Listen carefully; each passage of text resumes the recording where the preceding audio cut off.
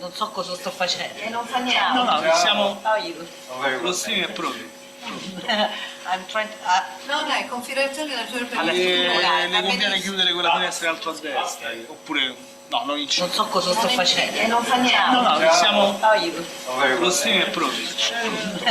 I'm trying to, No, è confidenziale la tua Le conviene chiudere. Quindi lei come riferirsi alle partite di calcio, Sì. nel gol, e tutti che parlano. Guarda, guarda come sei fotogenico. Io sono un mostro, ma no, io sono proprio un cesso. No, ma solo su Zoom forse. Sono assolutamente, non sono intelligenti. No, Non so cosa sto Ma, dicendo. quindi siete ok? Stai tranquilla, adesso respira, prenditi un bicchiere Per d'acqua. tutta l'aiuto devo trovare il modo di stampare le due cose. Allora, tu me le mandate via mail? Sì, io non so mandarle. No, le chiavi. We did it. Wait, we broke it. Oh no. Fine della presentazione. No, che hai fatto? No, Oh, okay. I went too far. Ok, great, bravo.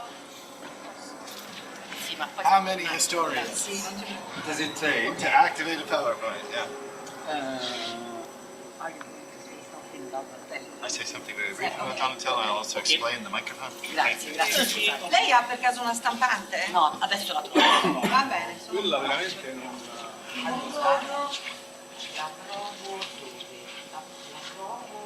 Alright, get rid of this. Senti, adesso iniziamo la prima sessione con Ah, sei nella seconda? Io sono nella seconda, Che è alle 11. è alle 11. Will be so bad if I will read also my intervention and the bios on the computer? Ma no. What do you think? You can use mine. No, I have no, mine. the problem, no, I have she has, mine. she I has have mine, not here. She would like to print. To print. To have printed. But if they... Ma my office is... va spostata la camera col telecomando grigio scuro. Wait. Wait, I don't have anywhere to What print. il telecomando grigio terrible if I read by the computer. No, not at all. Okay, No, that's no. what I I'm was- going to because Donatello's is very. Yeah, well, you're fine. Yeah. Okay, fantastic. Donatello? Say something important. And where is the gray stuff? Il telecomando. The clicker? Yeah. I don't know. Ask him where you have it. Is that what he means? Bottiglie d'acqua, come The telecomando is the thing that you use when you want to change program in front of the TV. Oh, the remote control. Yeah, the remote control. Ecco, scusa, ma noi ci saremmo anche riusciti. Telecomundo. Che cosa dobbiamo fare con il telecomando grigio? No. Ah, quindi... No, fai colpa di Sky. Di Sky... Aspetta che ti do Sky, ciao. Hi, Donatello.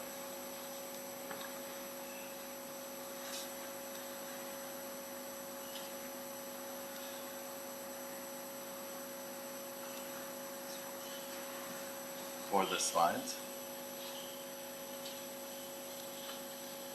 Oh, I don't see. We have that one. Bill, do you see another remote control anywhere?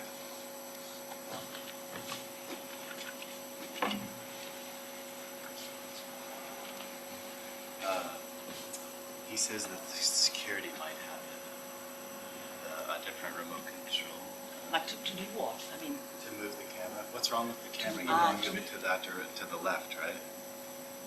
Okay, we need to move the camera that way, and we need a remote control to do it. Let me check over here.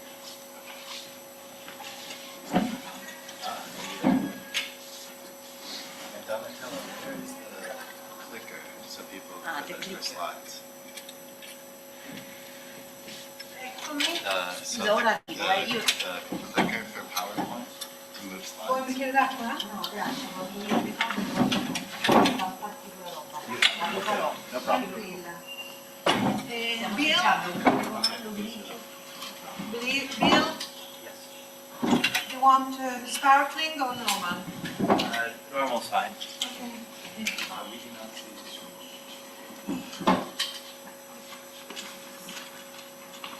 So, Manu, there's a separate remote control that moves the camera.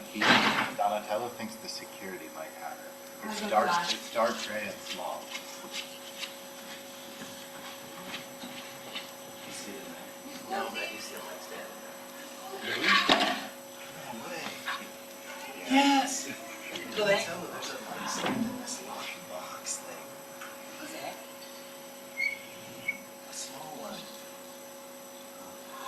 But it's locked.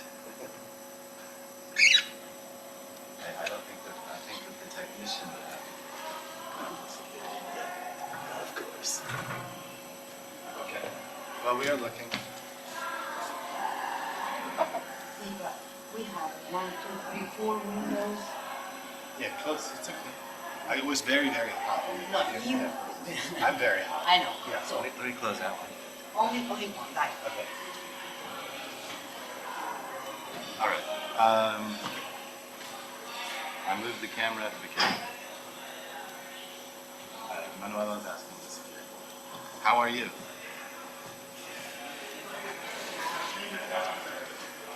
Yes. Go back to Italy, work you'll shipping your car back and forth. Yeah. While Tony gets along, he's there to leave.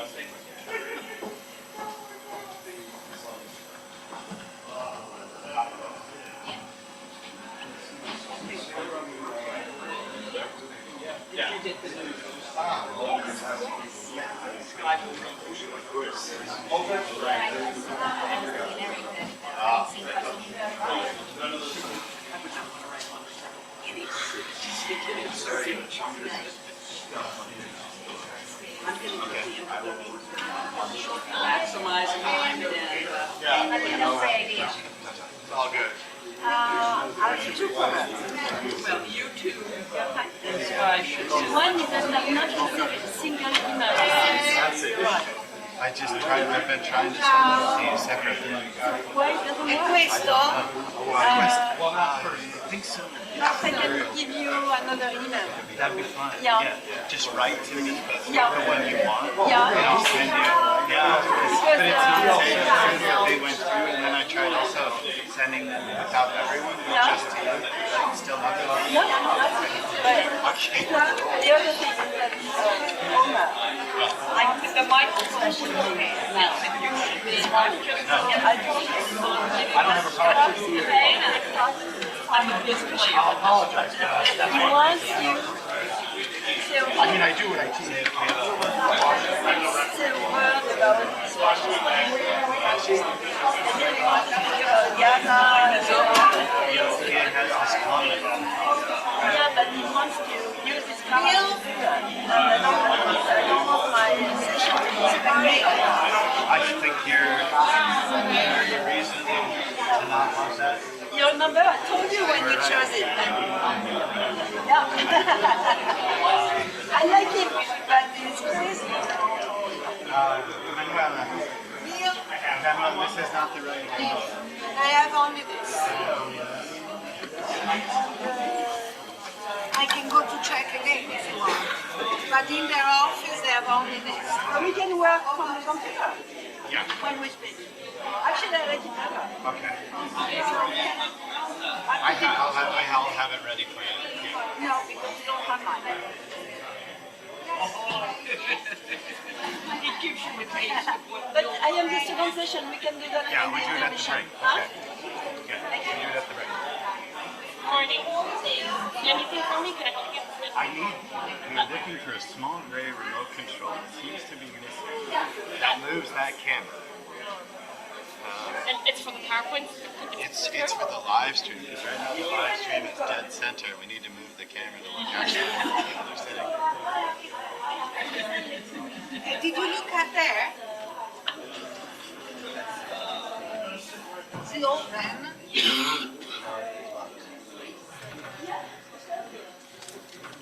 I can ask.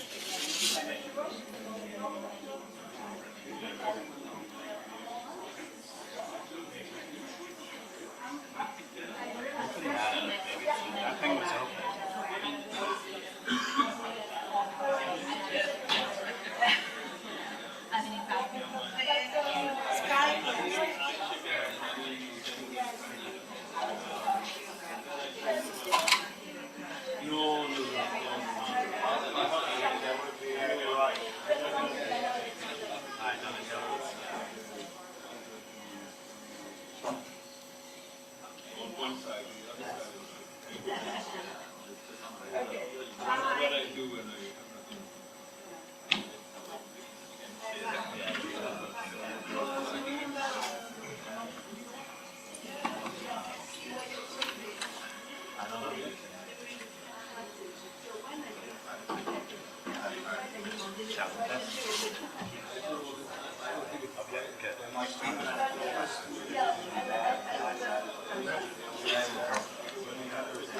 Scott, are you ready to start?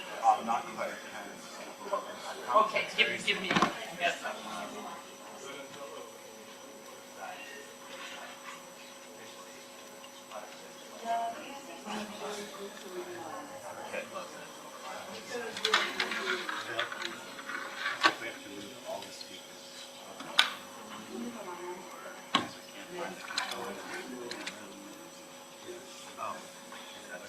Otherwise, the camera's looking at the screen. Make a quick adjustment.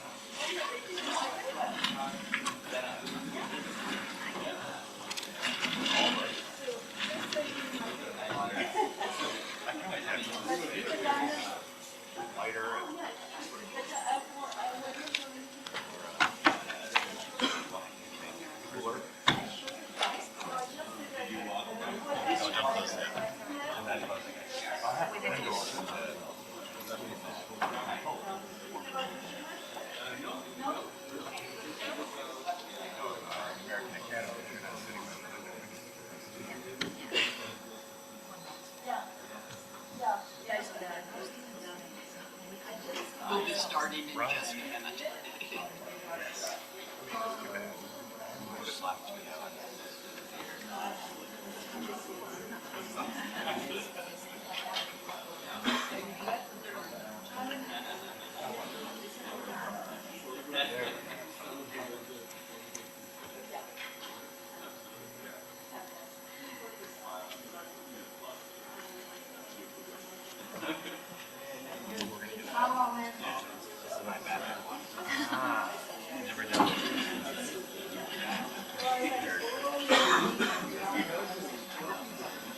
This is the one for the government. This is the one that we use for the indictment. Okay. The hot bite, you're gonna catch our, unless no one is a hot bite. All right, Phil, are you ready? Who's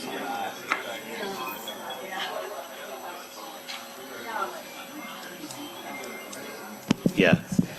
Does it look okay?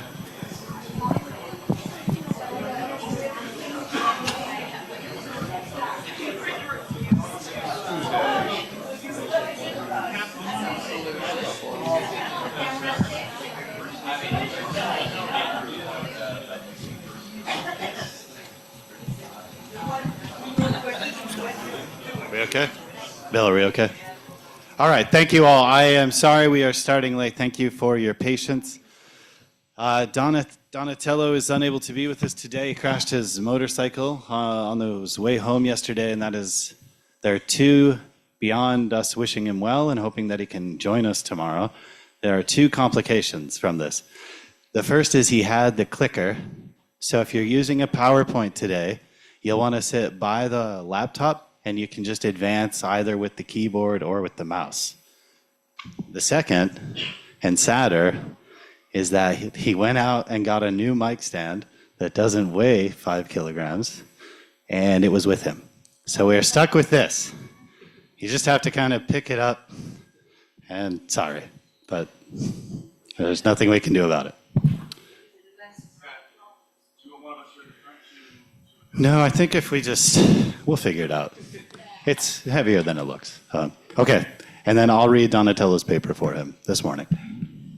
Okay, welcome to the panel on fascism and nationalism. Our main speaker is Eric Kurlander, who is the William R. Kennan Jr. Professor of History and Director of Jewish Studies at Stetson University. He is the author of many books, including The Price of Exclusion, Ethnicity, National Identity, and the Decline of German Liberalism, Living with Hitler, Liberal Democrats in the Third Reich, Hitler's Monsters, A Supernatural History of the Third Reich, and Modern Germany, A Global History.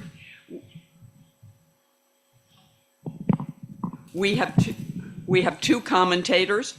One was to have been Donatello, to whom we all owe an enormous debt of thanks and gratitude for his management of the logistics. He has written books on George Mossy and Italy and in history on the national revolution, and he's working on a monograph about the myth of Rome in the fascist state, and his comments will be read by Sky. The second commentator, and I apologize for probably butchering the pronunciation of your name, Mercedes Penadla Sotorio, who is a senior lecturer in European modern history at Manchester Metropolitan University. She's an expert on the history of the Franco regime, has written La Secretaria Generale di Movimento, Construcción, Coordinación y Estabilización del Regime Franquista, and she's currently at work on a monograph on Nazi propaganda campaigns in Spain and Spanish and German relations in World War II. Eric, take it away. Yeah, Sky is going to move.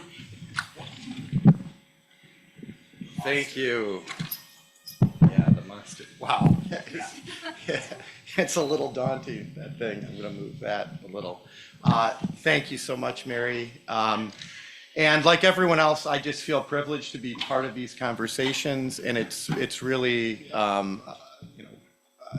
too bad that Donatello, not only that he got hurt, but someone who did so much for this conference, and this was his panel, and he had a lot to say, can't be here. So I just want to say in advance, he had great comments, and I can't wait to hear them and to have that be part of the conversation.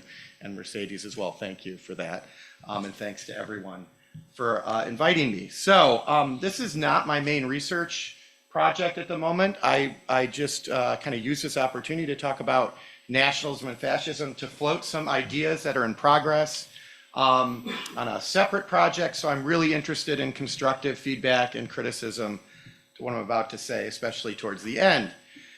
So early on in the Stanford seminar that inspired these proceedings, the historian Anatole Mazur, if I'm pronouncing that right, asked his colleagues, is there any relationship between fascism and nationalism? Yes, George Mossy responded. It involves the matter of the folk. But I do feel very strongly that this origin of fascism was not necessarily aggressive. At the beginning, when we talk about origins, especially in Germany, Mossy continued, anti-Semitism does not play such a large part as you would think. Race does not play such a large part. This is important, as we'll see later on, that you can have the roots of fascism somewhere, but they're not necessarily pernicious at that point in time.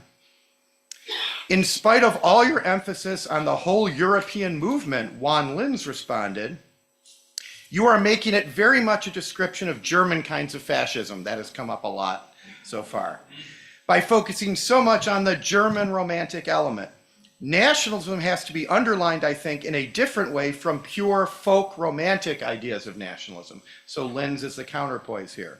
The relationship between fascism and nationalism varied geographically, Linz insisted, insofar as folk romanticism found less resonance in Italian fascism or Francoism, where, quote, the anti-capitalist becomes linked with the nationalist in a non-romantic, pragmatic way. And you'll see some of those tensions, I think, with the comments. Now, there are clear thematic lacunae in the Stanford seminar. It was 60 years ago, especially when it comes to gender and sexuality, as we've discussed. But when it comes to questions of race and space, Mossy and his colleagues discussed the romantic antecedents of fascist nationalism in ways that remain instructive today.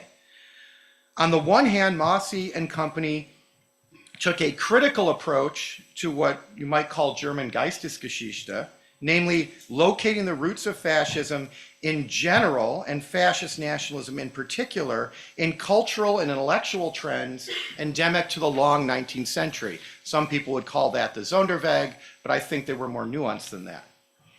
At the same time, Mossy and his emigre colleagues were interested in inter and transdisciplinary methods, invoking, quote, psychology and social history, in the words of Merrill Lehman, to strengthen the dynamic between universality and the particularity of these traditions. And that's something I think that Aristotle Callis brought up as well, the lens, right? To be sure, a number of cultural and intellectual historians after 1963 took up this critical historical tradition of excavating the folkish, the religio-mythological, indeed the romantic antecedents of fascism. But at least between the 60s and the 80s, maybe even the 90s, such approaches tended to be contested or marginalized in the historiography on fascism by more materialist and institutionalist accounts, emphasizing factors such as political economy, the crisis of capitalism, and structural challenges endemic to parliamentary democracy. I might call these the Marxist and liberal or Whig accounts, right? Or more recently, since the 90s, where we've seen more cultural and intellectual history of the 19th century, such interpretations have been called into question by scholars who reject causal links, right? It's about ambivalence and contradiction, any causal links between phenomena such as occultism, paganism, mythology, and border science or pseudoscience, what I call the supernatural imaginary in Hitler's Monsters, and fascist thinking around race and space. They don't think there's a real connection there. There are a number of scholars who would argue that. Meanwhile, historians of fascism studies, and German history and Italian history and fascism studies aren't always the same, as we've realized already in this conference, have tended simultaneously to focus on authoritarianism in one country or another, which has led the field into numerous cul-de-sacs, causing some scholars to argue that fascism, much less a specifically fascist form of nationalism, does not obtain as a transhistorical and transnational phenomenon. I wrote this a few months ago. That's definitely come up in this panel, or in these 3 days. Finally, though indebted to Adorno's work on the authoritarian personality, including the F scale, parallel efforts to create psychometric measures of fascism, and we have right-wing authoritarianism and social dominance orientation in political psychology, these are kind of validated scales, have generally failed to take the link between romanticism and fascism seriously. So we have Americanists who agree that there is something we might call fascism that they can measure, but they don't look at the roots or origins of it in a cognitive sense. Like, where is that coming from in terms of maybe romantic thinking? And so they've tended to abandon the comparative theoretical and methodological framework that defined the transatlantic conversations epitomized by the Stanford Seminar. So they didn't have the tools yet, but Mossy and company wanted to do this stuff.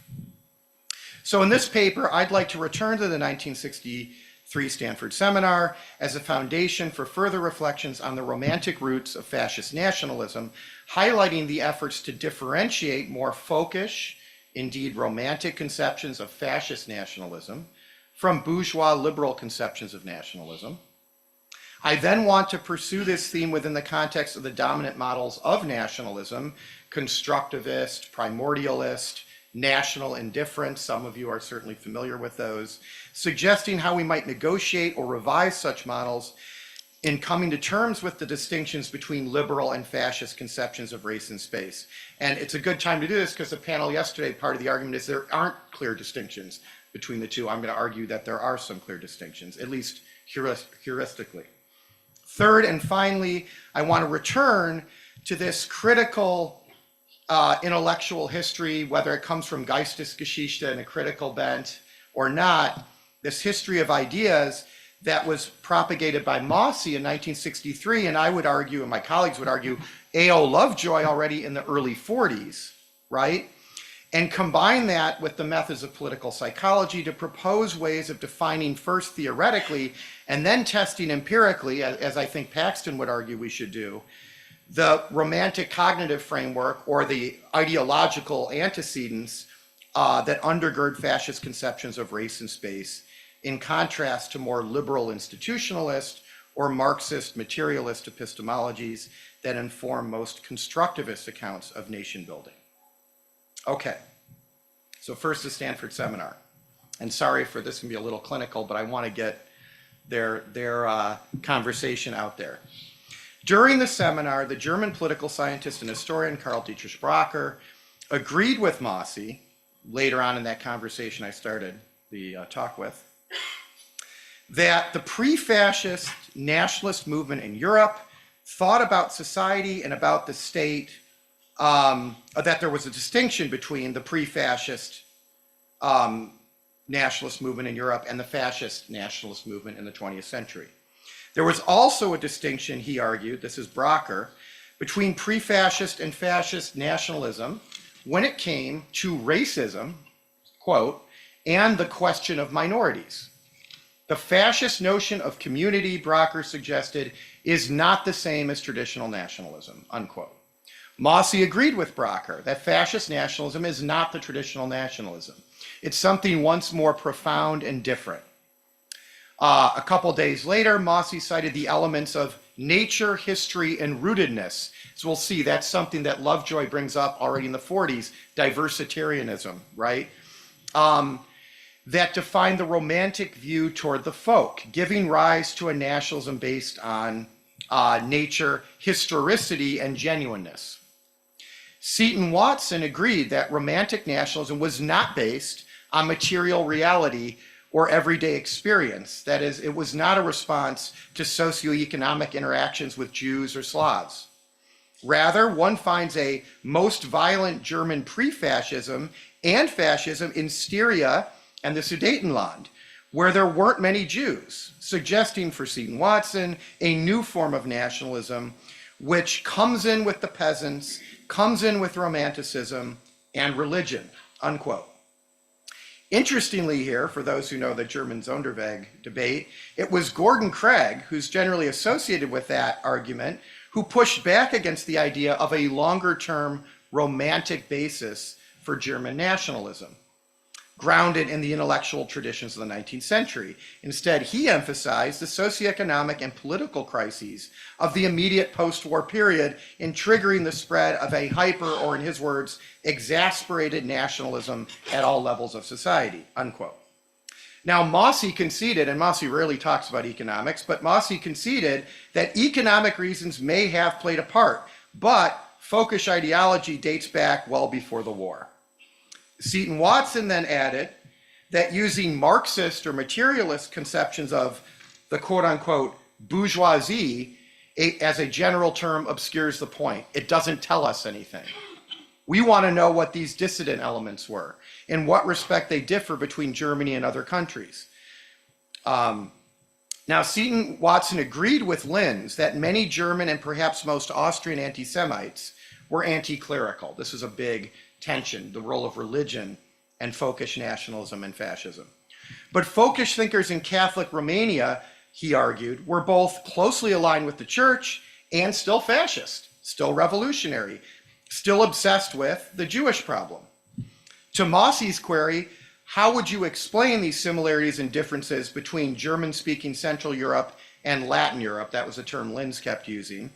Seton Watson therefore emphasized the common revolutionary elements that define fascist nationalism and anti-Semitism, regardless of the confessional or geographic context. That is, they just subsume religion into their folkish nationalism. It's not independent of it.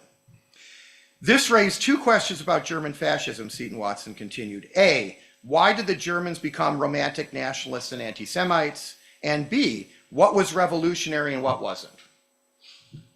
At this point, Linz again proposed that romantic, illiberal, even esoteric, semi-secret, he called it, nationalism was a peculiarly German response, thou doth protest too much, to the lack of national unity in comparison to Latin Europe. So he's really making that argument that there's no real similarities between Germany or Austria and the other fascist states.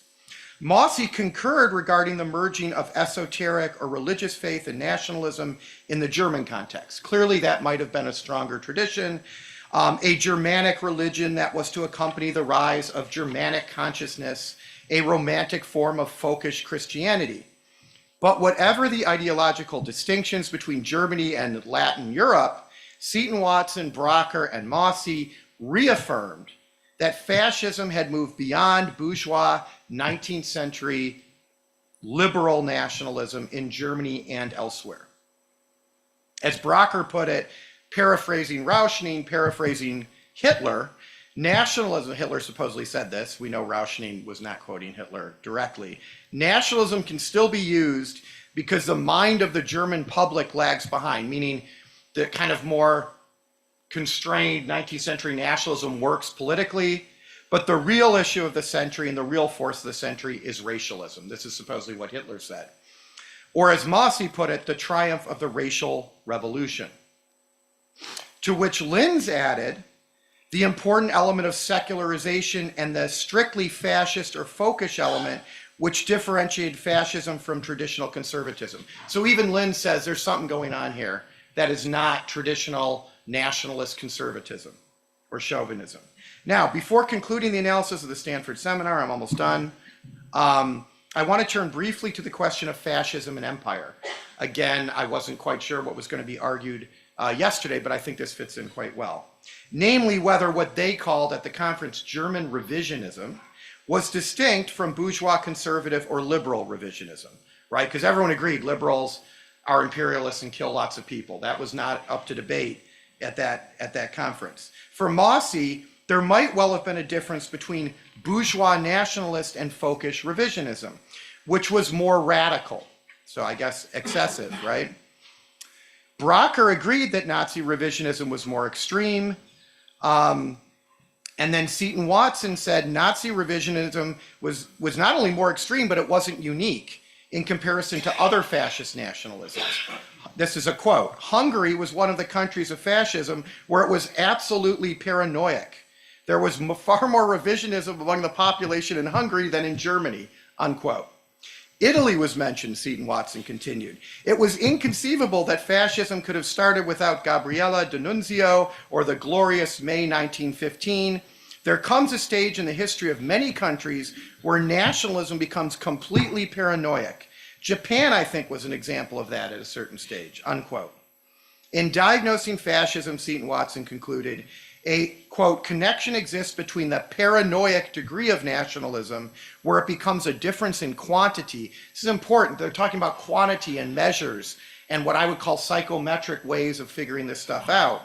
The quantity, and it's coinciding with economic depression. They also realize you have to look at actual historical context. Ideas are floating around. How are they operationalized, right?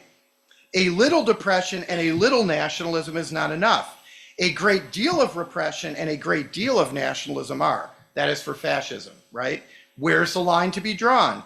I think this comes back to the more essential and the less essential.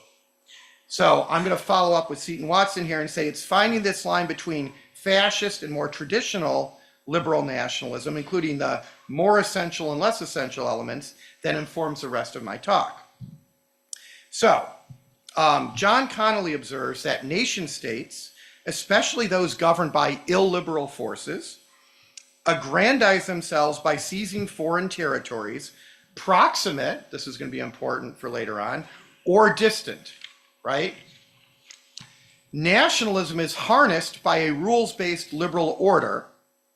So nationalism gets harnessed by a rules-based liberal order, or it becomes imperialism, or it becomes fascism, or both, unquote. That's Connolly. Indeed, a central question in examining fascist nationalism, as we saw in the seminar, is whether it is an extension of or a reaction against bourgeois 19th century liberal nationalism. According to constructivists like Ernest Gellner, Benedict Anderson, Eric Hobsbawm, nationalism was a product of bourgeois capitalist modernity, in which nationalists, first liberal, later conservative, maybe later fascist, there's a continuum, right? Sought to create a state that is congruent with the ethnocultural nation. But as Connolly has noted, the constructivist model does little to account for ideological differences. For example, between West European nationalism, and I don't want to construct, as I'll say later on, the Hans Kohn, Hannah Arendt dichotomy here, but Connolly has just written, recently, right? We don't have a good way anymore of distinguishing between maybe a more liberal West European nationalism, which might have aligned more with liberal democracy, at least initially, and a later developing more folkish, more romantic Central and East European nationalism that may have been more prone to authoritarianism or even fascism. Now, the cultural symbolic or primordialist interpretation, people like Anthony Smith, diverges from the constructivist model in highlighting the essential role of pre-modern traditions. So history, myths, and symbols that constitute more romantic conceptions of nationalism. They're there well before the state, right? They precede the state. Nationalism, this is important also because we had that conversation the first day with Alessandra about the state being important for fascists, and it is, but I would argue in a different way. Nationalism may or may not have emerged with modernity and the state, but it certainly couldn't have emerged, according to primordialists, without invoking core elements of identity that preceded the 19th century: language, geography, culture, history. Nevertheless, primordialist accounts tend to ignore the very real and often divergent preoccupations among liberals and fascists when it comes to empire. That's just not part of what the nationalist studies people are often talking about, nor, with the exception of Marxists such as Hobsbawm, the role of colonialism, whether contiguous or overseas. It's just not central to constructivist interpretations. It goes without saying that models of national indifference are even more skeptical of primordialist accounts and lend even less credence to ordinary people's commitments to race, space, and empire, right? That it's all complicated on the ground and they don't even think about those things. In short, the field of nationalism studies, whether defined by classic constructivist accounts or more recent scholarship emphasizing national indifference, generally fails to differentiate clearly between liberal and fascist nationalisms across time and space, which makes the interventions of post-colonial scholars such as Tongchai Winnachaku or Emil Payne, not necessarily a post-colonialist, but he has a different perspective, or even Rogers Brubaker, helpful in rethinking the role of race and space in differentiating liberal and fascist conceptions of nation and empire. I do think the two things are linked. It's hard to talk about one without the other. Winnachaku introduces a concept of the geobody, the, quote, delineation and formation of a nation's territory, suggesting that is the nation's territoriality, the demarcation of its borders, that defines its existence, not the other way around, that a nation or people create the territory. That is, their territory can also precede the state and be something that is brought into fascist, I would argue, fascist nationalism. Working from the Russian-Soviet case, Emil Payne offers the concept of a multi-ethnic imperial nationalism to counter interpretations that view, quote, nationalism as one of the factors confronting or undermining empires. And this could be applied to the United States or Britain. You can be nationalist and incorporate other ethnicities if you have this kind of imperial nationalist, or the Soviet Empire, right, approach to nationalism. Finally, we have Rogers Brubaker's homeland or trans-border nationalism, which seeks to transcend nationalizing nationalism. So we'll just be happy, like conservative nationalists or liberal nationalists, to the state we have, because it potentially is open to incorporating any territory containing ethno-national kin into the nation state. So guess what? If Canada seems a lot like the United States, why not annex it, right? We understand that based on the recent news in the United States. So if we invoke Brubaker's more capacious definition of homeland nationalism to include all those deemed Aryan, if not exclusively German or Italian, if we note that Nazi and to some extent fascist empire generally sought to confine itself, I would argue, to a contiguous geobody, living space, that's nearby, right? And if we juxtapose this conception of fascist nation and empire to the more liberal imperial nationalism proposed by Payne, in which multiple ethnicities are constitutive and other territories across the ocean are constitutive, right? We might better differentiate between fascist and liberal conceptions of nation and empire. Now, many fascists were skeptical of bourgeois, pluralist, individualist conceptions of imperial nationalism endemic to the American, British, or French liberal states. The, quote, relationship between the individual and the state proposed by nationalism, this is Giovanni Gentile, right? He's come up, is grounded in a certain mystico-religious attachment. This is what Gentile argues. It's the direct antithesis of that advanced by individualistic liberalism and socialism. That is their conception of the nation and its relationship to the state. Fascism is, quote, an imperial mission. Again, he goes right into imperialism. It's connected for him. Not so much in the external world, Gentile writes elsewhere, but more so within Italy itself. In what seems like a quintessentially primordialist rejection of liberal or constructivist nationalism, Gentile argues that fascist nationalism, in fact, bases the state on the concept of the nation. The nation precedes the state. An entity that transcends the will and the personality of the individual because it is conceived as, well, he says it, objectively pre-existent, independent of the consciousness of individuals. Individuals do not labor to create it.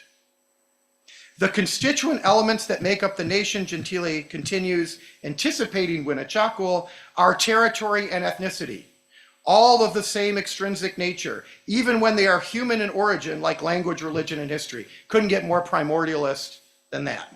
That's Gentile. In a detailed 1939 analysis of the Jewish question in Romania, a lot of the Nazis loved Romania and loved to talk about Romania, the Nazi writer Hans Schuster applauded the dissipation of liberal nationalism, which relied on the liberal capitalist bourgeoisie and progressive liberal democratic and republican world of thought.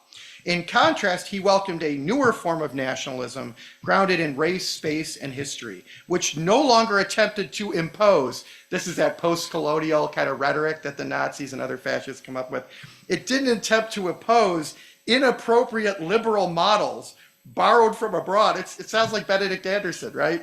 Inappropriate liberal models borrowed from abroad, capitalism in the economy and parliamentarism in the state on rural patriarchal existence. Like, we've got our folkish primordial life here, Romania, Germany, Austria. Why would you impose these modal conceptions of nationalism on us, which is a stupid, antiquated 19th century bourgeois thing to do? And then we get Hitler. For Hitler, this liberal approach to race and space, again, I know liberal empires murdered lots of people and could be racist. I'm not contesting post-colonial or Marxist interpretations. I'm trying, for heuristic purposes, show that people perceive a difference.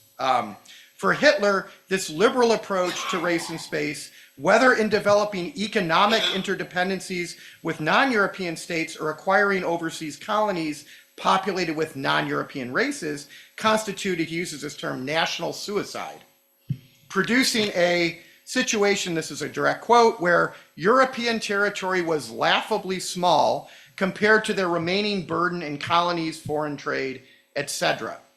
This is in Mein Kampf.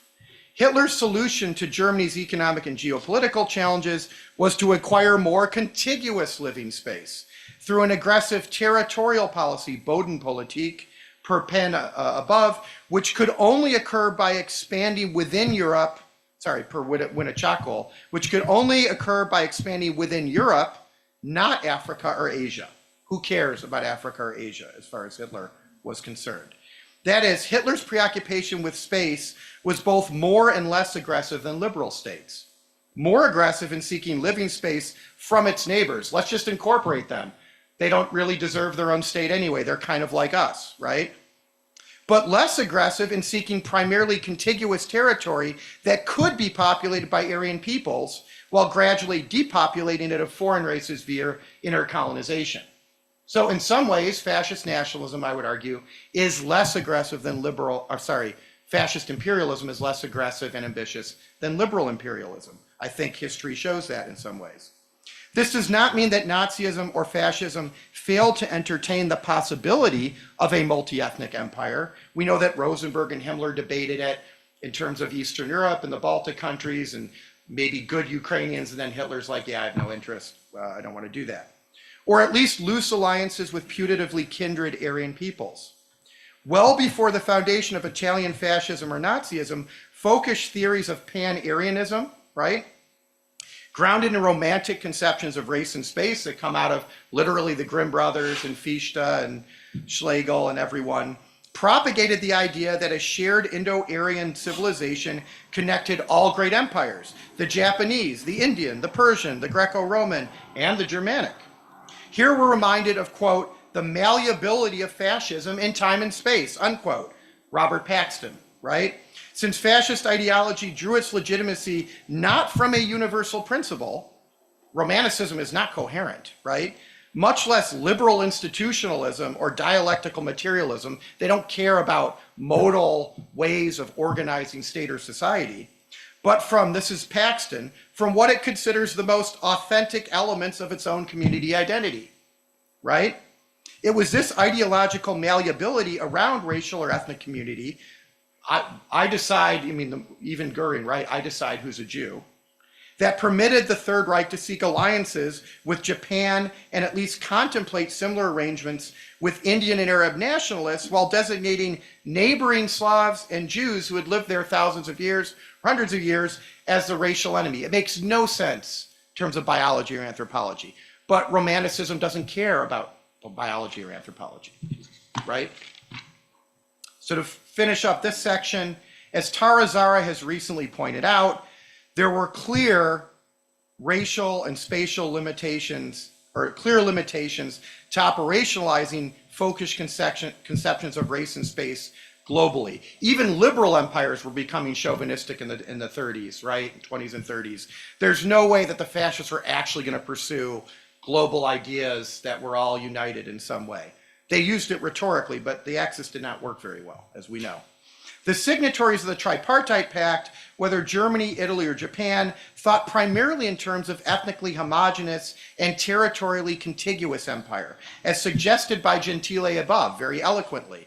The Nazi fellow traveler, Carl Schmitt, endorsed a, quote, regionally based political and economic bloc dominated by a single hegemonic power, to avoid the pathologies of universalistic liberal international law. A theory, he called it regionalization, that helped provide, quote, the conceptual foundations for a Nazi-dominated European Grossraum as an alternative to the twin universalistic sisters of Anglo-American liberalism and Soviet communism, unquote. Like Hitler, Schmitt selectively cited American history as a model, in this case the Monroe Doctrine, we talked about Frederick Jackson Turner at breakfast, to justify this regionalization of empire. But he did not want an immigration society, a multi-ethnic society. In reality, Schmitt's and Hitler's model of empire, it was not Emil Paine, right, was decidedly romantic, folkish, and illiberal. As Sarah Ponser reminds us, the fascist empire was predicated on two core assumptions. Space was a finite resource, rendered even more so by the historical experience of liberal imperialism. They took everything already, right? These are the have-nots. And that the problem with space had rendered older liberal political assumptions and institutions obsolete, unquote. So now I get to the last part. So now that we've established descriptively, at least, and this is purely in the realm of a history of ideas, I concede, as I think many of us probably would, we haven't operationalized anything yet. We've compared ideas across time and space. We've established a difference between liberal and fascist forms of nationalism. The question posed by Seton Watson remains: are there essential ideological or cognitive features that inform fascist nationalism, distinct from liberal nationalism? Elements that might precede or anticipate fascism more generally. People aren't born fascist. What is it in the way they view the world and digest the world and operate in society and culture, economy, what have you, everyday life, that might make them susceptible to fascism? For Connolly, who's expressed his own reservations with dominant nationalism paradigms, the difference between seemingly liberal Western and seemingly illiberal Central European models comes down to distinct historical experiences. Quote, the more the rights to self-government of Central Europeans stalled in comparison to France or Great Britain, the more the voices of fear and exclusion rose and the more politics radicalized, especially in the decades after the failed revolution of 1848. I know this sounds a little Zonderweggy. Shifting emphasis from more liberal to perhaps more ethically essentialist, indeed proto-fascist conceptions of nationalism and empire. That's my summary. Mossy himself suggests something similar in the introduction to Masses and Man, where he distinguishes between a humanistic 19th century liberal nationalism and later developing radical and democratic nationalism that, in creating false collectivities, are both more chauvinist, or is both more chauvinist and more dangerous to individual freedom. So he's also using this dichotomy. Now, historicizing different conceptions of nationalism, or fascism for that matter, across time and space, suggesting, for example, that Central European nationalism might have inculcated more folkish or romantic elements than West European nationalism, is part of the answer to Seton Watson's question. That's kind of what they're implying in 1963. Certainly, we can highlight these different historical experiences of nation building or thinking about race and space without reifying the ideological distinctions between East, civic, right, Hans Kohn, and West European ethnic nationalism. So we don't have to go back to Hans Kohn or Hannah Arendt in order to see that there are different historical experiences which produce different outcomes, right? But they're contingent. Nationalist movements, whether in Europe, Africa, or Asia, were often tied to demands for greater democracy, right? While those who opposed such nationalisms, whether it was Metternich or Queen Victoria, were often conservative monarchists. There's nothing inherently fascist about being nationalist. Conversely, since 1945, we've seen the resurgence of nativist and alt-right movements across Western Europe and North America, belying any claims that such phenomena or such patterns are unique to putatively illiberal, undemocratic, or underdeveloped societies. We can both identify the variegated forms of nationalism across time and space, it's not modular, right? And simultaneously recognize that many seemingly liberal societies contain the ideological potential for fascist forms of nationalism. But how do we identify that? How do we locate that? Indeed, since the 1990s, many scholars, including Mossi at the end of his life, worked to define the distinct elements of fascist nationalism. For Zev Sternhell, reflecting on Mossi's definition and recalling much of the discussion in the Stanford seminar, quote, fascist ideology represented a synthesis of organic tribal nationalism with the anti-materialist revision of Marxism. For Roger Griffin, he's come up a lot, fascism was defined by radical and revolutionary paleogenetic ultranationalism, part of his new consensus. Whether or not it is, we can debate. Jeff Ely invokes a militantly racialist nationalism. The political scientists Tamir Baron and Jeffrey Bale agree that fascism rests on a combination of illiberal nationalism and non-Marxist socialism. Meanwhile, Stefan Breuer, Donatello, Aramani highlight the role of revolutionary paleogenetic nationalism in defining fascism across space, whether in France, Germany, or Italy. But despite this relative consensus regarding the role of organic, tribal, illiberal, paleogenetic nationalism in defining fascism across time and space, the reasons why this kind of nationalism tends both to precede, the historical stages here, again, Paxton are important, tends to both precede and manifest alongside fascism is not always clear. Which is why returning to the persistent elements of mysticism, of esotericism, indeed of romanticism, which played a substantial role in the Stanford seminar discussions, is helpful. Now, in his classic work, Political Romanticism, first published in 1919, Carl Schmitt argued, a decade before Benjamin, that the romanticization, and by that he often meant aestheticization, of politics undermined the functionality of liberal democratic institutions. So, okay. In Science as a Vocation, published a year later, or the same year, Weber argued that the ultimate and most sublime values essential to effective political engagement have retreated from public life into the transcendental realm of mystic life. Adorno compared fascism to, he said it's connected to occultism by the thought patterns of the ilk of anti-Semitism.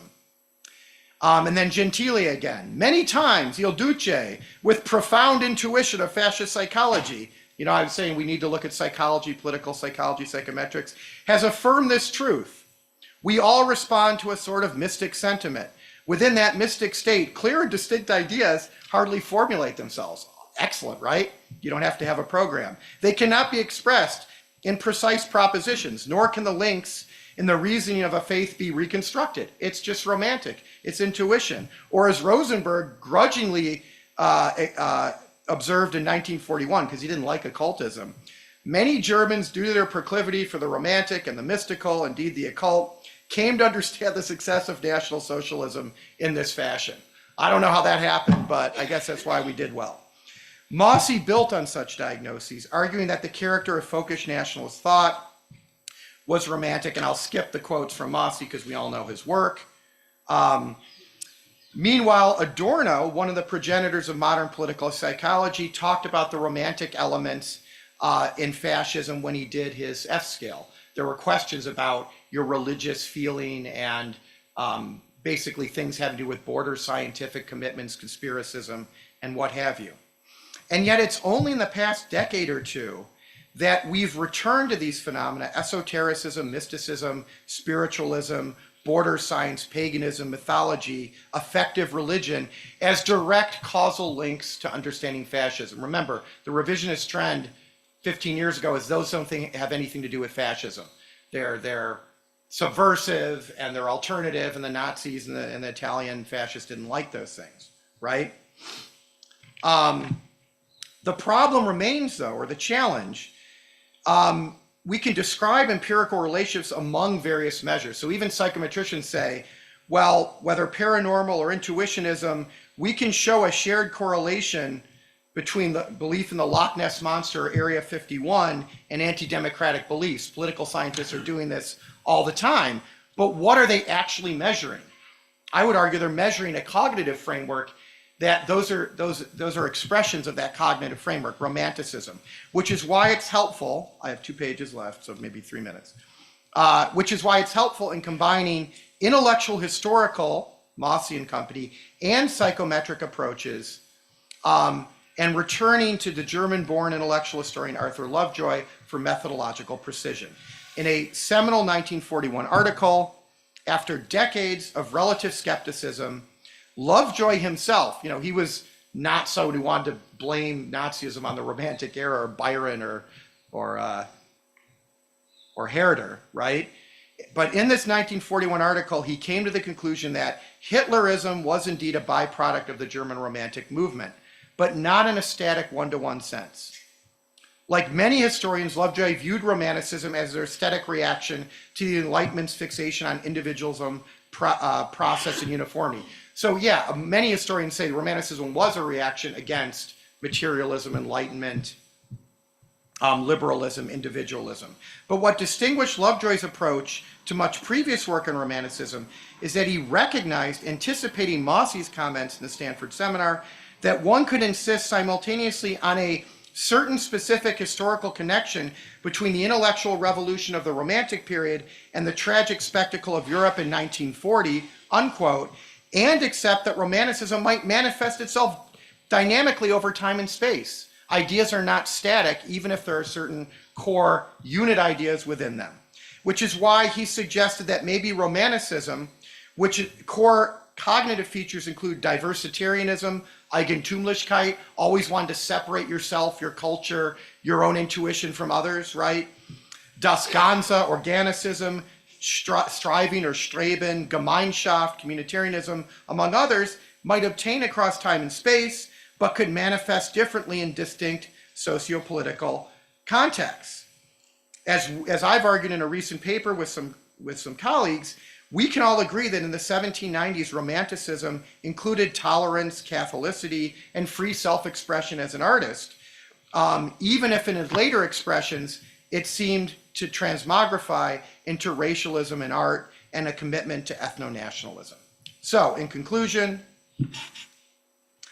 we began by looking at how scholars convening at the Stanford seminar seemingly recognized that fascist nationalism was distinct from liberal nationalism, that theories of fascist nationalism should be derived from a transhistorical and a transnational approach to the phenomena, and that a romantic conception of race and space appeared to be a distinctive element in constituting both fascism and fascist nationalism. In light of these discussions, I argued that we should combine the theoretical premises of a critical history of ideas, per Lovejoy or Mossy, with the methods of political psychology to help us differentiate fascist from liberal nationalism, not only descriptively, but psychometrically. So then we turned to the copious literature on nationalism, talked about how the constructivist accounts, primordialist accounts, national indifference don't really help us make any kind of heuristic distinction. So what are we going to test, right? We don't have models that help us distinguish. You have to come up with a model first. No, I'm done, right? So yeah. So I 2 sentences. So finally, I then argued that the epistemological roots of this distinction between fascist and liberal attitudes towards race, space, and empire lie in a romantic cognitive framework, right?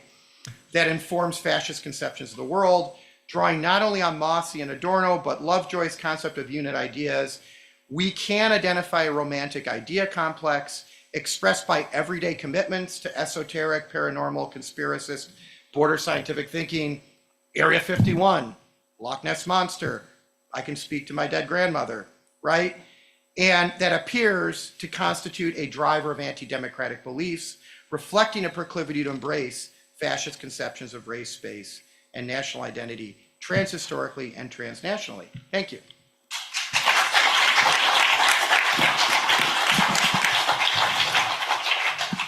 Thank you very much, Eric. And now Sky is going to read Donatello's comments.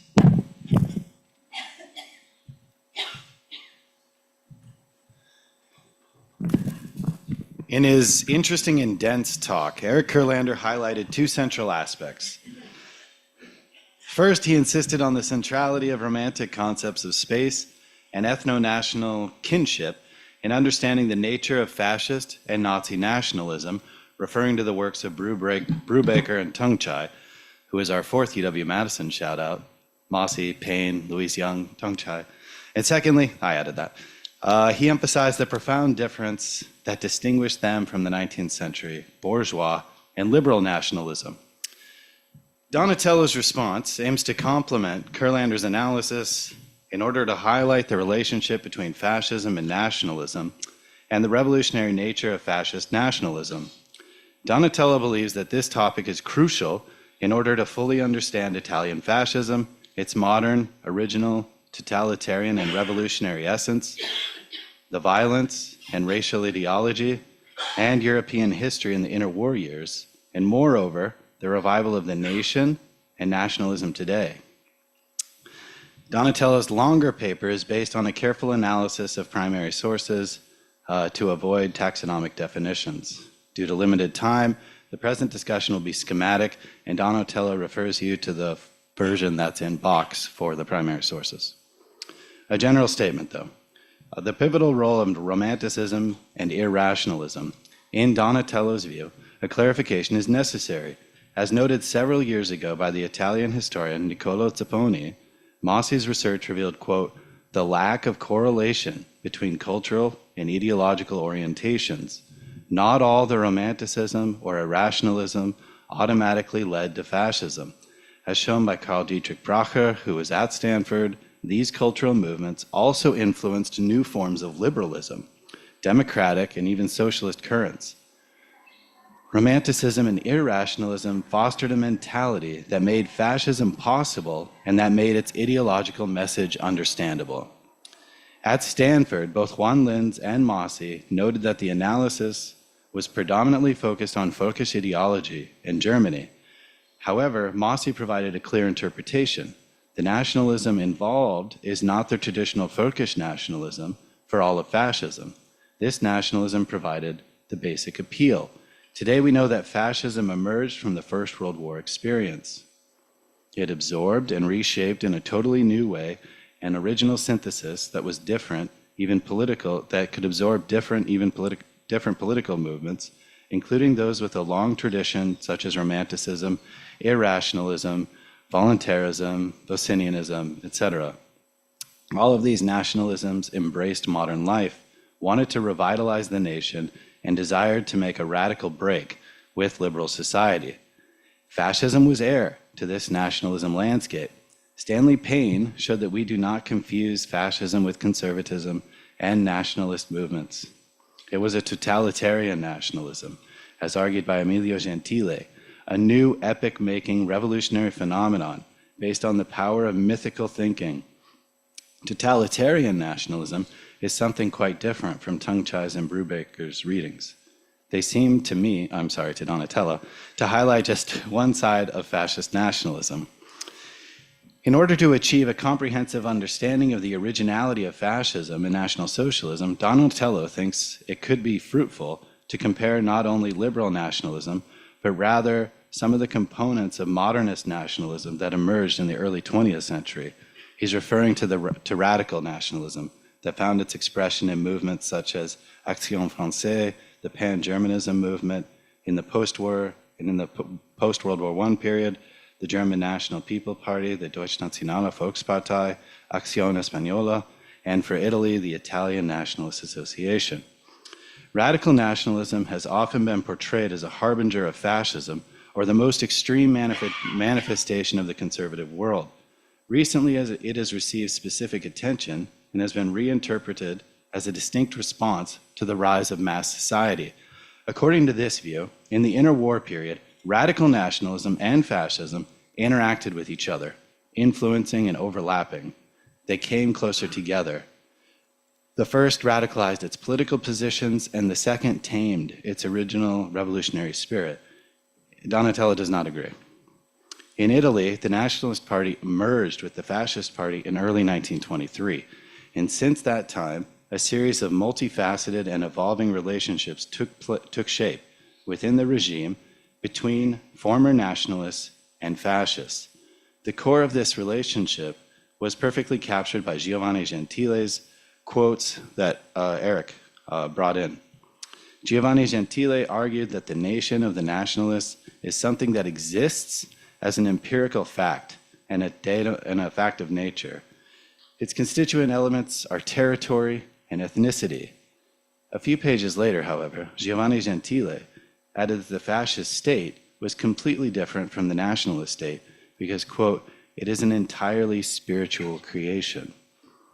Two crucial topics emerged from Giovanni Gentile's work. Number one, the fascist state realized itself in the will and consciousness of the individual. And two, the nation was not conceived as an already existing entity, but it was to be continuously created by the state and the people.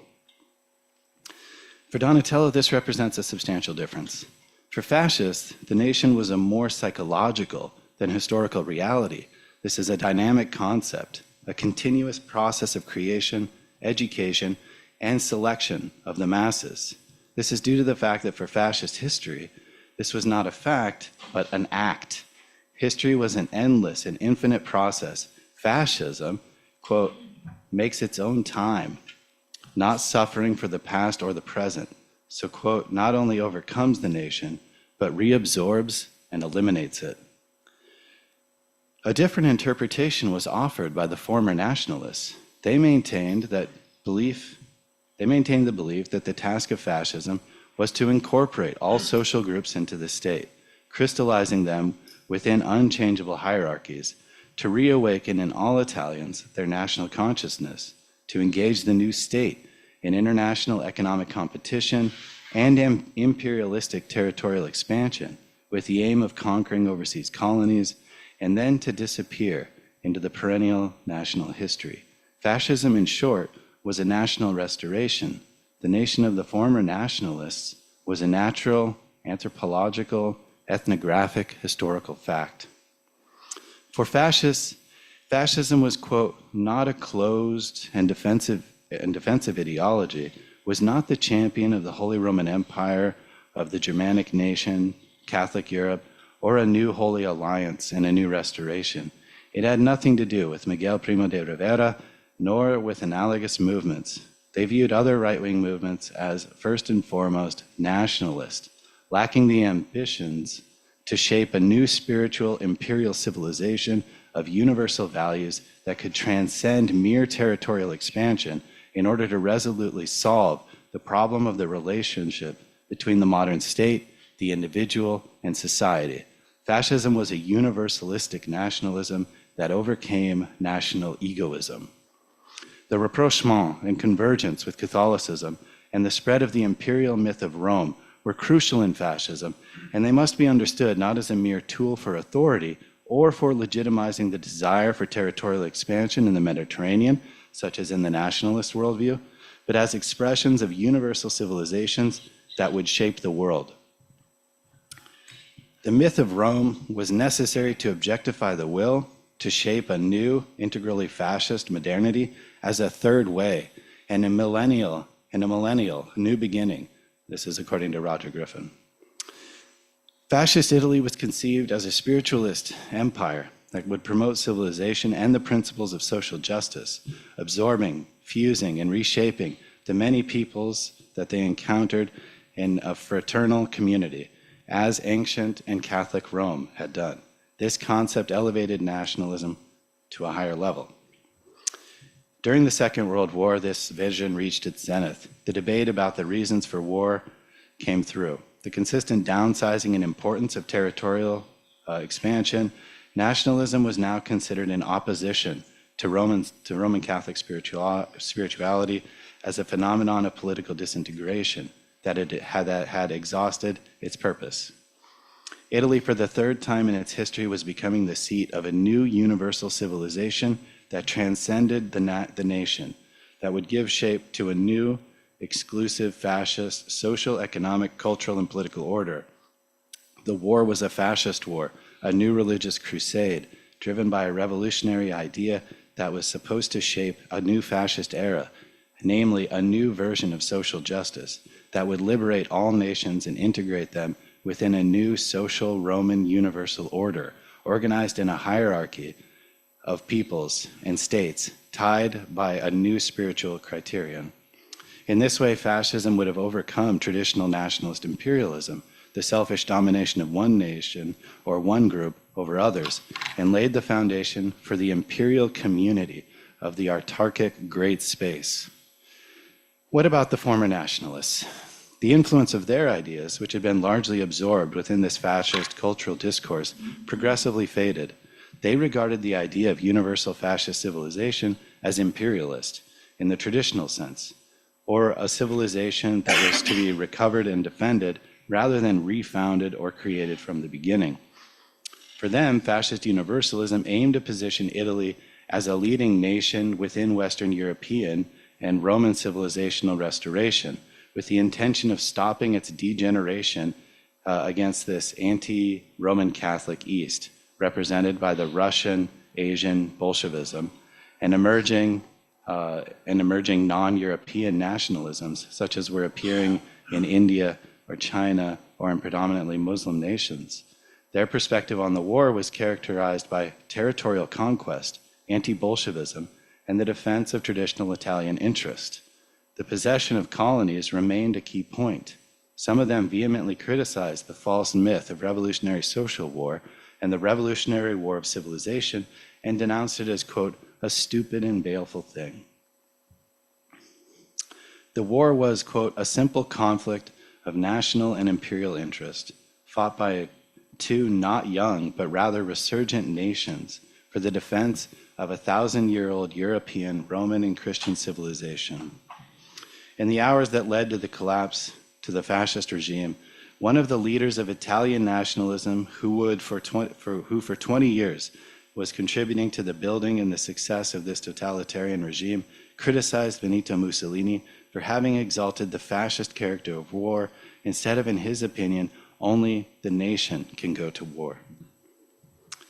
Fascism absorbed and overcame nationalism, engulfed it within its own political vision that was based less and less on a frustrated and paranoid reading of reality.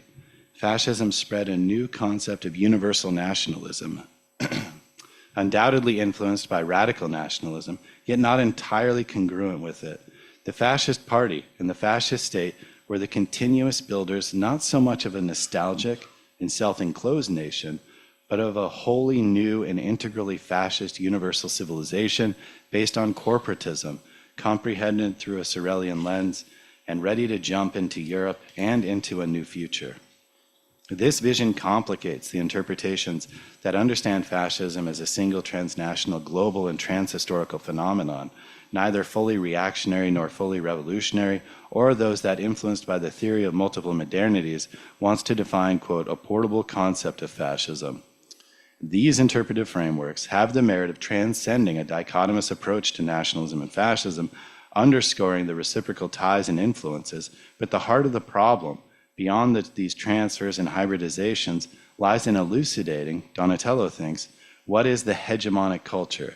What ideas and positions prevail into the fascist movement and into the regime over its existence for what political power groups and what individuals? The analysis of the relationship between nationalism and fascism offers the opportunity to recalibrate the debate, akin to the old practice of tuning a radio or television set to a specific station. and avoids oversimplifying complex historical and social phenomena with the tendency of presenting the past and the present like the Hegelian night when the cows are all black. A retrospective analysis of the works of past scholars can offer valuable insights to avoid an obsessive pursuit of sensational discoveries or of originality at the cost of information. At Stanford, Mossy noted that, quote, Mossy noted that there was a non-mechanical overlap between folkish or radical nationalism and fascism. Mossy underscored the mobilization and participation of the masses, which led to differentiate fascisms from military and authoritarian regimes. He showed that fascism created a new attitude towards life, an aim to shape an anti-bourgeois revolution, or a revolution of the soul, a cultural revolution aimed at creating a new mind. At Stanford, Mossy mentioned the importance of Linz's work. He and another Harvard sociologist, Gino Germani, highlighted not only the differences between totalitarianism and authoritarianism, but also the originality of the latter, which was different from fascism because it aimed at organizing and decelerating the novelties that had arisen in the politics of modernity. In 1966, in the first issue of the Journal of Contemporary History, Mossy stressed the revolutionary nature of fascism. But by the late 1970s, Mossy did not believe in the reemergence of experiences akin to fascism and Nazism. He asserted that nationalism was the basic force that made fascism possible in the first place, not only remains, but is growing in strength. Recent studies on nationalism have shown a minimalist deconstruction, multiple cultural and political patterns adapted and spread globally. Research has shown that some peculiarities of nationalism today are rooted in its romantic and irrational nature in responding to the needs of the masses, and a significant aspect for what Donatello mentioned, and recharacterizing its message in terms of civilization marked by secular, Christian, and these juridical elements. Nationalism today is no longer oriented toward external aggression, but has shifted its focus to the defense of Western civilization perceived as under threat. Alain Touraine pointed out that populist movements are characterized by elements that can be understood, quote, in terms of these folkish categories. Fascism is gone, repeated in the late 1970s, another scholar at Stanford, Hugh Seton Watson, but nationalism is still with us. Influenced by fascist ideology, radical nationalism reoriented its message, focusing on issues that shifted from the nation to a concept of threatened Western civilization, which required a defense, rather than reshaping according to space principles against enemies that resembled those against whom the radical right is currently obsessed. In light of these observations, in Donatello's opinion, it would be fruitful to historically examine and critically discuss the concept of European or Western civilization, its historical and contemporary roots, the identitarian needs that fuel nationalism in the present day, rather than asking continuities about fascist ideologies, and also to ask about which modern nationalisms have largely diverged, as Roger Eatwell has stated. As Roger Griffin has recently pointed out, fascism appears less and less a scientific concept, but a ghost-busting term, a ghost nestled in Western subconsciousness as a symbol of the dark side of human nature. Thank you.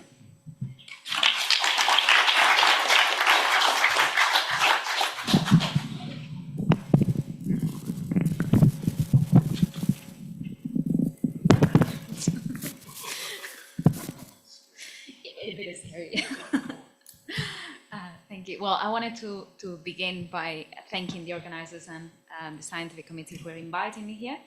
I want to especially thank Sky and Donatello for everything they've done. So we are very comfortably here discussing these things that are more relevant today than we thought they were going to be. So my paper is a response to Professor Kurlander's paper, but I think there's quite some overlap with Donatello's as well. So I think that's going to make it interesting. So as Eric has mentioned during the Stanford seminar, Juan Linz actually highlighted the geographical variation of fascist movements, particularly the lesser prominence of Romanticism in Italian fascism and Francoism, whose nationalism he saw as more pragmatic. Moreover, he argued, and I quote, essentially, there is a disillusionment with religion in its traditional organized, institutionalized form. And in this sense, the failure of fascism in the Latin countries or the difficulties it found in Spain are to be explained by the strength of the religious resistance to fascism because of the secular element involved in this, which I think is important, end of quote. So I will come back to the latter point, but for now, let's focus on the first. While the contributors to the Stanford seminar highlighted the importance of comparison when analyzing fascism, the conversation, we've noted, inevitably gravitated then, as it often does now, back to Germany.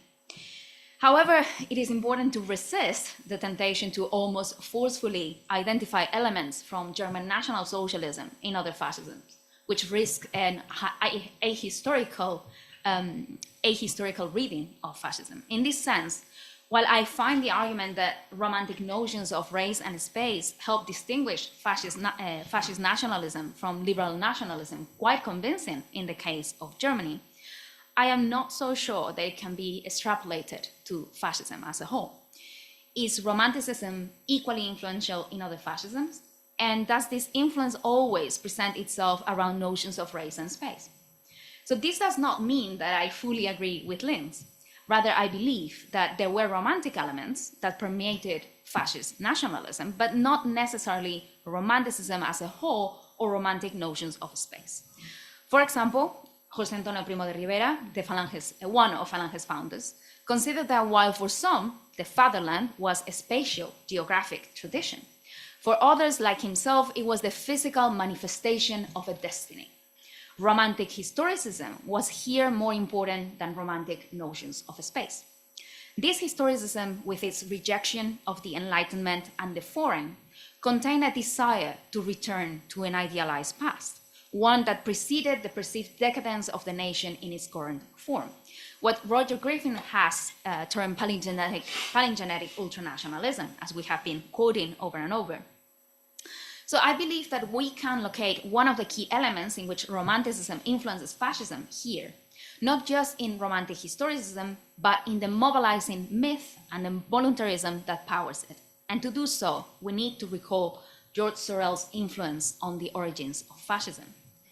Sorel's understanding of the myth as a mobilizing force, and I quote, a means of acting in the present, as well as his conception of violence as a creationary force that gives birth to a new moral and a new man, are common, I believe, to all fascisms in one way or another.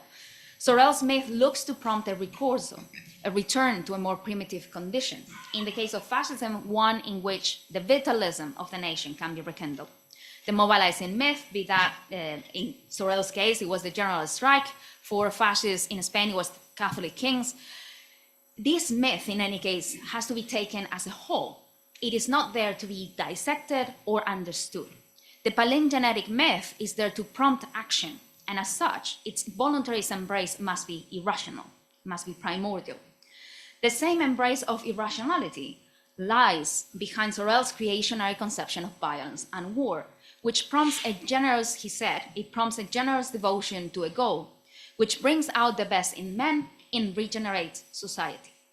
It is no coincidence that the most romantic and Sorelian of the Falange's founders, Ramiro Ledesma Ramos, recommended Reflections on Violence as essential reading in every single issue of the Hons Weekly.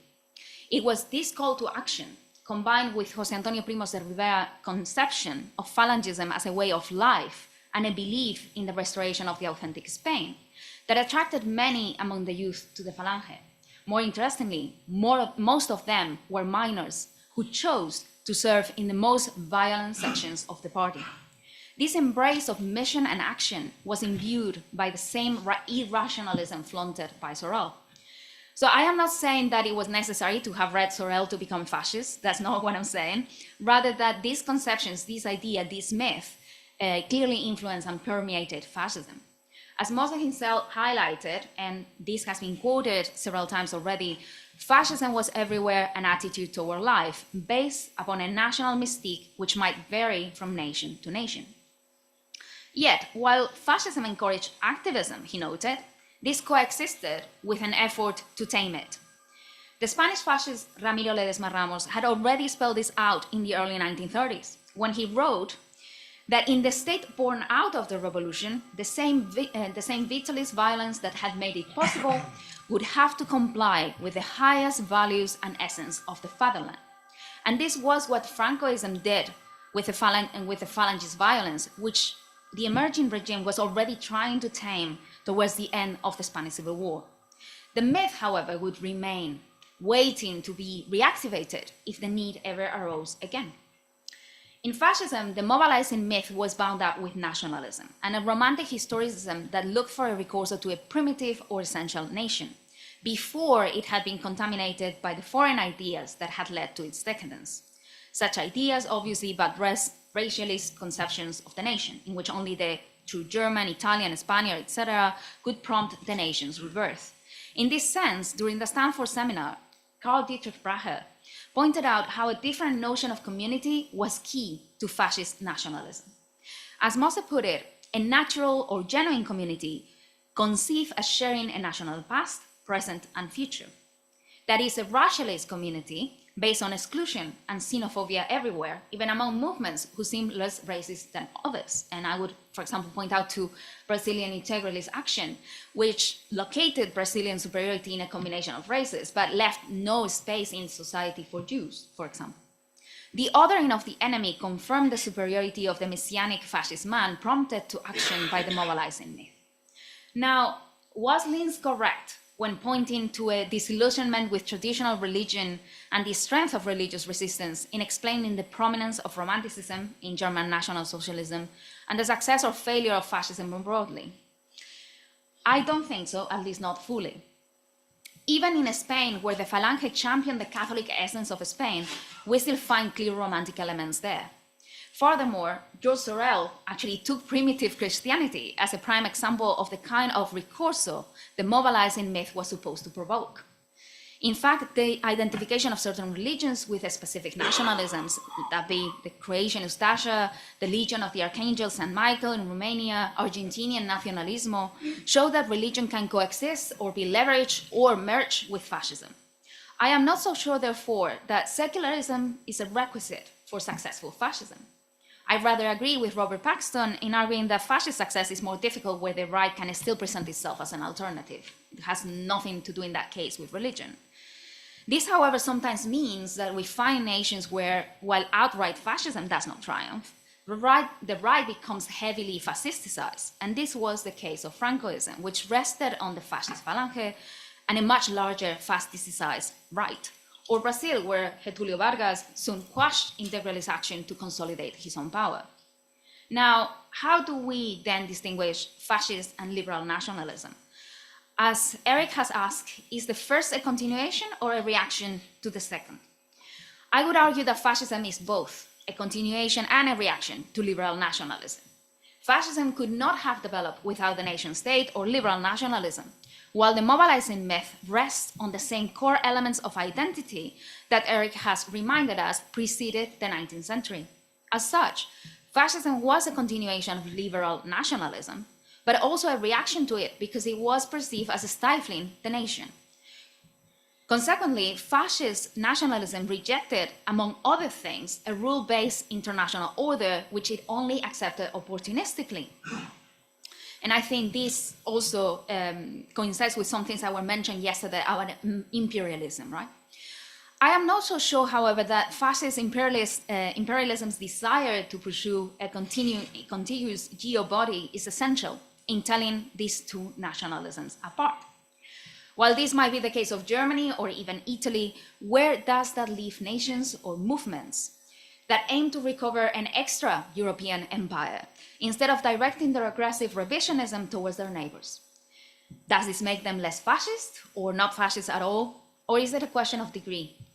Is Spanish fascism, for example, where some phalanges, actually in some phalangist quarters, there were dreams of annexing Portugal and at the same time recovering the American colonies. And this would obviously certainly confirm Eric's point about this contiguous geo-body. However, this was not mainstream among phalanges, and it was only considered by Franco opportunistically in 1940 at the high point of phalangist neo-imperialism. In fact, in the end, Francoist Spain pragmatically decided that eventual recognition of their political and cultural hegemony over their ex-colonies and not imperial restoration was the way to go. In this way, it would be, as Eric said, maybe a less aggressive imperialism, although in this case I would argue just because of lack of means and opportunity. It was not less aggressive because it didn't want to be. Moreover, this calculated choice was deployed to highlight Spain's value as a desirable partner. Be that by leveraging Spain's influence over Latin America and over the north of Africa, they tried to present themselves as a partner that could counteract, be that the United States during the Second World War or the Soviet Union later on. In this sense, when trying to pinpoint the common elements that distinguish liberal and fascist nationalism, we must remember that the prevalence of certain elements will always be dependent on the historical experience of each nation. Besides, different case studies show that a neat division between fascist and not fascist states does not really hold. There are fascisticized nations and movements who either take on some aspects of fascism or initiate a process of fascisticization that can either progress to total fascism, be stopped, reversed, or create something new. It's these cases that further complicate and illuminate the history of fascism and the liberal turn more broadly, because as shown by Ángel Alcalde and Aristotle Callis, both of them in the room, and others have as well, fascism was, and I quote, a transnational and global phenomenon that violently expanded by processes of transfer, mutual inspiration, hybridization, interaction, entanglement, and cross-border exchange, end of quote. It was in fact co-produced by diverse, multivalent agencies and very different political strategies. At the heart of this co-production, we find dynamics of exchange and cooperation that should be explored more closely if we want to understand how fascism and its offshoots behave. Against this background, attempts at creating a fascist international, for example, have been dismissed as a cover for the pursuit of nationalist goals, or by some fascists themselves, as a pesky remnant of the bourgeoisie.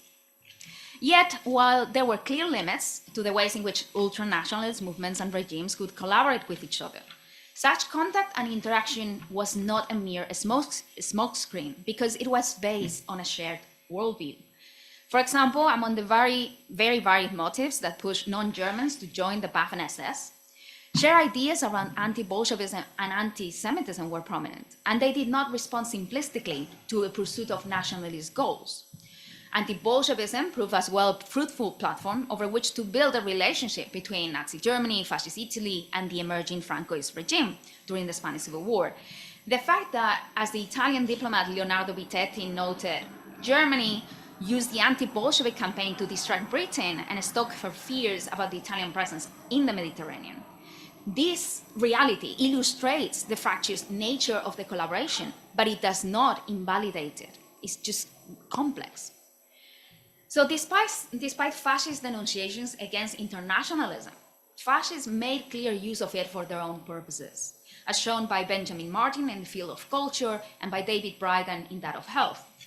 The networks built upon these contacts had a direct effect over the construction of the new fascist order and anticipated a broader fascist cooperation that seemed to be based upon different understandings of the regionalization that Eric has already mentioned in his paper. Now, while the idea of regionalization was championed by Carl Schmitt for the benefit of Germany, it was present in other parts of the fascist and illiberal milieu. José Antonio Primo de Rivera, for example, stated that it was time for the world to be ruled once again by 3 or 4 main powers. While the Nazi-Fascist alliance in the Second World War was founded over the idea of distinct spheres of influence, at least at the beginning, others made clear efforts to secure a rightful place in the new fascist order, be through the participation in the Waffen-SS, or by defending the rightful place in the new racial hierarchy, as was the case of some in the Basque Country. These interactions rarely obeyed to just one motivation, most notably nationalist agendas. For example, Francoist health experts pursued professional goals alongside anti-Bolshevik and nationalist ones. Other times, cooperation crystallized around the alignment of certain objectives, as it was the case of Nazi Phalangist cooperation in Latin America. And all these networks and contacts operated, however, within a dynamic of cooperation and competition. which sooner or later made evident the limitations of international cooperation among fascist and illiberal nationalisms. Against this background, both the romantic historicism that underlie fascist movements and the fascist denunciation of internationalism produce a contradictory situation in which fascists of almost all colors spent almost as much time identifying themselves as kindred spirits as stating their unparalleled uniqueness. Still, these transnational contacts among fascist, illiberal, rightist movements and regimes existed before, during, and after the Second World War, not without consequence. The expansion, transfer, and adaptation of corporatist ideas in the interwar period, for example, is one of the best studied cases. It has been mentioned several times. The interest in corporatism not only carried fascism to the center of political debate, but facilitated points of contact between fascists and some Catholic circles, illustrating the reach and influence of these networks. Besides, contact and cooperation among fascists and fellow travelers carried on after the defeat of the Axis in 1945. Madrid, for example, transformed into a fascist nexus, as Pablo del Hierro has shown, where fascists of different backgrounds not only found refuge, but a space from which to reimagine fascism for the post-war period. While in 1961, the remnants of European fascist organizations signed a declaration of mutual assistance for the construction of a fascist Europe in Venice in 1961. Now, these post-war attempts at resurrecting fascism might have failed, but they still illustrate how their cooperation should not be dismissed as a mere cover for their nationalism. The centrality of nationalism to their worldview should not obscure influential and consequential instances of cooperation. Even more so when some have recently highlighted that, and I quote, "the most dangerous hallmark of neo-fascism is the global scope of its organizing," end of quote. So to what extent will we be able to trace some of these contacts and practices to earlier fascist networks, which we had disregarded as failures? In any case, exploring the ways in which ultranationalist movements and regimes collaborated with each other showcases the networks created by the liberal right, which ideas were particularly popular among them, and the ways in which these contacts and shared experiences co-created fascism or influenced other movements. So to conclude, I agree with Eric in distinguishing fascist nationalism from other nationalisms by trying to locate the irrational within fascism. Romanticism here is key, particularly romantic historicism and romantic conceptions of race. But I believe that fascist irrationality can more precisely be located in Sorel's influence over the movement, more specifically in his conceptions of the myth as a means to act in the present and creationary violence. I am not so sure that romantic notions of space are equally central. Here, however, I think presenters from yesterday's panel on imperialism will have more to say than me.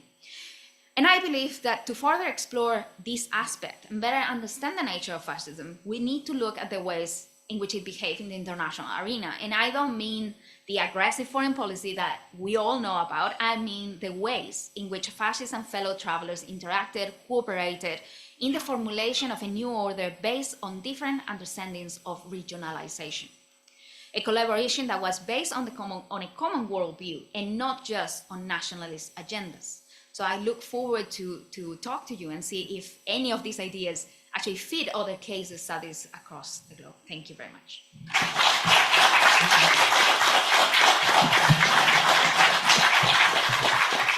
Okay, I want to thank our speakers also for adhering very closely to time. We started late, we have a very packed day, so I ask you in your interventions to be as succinct as possible so that as many people as possible can be part of the conversation.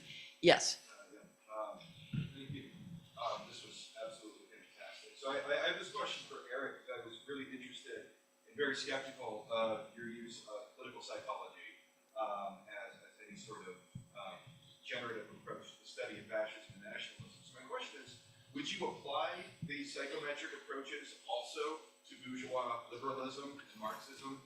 And if so, right, because the problem, and here's my skepticism of psychometric, psychosocial analyses, of romanticism, or what you call the supernatural imaginary, is that it converts it awkwardly, or it converts very awkwardly an anti-enlightenment worldview into an enlightenment framework. That is, enlightenment thinking sees the universe as knowable, observable, measurable. That's our paradigm that we work in well, as well as within the Whereas romanticism by its very nature is a rejection that everything can be knowable, observable, measurable. And in fact, this is not a bug, but this is its feature. This is its entire appeal. It's a return to mystery, to unknowableness. So yeah, what you would think about, like, because what I worry will then happen is that it'll put a normative Try to distinction. keep it short. Okay, Because last yeah, time- all right. I'm going to take a few I questions get the at a time. Andrew Robinbach.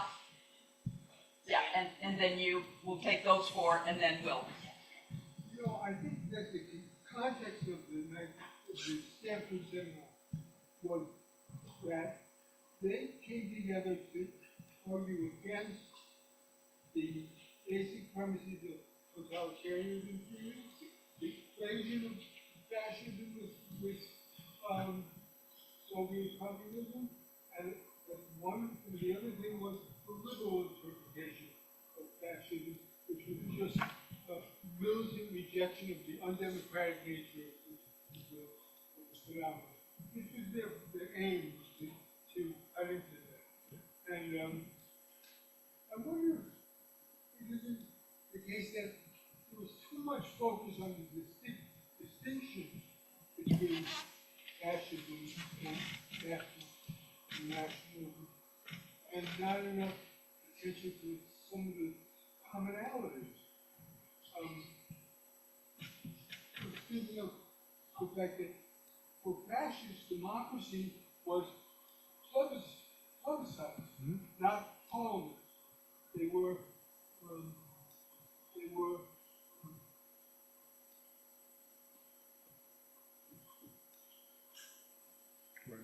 There were democratic elements in fascism. They saw them Volksdemokratie, Carl Schmitt. Absolutely, yeah. But you know, this focus on the authenticity of plebiscitary democracy rather than parliamentary.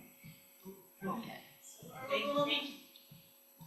Thank you again for an excellent panel.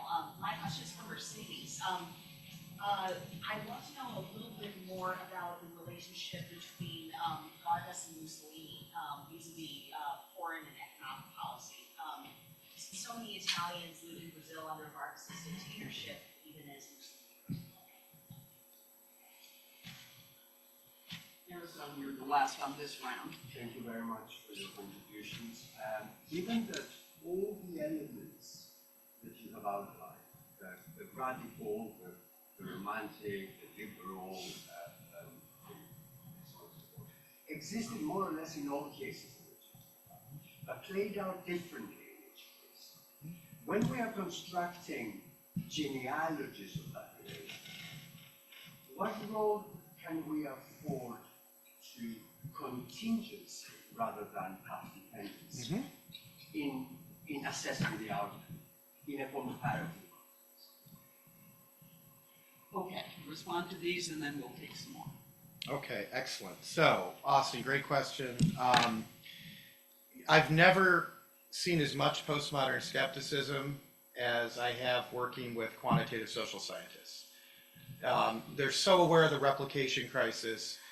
All their fields, sociology, political science, psychology, I have moved into this quantitative realm, economists, and they're getting things wrong very often. So they're very careful about saying, look, what is the theory? What would it look like? Or what do historians, political science, think it looks like in reality? And then how can we come up with questions that can get those answers? And we worked with a statistician who wasn't just happy with correlational, and R-squared stuff. He does something called factor loading. So what we did, I'll just explain our process. You can tell me if you like this. We said, okay, my colleague in political psychology who studies conspiracy theories thinks his field is screwed up because they're just always trying to refine their conspiracism matrix and ignoring that the people doing the paranormal scale and the intuitionism scale and the border science scale or pseudoscience are coming up with the same correlations at 0.7, 0.8 to authoritarianism. Maybe there's something behind it. I'm arguing qualitatively there's a supernatural imaginary. It's not political religion per se or occultism per se, but this framework. I didn't have the tools at the time when I wrote the book. And so our statistician colleague comes along and says, well, let's see what happens if we take the existing validated scales in political psychology. So we constantly see a link between conspiracism when you give a 50 question, like people who are more into thinking the Kennedy assassination was, planned by the government, right? They have questions that keep coming up reliably, and then they're higher on the RWA scale. They're more authoritarian, right? So we took, objectively, the paranormal scale, the pseudoscience scale, the conspiracism scale. We didn't change anything. And our hypothesis is there are going to be a bunch of items that transcend these scales that political psychologists are obsessed with proving as their construct, right? That are all going to map onto something preceding those scales, and going forward will map onto being authoritarian and social dominance. And we took those because there isn't a fascism scale yet. And Americanists don't even know that Adorno founded their field. So Adorno was trying to measure fascism in 1950.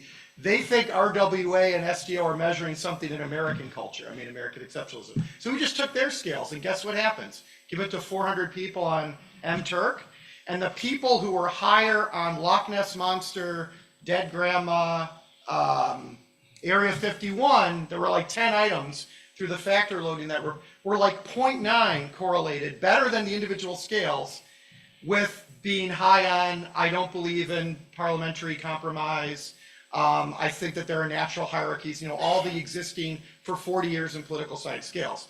So our hypothesis, we did publish on this, is there's something behind it. We're calling it romanticism because we think Lovejoy did a good job of explaining why people are having those affinities, right? I could get into that, but I don't want to take up more time. So I'll leave it at that. So the liberal, Andy was bringing up the fact that they were there. There's motivated reasoning into why they were there. Absolutely. Totalitarianism theory, which can be helpful in measuring certain kinds of broad, isn't that helpful in thinking about fascism, because fascism is emerging, I would argue too, in bourgeois, capitalist, industrial or post-industrial democracies. And when we have communism actually working, it's in the opposite kinds of societies. So yeah, that's probably what they were doing. But I don't think that undermines what they I think they came up with some good ideas. And then the other one, Aristotle, I'm not quite sure. I think all three of us did a good job of saying, absolutely. The whole thing that Enzo presented about post-fascism, I think all of us would push back and just say, fascism, liberalism, are always in a state of becoming, or like in the case of Franco, I think the mobilizing myth became a lot less important and tourism a lot more important by 1975. So yes, but are there always people with romantic proclivities, therefore susceptible to fascist conceptions of the world? Yes. And do they get mobilized? They were all in the Democratic Party in the 20s. It was the Klan and all those folks. Now most of them are in the Republican Party in our country. They're always there. They always believe in Area 51. Who's able to mobilize or whatever? Right? That's my short answer to that. Thank you for those questions. Diana, I think there's a lot of work to be done still on, to use the term that Pamela mentioned, is the colony in Latin America, for example. I think that's a field that will show some interesting things. So I cannot answer specifically about Vargas, but what I can tell you, because I think that's where you're going with it, is from what I've seen in the case of Latin America, and I look at it through the lens of what role does Spain play in these interactions. The issue that you have there is that, yes, the colony are very useful economically, culturally, but the problem that fascist Italy and Nazi Germany specifically have is that by 37, 38, most governments in Latin America have established huge restrictions on what they can do and what their citizens are allowed to do. So by that point, that becomes something that they cannot really push for if they don't want to also risk other relations, economic relations, etc. So that idea of trying to use the colony for economic purposes, which I know a bit more in the case of Germany, it becomes complicated. And then they need partners to actually make these things happen, which is the case of Spain. What I can say is that in some cases, this backfires monumentally on the colony. So for example, there were many German citizens who by the end of the Second World War saw their businesses and their resources taken by the United States, even though maybe they had not participated directly, but they were seen as having supported a fascist power, and therefore they had to be punished. So I think I have not looked into it in detail, but I think there's a lot there that we should actually explore. So thank you for your question. So in the next round, I have Alessandra, Manuela, and Mark. Who else? And Enzo. And then we'll have some more in the third round. Okay. So, okay. So I have a question that troubles me along the discussion that we are having. What is the difference between liberal nationalism and fascism? Not seriously, because if we are talking about nationalism all the time without missing the part of the nation building, so the nation state. So there is the nation state and there is nationalism. What is nationalism? It's not an expansion outside, or it remains on the inside. What is liberal nationalism? How a nationalism can be liberal? Not seriously, I'm serious, because otherwise we are going, using like metonymic names in addressing questions that I agree totally with Professor Rabenbach on the fact that was there a discussion around the differences. That was a small question. Stand up. For Eric, I agree with Donatello, so I will not repeat what he wrote in different words. But I have some doubts on your interpretation of Giovanni Gentile's thought.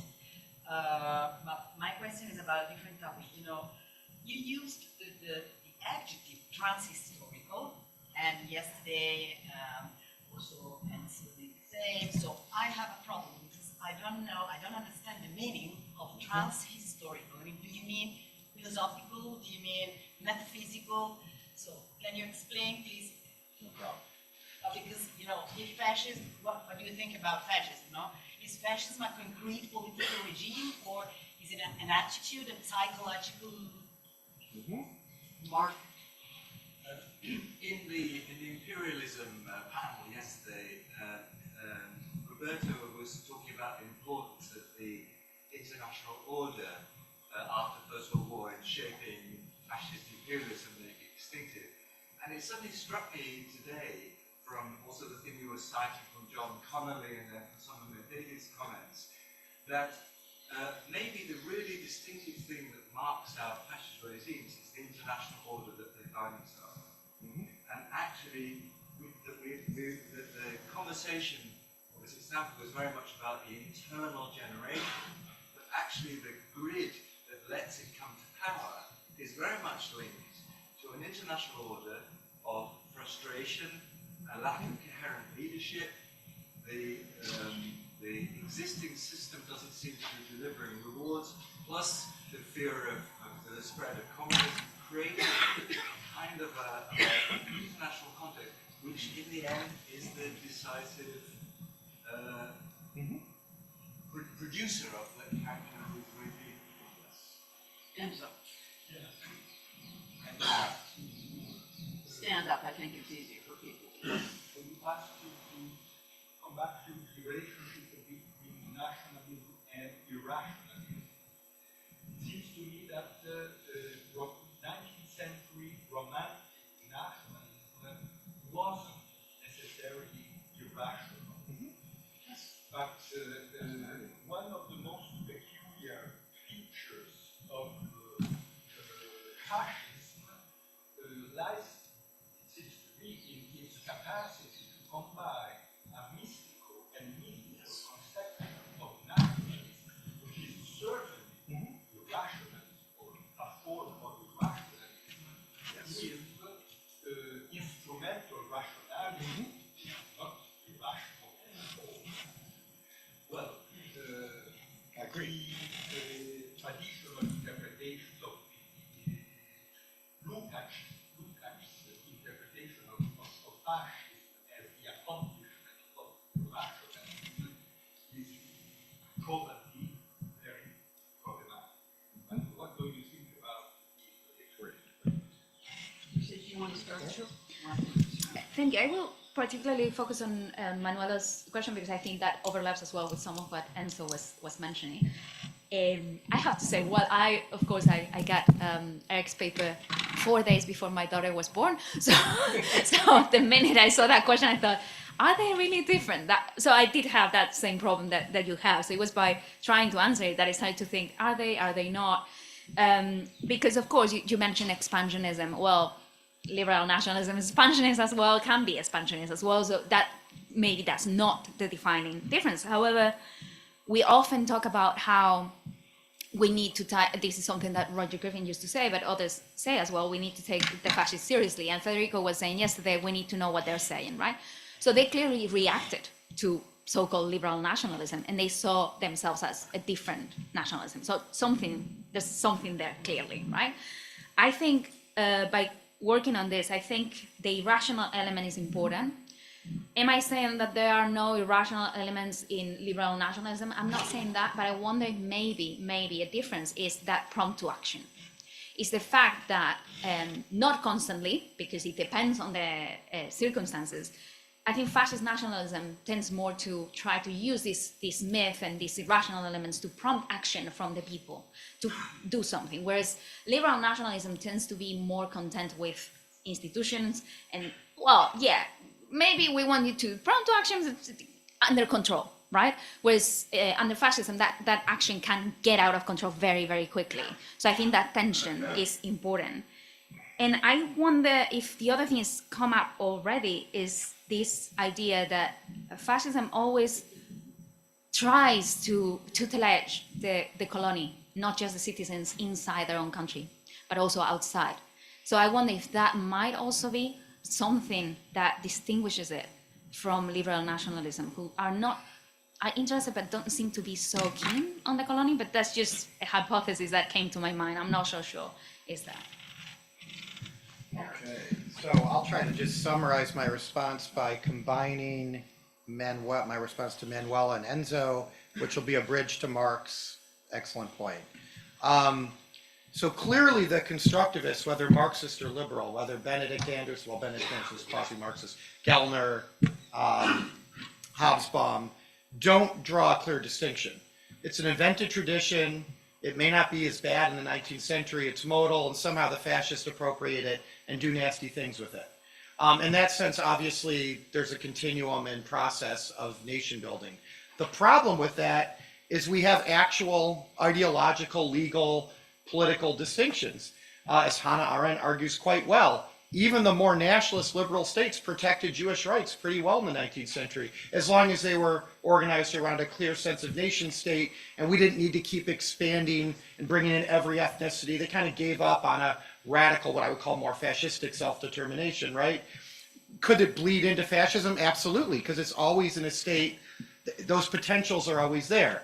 But there are differences in practice and theory, the way the liberals, and certainly Republicans like the French and Americans, view belonging in the nation state, and fascists.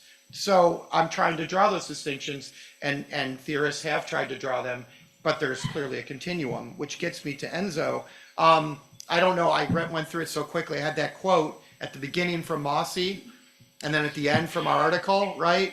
And Lovejoy says the same thing. Romanticism in the late 18th, early 19th century, and not just Byron or Shelley, but also in the German, could be very freeing, liberal. Even Herder, if you read Herder, he's more a multiculturalist than he is a proto-fascist.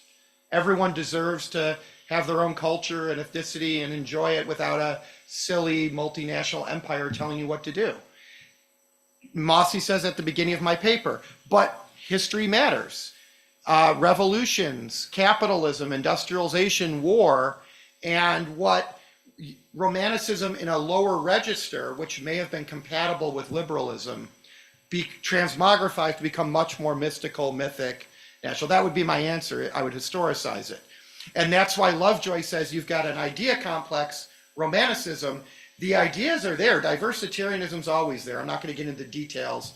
Das Ganze is always there. Intuition's always there. But they become more or less pernicious depending on the historical context and the degree to which that thinking is politicized, right? Which gets me to Mark's point. This is nothing I came up with. You read Christman Jopra, Tara Zara, Ben Hett's book, right? How, what is it? How Democracies Die or whatever, I think the title. They're all recognizing that fascism, I mean, maybe there are proto-fascist movements in the 1890s, but as long as they're in big, powerful empires, no one really cares. Jews can be, you know, friends with Bismarck. It's this crisis where these empires start to see, wait, we're getting colonized and marginalized the way that India and Japan are, which creates these somewhat authentic international connections. I mean, Japan's explicitly fascist. If you read Oshima's comments about race and space and Indo-Aryan, and then you read Gentile, and then you read Himmler, they're all talking about the same thing. We're these Indo-Aryans with this great, powerful, civilizational energy coming from being Indo-Aryan, and these materialist shopkeepers and French Cartesian rationalists think they can run the world, right? So that's absolutely what's going on. That is a very important context. And that's why Taro Zara's argument, I think, against the world, they're both against the world, but as Mercedes just argued, they're for a new global arrangement. So they're against the liberal imperialist order, they're for a new fascist Axis world order. And then finally, and again, I'm moving quickly, Alessandra, transhistorical for me means, and I kind of alluded, that's why I wanted to end with this, there are concepts that at some point, because of a major historical conjuncture, in this case, the French Revolution and Industrial Revolution, I think Kozelek and others would agree, new ways of thinking about the world. On the one hand, you have Enlightenment, liberal rationality with all its problems, dialectic of Enlightenment, I'm not saying it's great. And then you have a romantic reaction. We're not happy with that view of the world. We like intuition and aesthetic occasionalism and our folk. Stop telling us to be universalist, right? Once those two frames are there, those frames can continue as long as the general conditions that created that form of modernity or political economy or whatever continue. That's what I mean by transhistorical. Do I think these kinds of ideas were there in 1600 in Europe or Japan? No, right? But there can be, once you hit a certain conjuncture, certain cycles that repeat. And that's what I mean by transhistorical. And I don't think we're out of that moment. I think the 19th century created the world we're in today, and we're dealing with versions of that. Okay, the last two speakers I have are Pam and Federico, and it's going to have to end because Sky is after me for cutting it off even before you two. And these issues are going to come up again, so Pam and then Federico. Okay, thank you so much. This is a question first for Mercedes about the internationalism and the ways fascist regimes make use of internationalism, but also we're gesturing towards a different kind of internationalism. And I'm wondering about the politics of neutrality, not just with Spain after having had a civil war, but Salazar's Portugal, and of course the Latin American countries. So how, we talked yesterday about this inherent link between war and militarism and fascism, and yet here we have neutrality. And then on the irrationalism, just to agree with Enzo that mysticism is not the same as irrationalism, and to remind us, of course, that one of the things that Mossi and those who were inspired by him did was to have this anthropological approach to take fascism on its own cultural terms, which, coming from anthropological training in the US, that comes from Franz Boas, who imports a Hegelian notion of Volk and Kultur into American anthropology, right? So there's this kind of, I just wanted to remind us of that and to be cautious about what we're calling irrational. Thank you. Federico. Make our comments question for Mercedes. Make our comments question for Mercedes. I really like the way you presented a complex, presentation of the relationship between fascism and nationalism in a way that transcends this binary that even Hawthorne down there, like 19th century good, 20th century problematic. And I was thinking about the case of Spain that you know well, and I was asking about this because, as you know, in the Spanish Civil War, one side was identified with a system of government, the Republican side, and the other one was the Bando Nacional, identified with nationalism, which is no longer related to a system of government, rather to an ethnicity/religion. And I think this is like a way to see this. And the guy I'm studying right now, just a small comment, who is the Professor de Bones in Argentina, he was anti-clerical, he was a nationalist. By the end of his life, he himself realized that there was a contradiction between the two, and he killed himself. And he said, I can no longer write a biography of Roca, who was the liberal president who engaged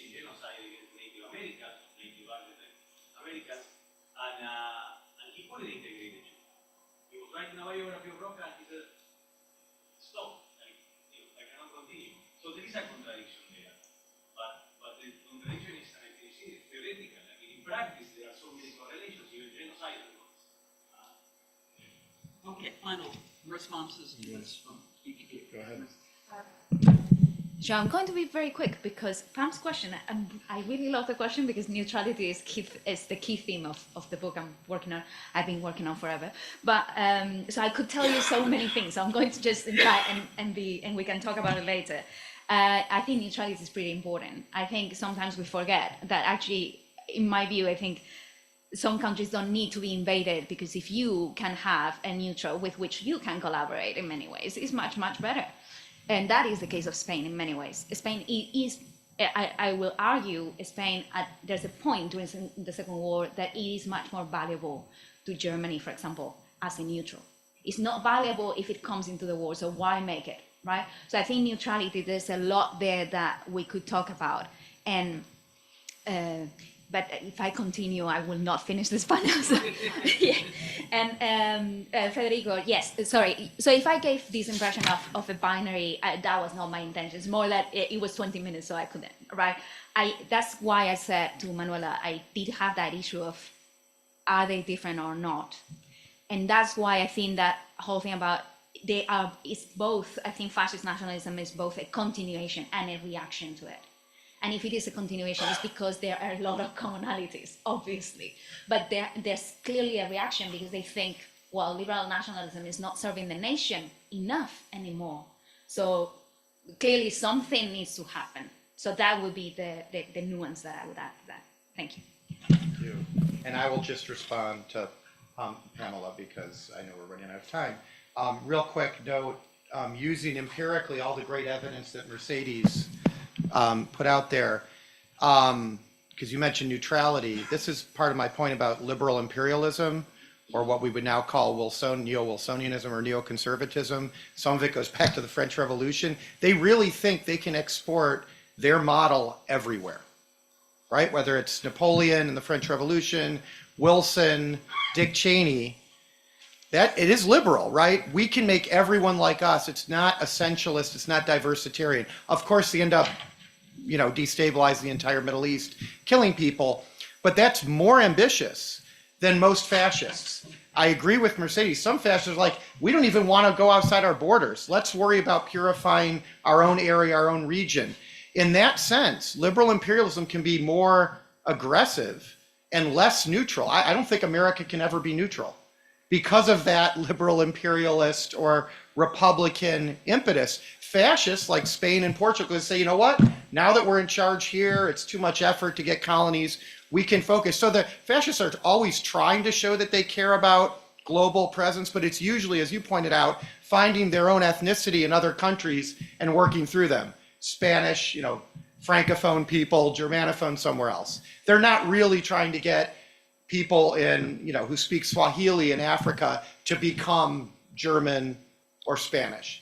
So that's my response there. And then that's linked to the idea about Herderian versus Hitlerian diversitarianism or romanticism. Herder's pre-biological, but were he around post-Darwin, he would say there are actual scientific features, climate, genetics, that mean different races might have different proclivities or what have we now know that's problematic. But it would still be a eugenical argument. And the eugenicists in the Third Reich had some problems, as Richard Wetzel. Oh yeah, sorry. The eugenicists did not do well with Hitler and Himmler because they wanted to make it on science, not myth. Okay, That would thank be my you all response. very much.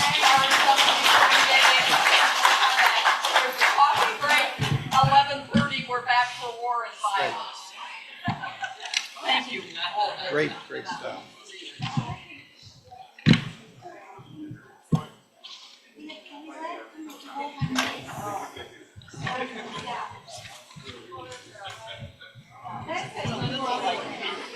Interesting. No, I mean, it had me. That was great. I want to introduce myself. I was just called Ron. that's okay. I think I've grown.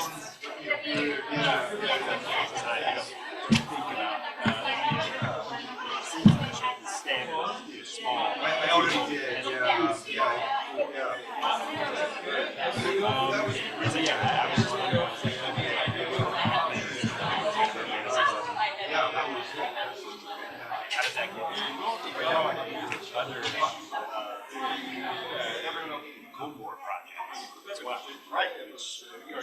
Are not just how all these people who were, if we're right about the romantic proclivities, get absorbed into a highly materialist Cold War reality again. It's really waxing and waning. People are very complicated. It's like one of those, everything in the Cold War. And that's why psychometrics matter, because their position might change over 20 years. I position myself here. I was 43. No, I was 43. Yeah. All right, excuse me. But no, I was too long. It's only good.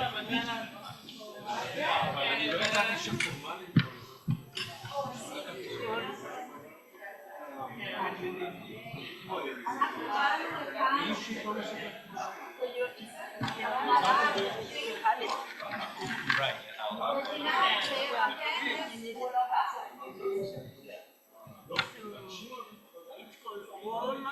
Warm December. And this is the last one. I don't see it very well. 10, 1.5. Yeah, it is the last one because I changed something yesterday night. It's right. Perfect, thank you. And you use this, no problem. Yeah, you just, yeah, you'll just have to.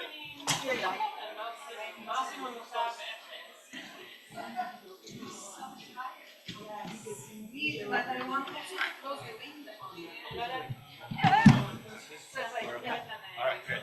I'll start it when everyone comes back. Yeah. Perfect, thank you. Thank you, Annette.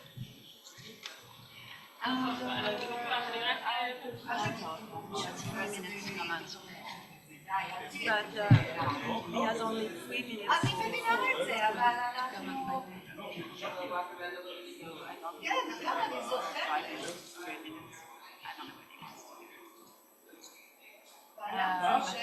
Manuela should begin by so it will be so we should say that Manuela and also because he's 6. Yeah, exactly. Yeah. I agree. Yeah. Manuela.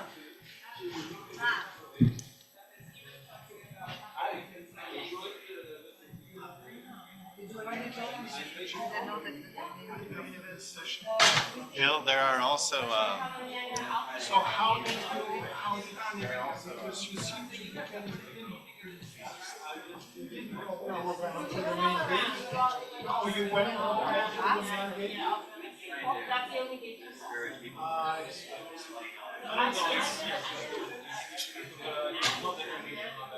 No, I'm sure.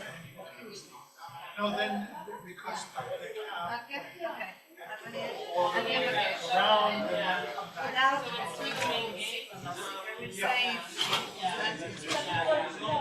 Without giving too much explanation. So we're gonna have Yes. And now he realized that all this is only he said, but you see how he's sensitive. He said, I don't know to go to university. No. She said, he said he didn't know? Yes. But he has to yes, exactly. And what can I do?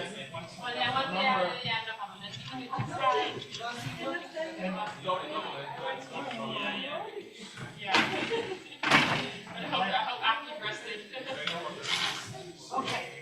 Do you want a coffee? I'm going there. I know that. It's against me.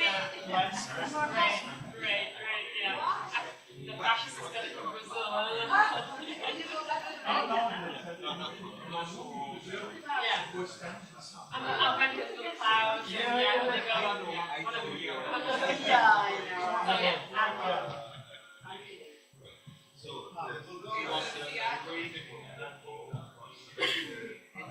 Anyway, yeah.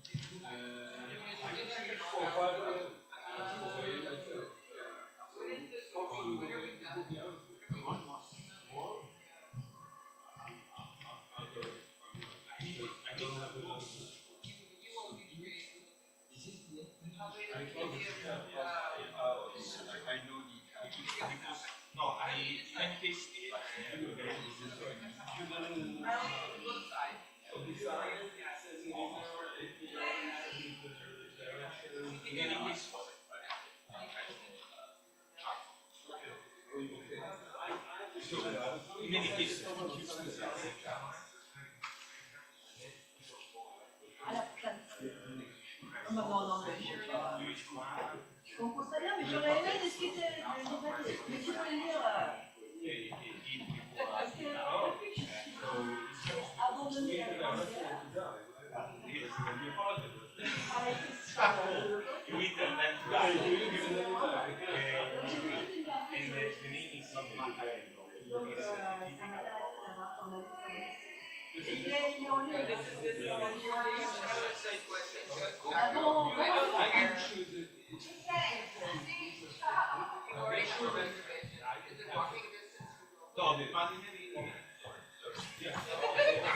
You're doing now. That's terrible. That's horrible. I know nothing of you. Okay, that's fine. So nice to meet you, yeah. Ci sentiamo comunque se ci sono. Stai lavorando su altre cose? Eh sì, come tutti noi. We're coming back this afternoon. Or just like Oh no, alright. Ok, aggiornami su quello che fai. Aggiornami su quello che fai. Sì, cioè, io sto facendo una cosa sulla fantascienza. Guardate che Coppi e come fai a vedere lo segretario? Here's the taco and the package which you want to be something straightforward No, no, in storia. Alessandra, tu conosci questo ristorante Ciacco? Sì. Com'è? Good? Not bad.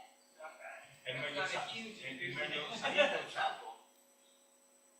Allora, Said is more not posh, ma un po'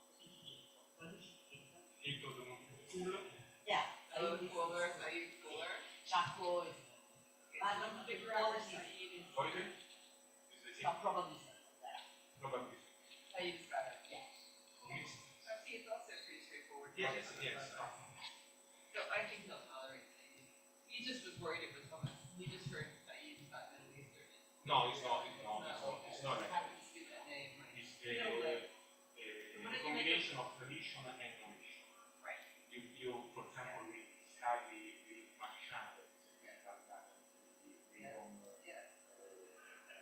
I think we should do what we should take your advice. So, because he just chose it randomly, but he did open up Sunday and say, okay. So I don't know why I wasn't able to do presentation on Wednesday. for how many So it's just the three of us. This is like mediocre. We need yes, Chinese and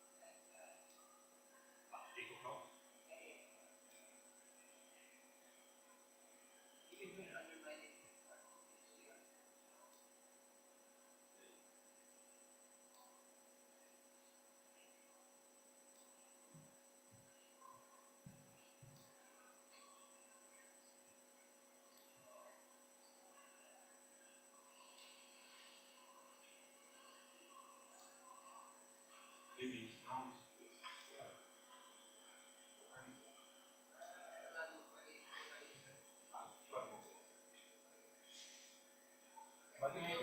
You're going to be here. Yes, Let us make the reservation. maybe this letter that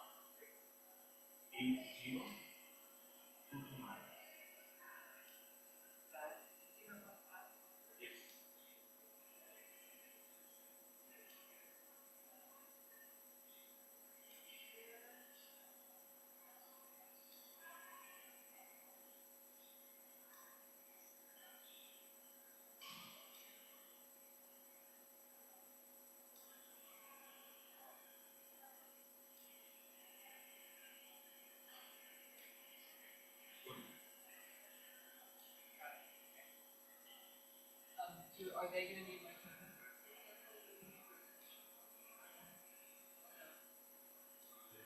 Maybe so.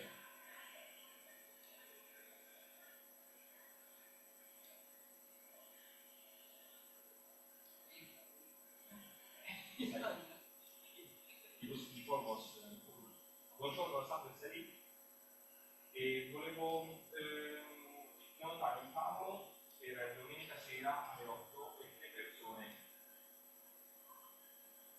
Ok, perfetto. D'accordo, grazie. Dei close Sunday. Oh, that's no good at all. That's possible, so there goes that idea. So either we go with this Jacko idea, Maybe chat is. it's fine, we'll just leave it. Yeah, Or already. with, there was some other discussion, Anna Sandra had another idea. I can ask her. Yeah, she had one other idea. I mean, it should be walking distance. You can see also in Macarello. That was the one, you think that's walking distance from Rufus or not? Is it our food restaurant? Let's see, I think. Okay, for starters, let's go with that. No, Macarello,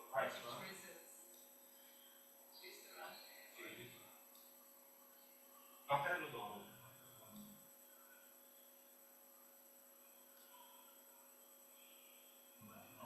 No. Macarello or Madarelli?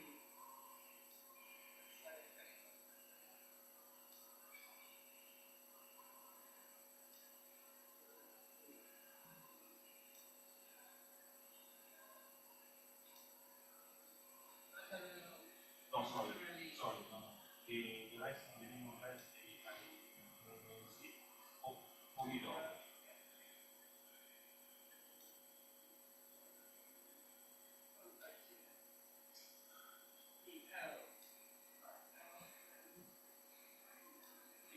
In Italian it's not it's Roman. Oh, okay. Yes.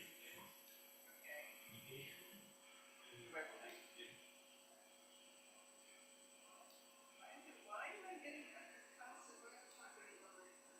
But here it's from here. And do you think it's more interesting to come around? It's very deep. It's very Roman.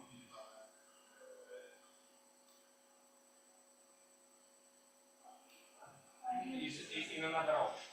Yeah, it is another ice. Only another option.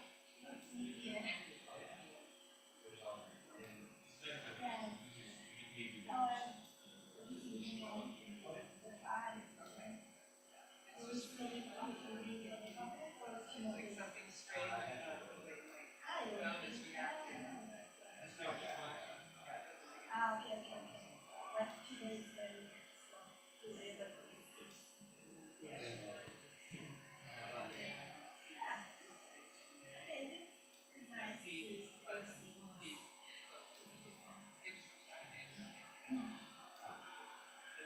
No, so stay where you I stay with it. I will see you at the hotel at.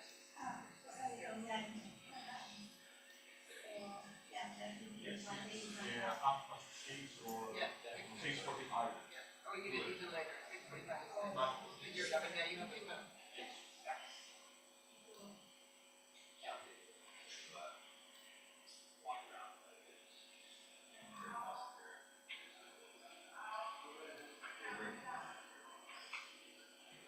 Oh,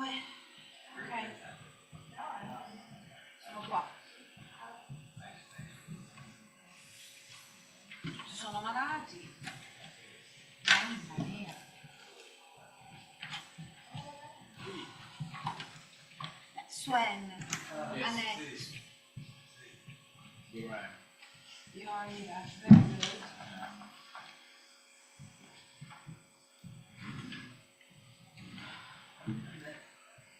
Sì, ma non li senti, tossiscono, fanno di tutto e di più. Arrivo per il mio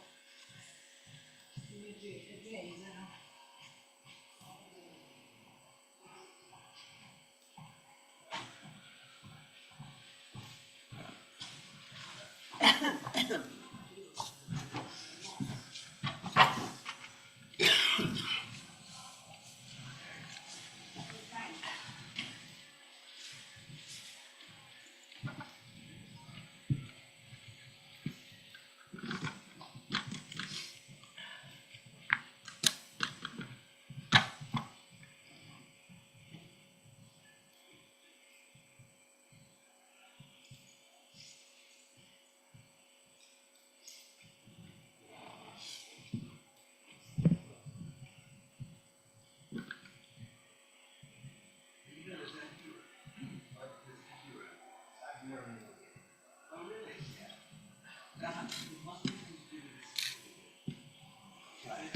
Close that, but it's not.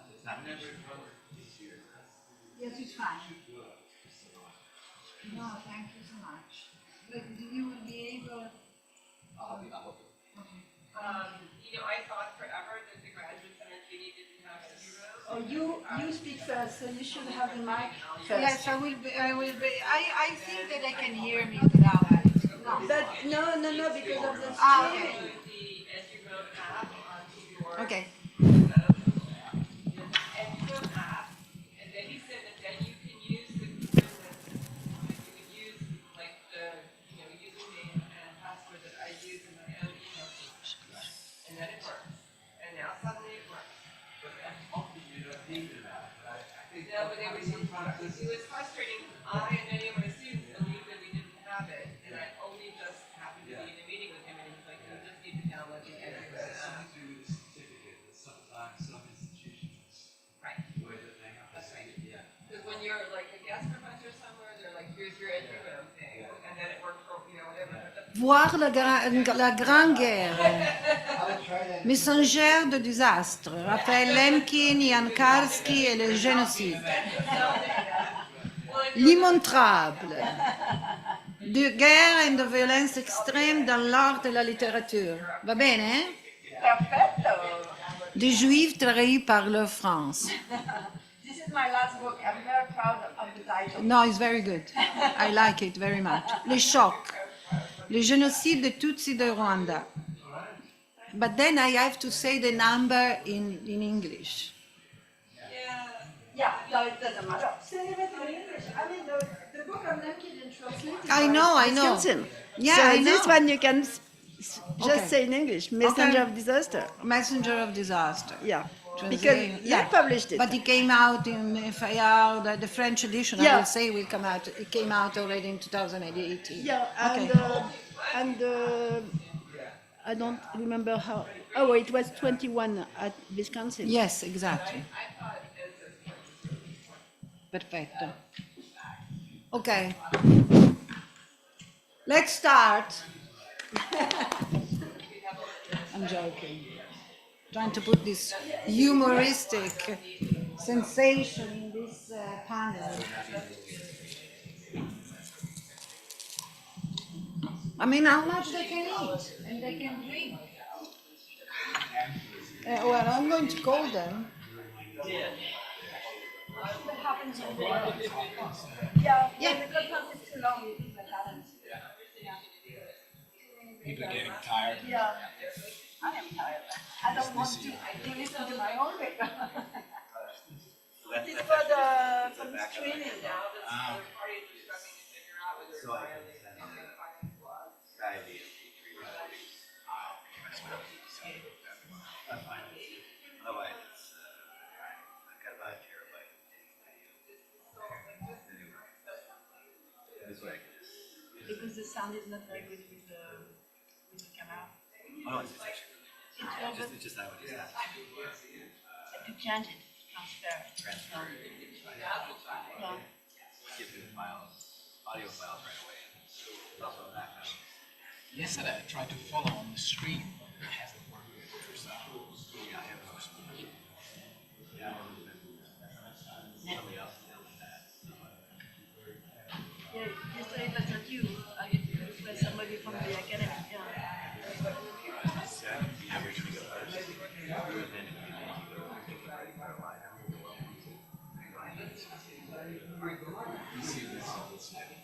How it develops. Different So breakdown. he has accepted. Well, I don't know.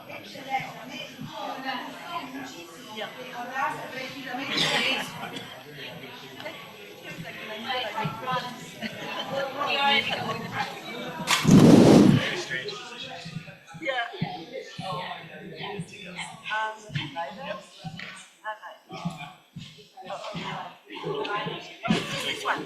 Please sit down.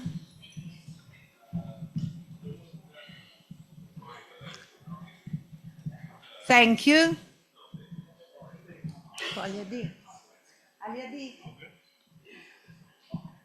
Bon.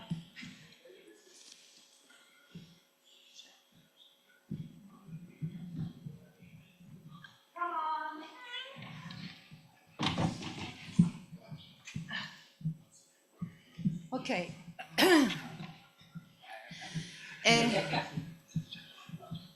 Are we here? Thank you. Good afternoon. Well, yes, what? Yes, there is any water here. Good lunch. Sorry. Well, צהריים טובים. Well, it's the Hebrew that contaminated my English. Anyway, so I'm glad to open this session with Annette Becker, Sven Reichardt, and Omer Bartov. Annette Becker is a professor emerita of cultural history of wars at the University of Paris-Nanterre. After focusing mostly on the Great War, its commemoration, on the return of the soldiers, the humanitarian aspect and trauma, Becker has been working on the links between the two world wars, especially on the many aspects of the occupation, on the forms of violence that were inherited from one to the other, and on the extraordinary innovation when it came to horror during World War II. In particular, she has become a specialist on genocide with her work on Lemkin, from the Armenians to Holocaust to the Tutsi of Rwanda. She focuses on artists, writers, intellectuals at war, and on history, museum where war violence and mass crimes are shown, or sometimes instrumentalized by dark tourism. Last published book, Voir la Grande Guerre, Un autre récit, 2014.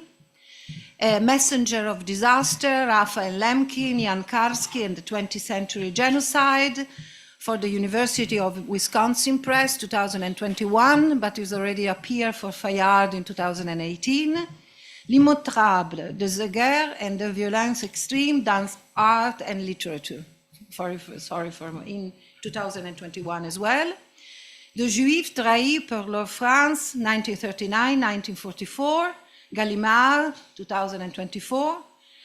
Et Le Choc, le génocide des Tutsis de Rwanda, 1994, Gallimard, 2024. Please, Annette. Thank you, Manuela. I need 40 minutes. Yep. And everybody, yes, of course. Thank you. Thank you. In his essay, Wars of the 20th Century and the 20th Century as War, the Czech philosopher Jan Patočka fully grasped the paradoxical nature of the conflict. You have it on the screen now. The Great War was indeed a total global tragedy. Its setting, the entire world, its main feature, mass violence. From the very beginning, the imperial powers made the war global by pulling the inhabitants and resources of their empires into the war. This took place long before the United States entered the war in 1917. Countries, whether neutral or not, helped maintain the scale of the violence through industrialized productions of munitions, food, and other supplies, while also seeking to uphold as much of the law of war as it could. Although the war officially ended in 1918, in some ways it continued into the 20s and actually lasted right to the Second World War. What began in Europe and might have been only the Third Balkan War was turned into a global catastrophe upon the whim of the great imperial powers. For them, Germany, Austria-Hungary, the Ottoman Empire, and Russia were destroyed by it. The world would come to mourn the death of an unknown number of civilians and 10 million combatants, and the loss of an innocence never to be regained. It would leave a vivid scar on the collective memory of all involved. For 100 years now, the military fronts and those who fought on them have received the most attention. I think it's time to study everyone else's war. The military fronts and the home fronts formed an immense complex war machine. There were fronts on land, sea and air, and sites of invasion and shelter, fronts of labor, of military and civilian imprisonment, of battles against wounds and disease, and of mourning, obviously. This sowed the seeds of later catastrophes. In some areas, civilians were at the heart of the war, invaded, occupied, looted, and bombed. They had become targets in this war. Authorities in charge tested their ideas of how to repress large groups, displace entire population, even attempt, in the words of the International Committee of the Red Cross, the systematic extermination of the Armenians of the Ottoman Empire. Emmanuel Levinas, a philosopher who has been exiled from his country for the first time in 1914, recalled later, after, the unrest, which never stopped the disturbances.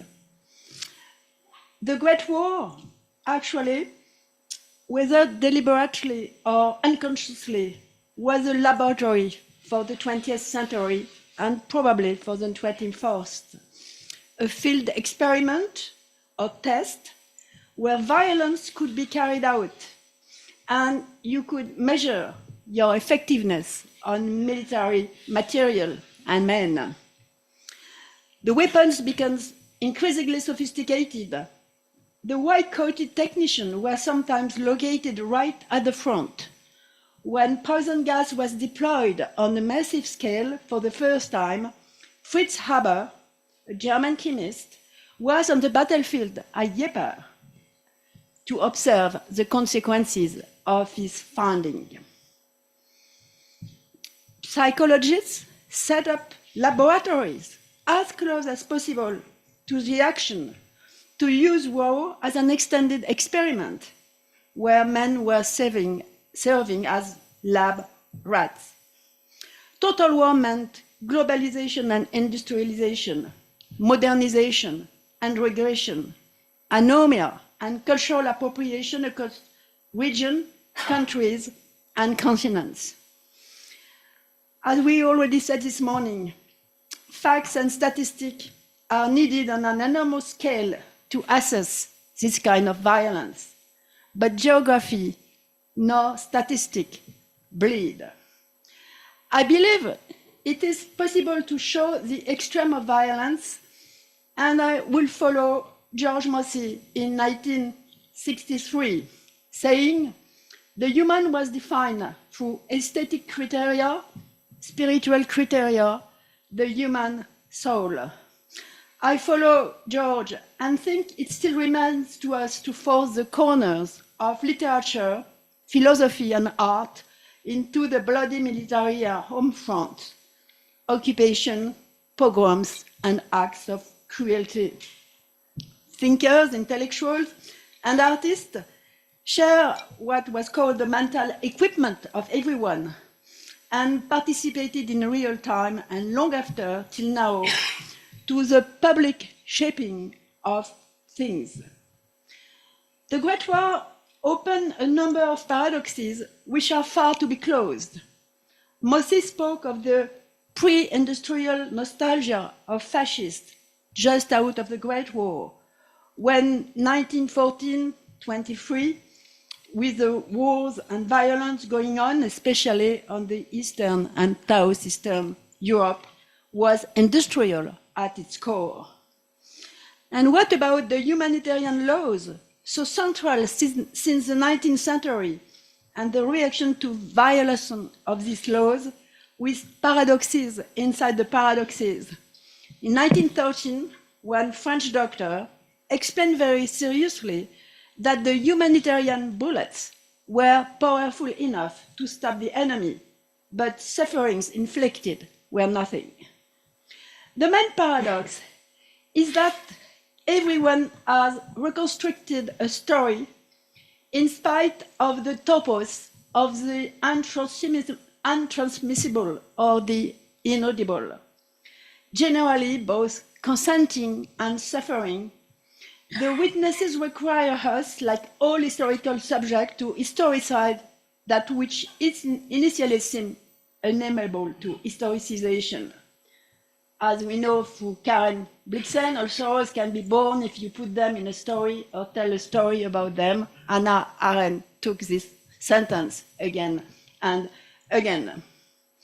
If in history, and especially in this kind of war, there is only chaos and chance, we have to try as historians to identify the chaos and paradoxes of this history. And obviously the interwar generation failed to see how irradiated the war and the post-war had been given to the world. They were unable to see how deeply and irreversibly affected they were by its brutalization. George, again. So I do it in 3 parts. One part on military fronts, quickly, because it is the most well-known, even if it is the most violent. Then the civilian fronts, and I end by a reflection on mass violence and the invention of the word genocide out of the First World War. In 1914, all the belligerents hoped for a short conflict, wishing often in a militarist tone that it might put an end to the very idea and war. Even in 1917, President Wilson could still speak of the war to end all war. But the conflict, modern and industrial to the highest degree, had soon combined cannon and then gas, aircraft, tanks, and so on. But in the same time, it returned to the most primitive times with attacks on civilians. We will go with the term coined by Hindenburg or Ludendorff of the battle of materials to describe the battles, but the soldiers described it as devastation or butchery. But they were both right. It was, in the same time, a battle of material and an utter carnage. All had been frightening in the past, but it was more than over the case with the gas, by example, like you see on these Canadian soldiers and Panther.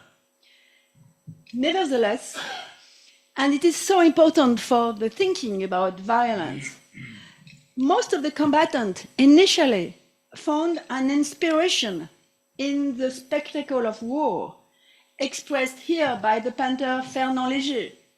There was an over-poetic atmosphere in the front. It taught me more for my evolution as a visual artist and as a man than all the museums in the world. So all oscillated between fascination with the war and its violence, and also the shock of the horror And you have all the time this kind of ambiguity.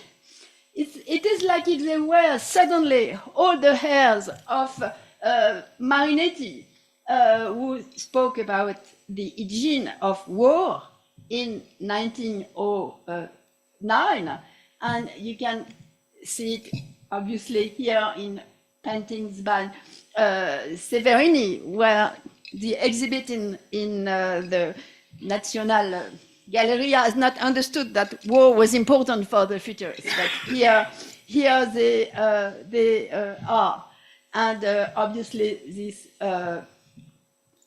no, it finishes by Mussolini's "War must reveal Italy to Italians" in February 1915, just before Italy entered the war. What is the most interesting in this kind of strange war? It is this kind of invisibility that the poet Guillaume Apollinaire said so well in his poem. There are Hindus who view Western landscape with astonishment, and you have this camouflage with gas mask. They come from India. They have no idea where they are, but they know they are fighting this strange war. And I think this invisibility, which has been taken so far, it's exactly what happened during this time.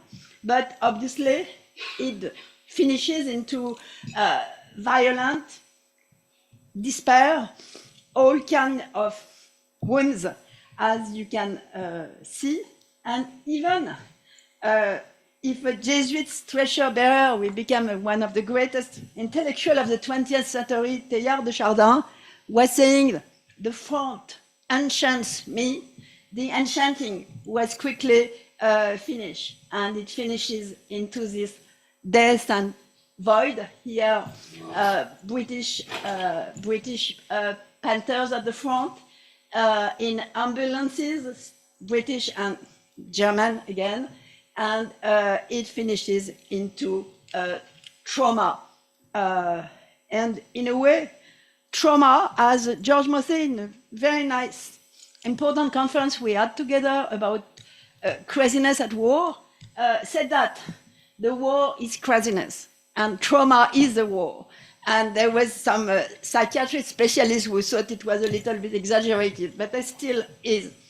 I stay with George, because the damage, the psychiatric damage done to so many soldiers and so many civilians, as you can see on the left on this Devant Bay in Arras, which has been the main characteristic, actually, of this violence on the battlefield.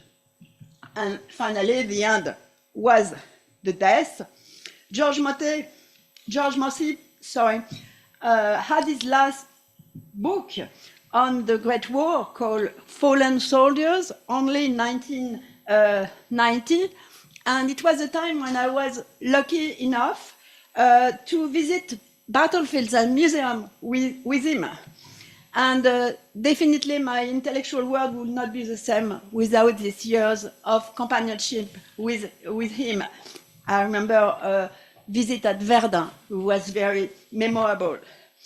And what he did in this last book, he described so well, mainly for Germany and Italy, what meant the sanctification of the sacrifice on the battlefield, with all the different civic cults in cemeteries which were built as heroes' gardens, even if it was minored by trivialization, another of his great invention.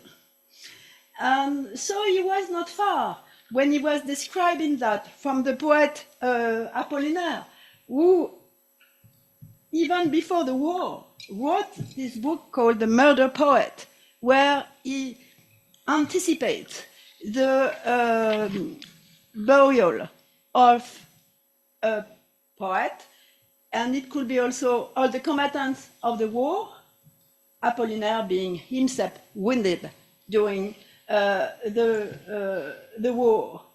So for him and for Mosse, these combatants in a way have been becoming ghosts.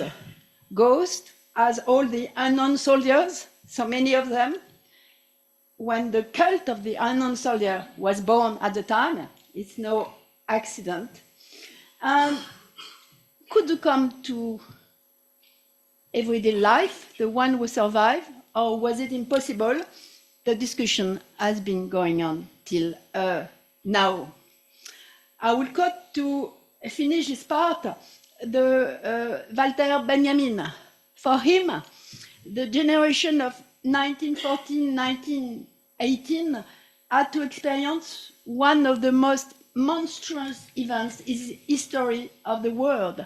And he insisted particularly on the tiny, fragile human body in the middle of this immense tragedy.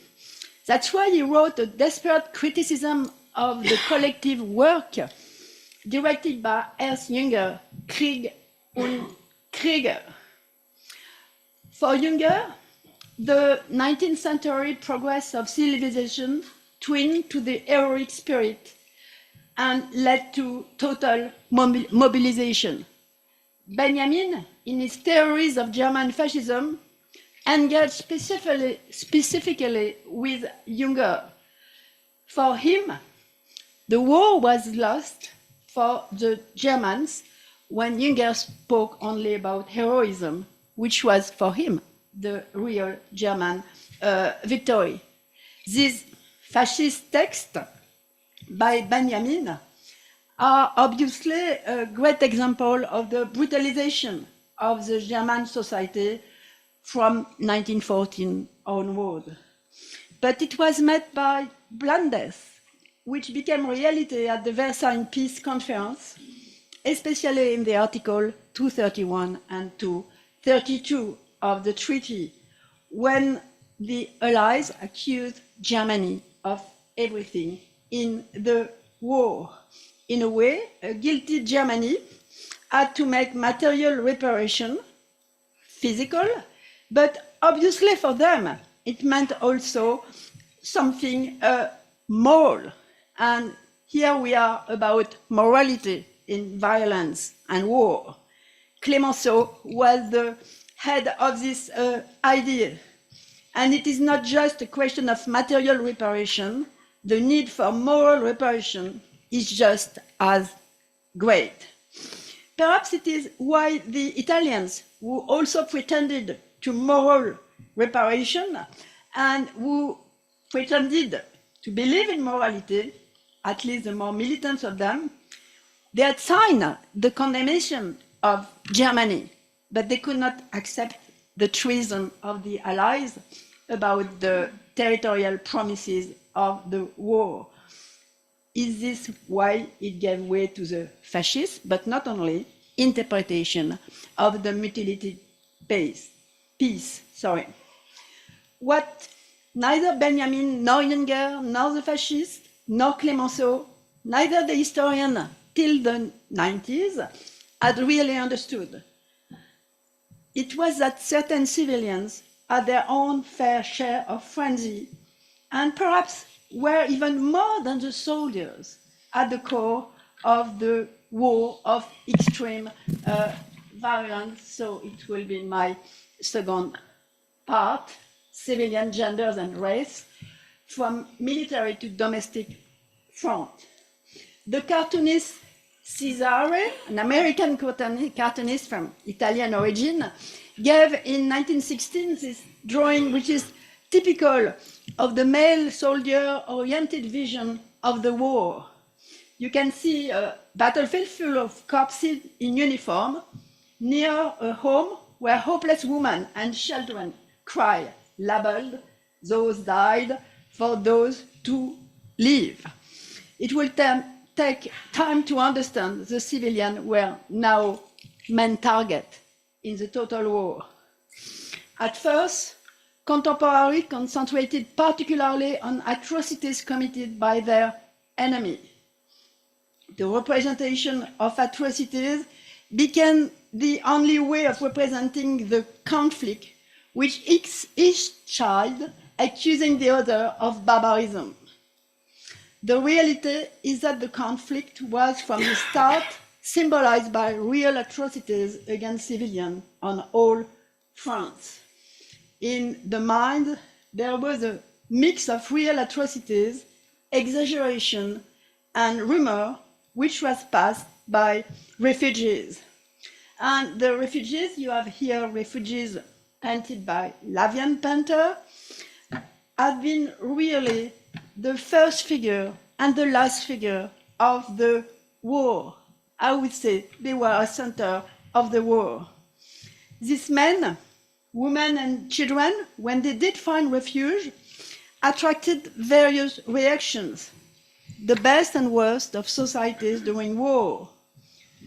First, there was care and concern in the first month, and then more and more, they were rejected. They were extra mouths to feed, and they did not have always a different nationality. There was interned refugees in a lot of countries like France or Italy, but they were seen actually as alien. They could not be integrated to society. And the perspective shifted quickly from refugees coming from somewhere else to refugees being different by something else. In the language of the day, that meant race. You have other refugees or fugitive, like in the Hungarian case of this great Hungarian painter, Gyula. And you have a painting which is in the exhibit now of Primo Conti, Profughe alla stazione, except they don't say it has something to do with the First World War in the exhibit. Which was much worse was the internal reorganization for suspect population, and it reached its worst in Russia. You have it here with Abel Pan drawing, speaking about this ethnic cleansing which took place in Russia. These internal refugees, these Jews, and also a Russian from German origin, were now deportees. A wave of pogroms coincided with other widespread violence by combatants against Jews, nourished by long-held ideas, not very new, the Jew as a traitor and a speculator. But what was new is that the authorities' orders not to prosecute people could have a crack at the Yid with impunity, and many regular units in the Russian army committed war crimes against the Jews. These waves of anti-Semitic violence continued on a massive scale between 1918 and 1920s. I will come back to it when I speak about Lemkin in my conclusion. What to do with all these civilians and this strange way of treating them? The president of the Red Cross Committee was totally helpless in 1917. They didn't know what to do with them, and they even didn't know how to give a name to them. What was happening to them? They were internees, they were deportees, they were prisoners. There was no international treaty to protect them.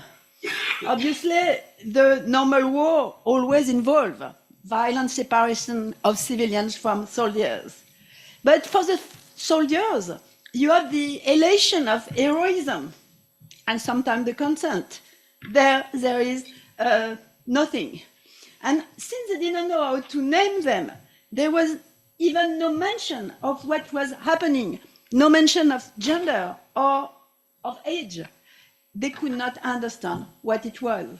And the paradox that these civilians were in camps, and that the landscape of the Great War, this is typical Great War. You don't know about it, but it is typical Great War. There was these watchtowers and this electrified barbed wire everywhere where the war was fought. And they were, at times, like in Holzminden, very modern, electrified. But in a world in which heroes were dying on the battlefield, very few paid attention to that. They were practically invisible. As in Cuba, 1896, South Africa, German West Africa, 1904, deportation had become synonymous with concentration camps. And because Europeans had immediately made the war total by attacking other countries' colonies, these camps were also open for enemy aliens in all the different colonies. Here you have them marked as it should be in Australia and in New Zealand. This is really a world war, especially for that. First men are the main targets. Why do they intern men? Because they could go to war and they could be dangerous. But often enough and soon enough, the population of the areas who had been invaded, they did not know either to do something with them. They wanted to isolate them, or they use them as hostages. These women from the north of France are deported to Low Saxony to force the French government to do something after a battle in front of Haifa in Palestine. So you have this kind of thing, which shows, obviously, the World War, which shows that the violence is now something which can attend anybody, anywhere in the fighting country. The other could be taken for forced labor. Forced labor during the time is a return to a kind of slavery. This horror of total war against civilians was particularly acutely observed by German painters who have been occupiers in Belgium, by example, or in Austria and in Serbia. So I show you here Otto Dix because I think he's the one who has shown the best with all his skill. The drawings he did at war were much more atrocious than the etching he did after the war. And I think his etching can be seen as really the laboratories of this violence I'm trying to convey to you. And this shows what the German writer Wirbücher called the bloodiest and most disturbing enigma in history. But it had still to find a name. If massacres of Armenians had already happened since the end of the 19th century, it was under cover of the Great War that the Young Turks were able to complete their project of the destruction of the ethnic diversity of the Ottoman Empire in the name of racial homogenization and religious purity. Two stages in this annihilation. You see, I don't use the word genocide in purpose. First, the men, and second, women, children, families torn apart. These trends are very notorious because they are trained for sheep, and there is 3 levels of sheep, and it's impossible for men to be there except like being a sheep. This slaughter site also was taken in photo by German photographer Armin Wagner, who was in the German army and was courageous enough to take photographs. I have no time to go more about him. This destruction of Armenians was physical, kill them, biological, kill their children so they will not have any more Armenian on earth, and cultural. It went to with the destruction of churches and library in an attempt to wipe out thousands of years of culture. In 1917, the poet Jean Cocteau, hearing jazz, like here, for the first time, when an African-American band reached Europe, he called it a tame catastrophe. I would say that the conflict, in a way, could be an untamed and untamable catastrophe, or rather, a tragedy. In a tragedy, it could be blood, but it can be nobility and horror. At the front, it could be both. That's why so many remain fascinated by the irrationality of violence and wanted to go on in different ways. One of the ways will be this one, Autodix again. Autodix, with his painting of 1920, Prager Straße, Dresden, it's absolutely full of the after-war contrast. It shows window shop, which are full of sexuality. Sorry about the bad quality, but Stuttgart Museum doesn't want to give better print. And you have to steal it. And which is interesting for such a painting. And it shows this afterlife contrast. Sexuality, the guy who is a beggar, and among them, a very elegant gentleman with a hat and without legs, so no sexuality also, but with the Iron Cross on his jacket. So he's very proud to be a veteran. And he received a newspaper from a dog, and as you can see, it's written on the newspaper. We are in 1920, Juden raus. I would say that Dada and Expressionism were in advance, as it is normal for artists and writers. But soon enough, Dix and his equal, much more if they were Jewish, like George Gross or Otto Freundlich, will be labeled degenerate. When the Nazis organized their exhibition in 1937 in München, they used one of the ironic devices that had been written on the wall of the Dadaist Fair in 1920. Take Dada seriously, it's worth it. They took the message seriously, literally, showing the works of art for the last time, like the self-portrait and mutiles by Autodix. What they could not stand were the mutiles, and also could work at 45%. It was a place where you can have a pension in Germany, where the Nazi and a lot of other Germans who were not Nazi would still, 5 minutes, okay, would still see as heroism and suffering all the other could not take in. But they owed everything at the rupture of the Great War. So this was for racism. Too bad, I have no time. Okay, 1 minute more. No, that was, never mind.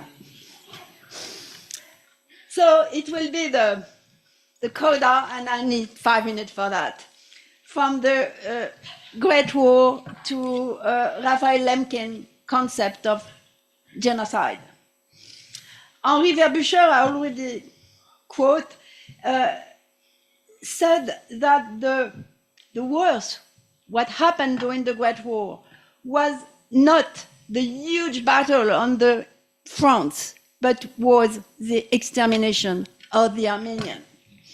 In August 41, a very important speech was broadcasted by Churchill about the mass murder of the Nazi in Soviet Union. He said, "We are in the presence of a crime without a name." Somebody will give it a name, Raphael Lemkin.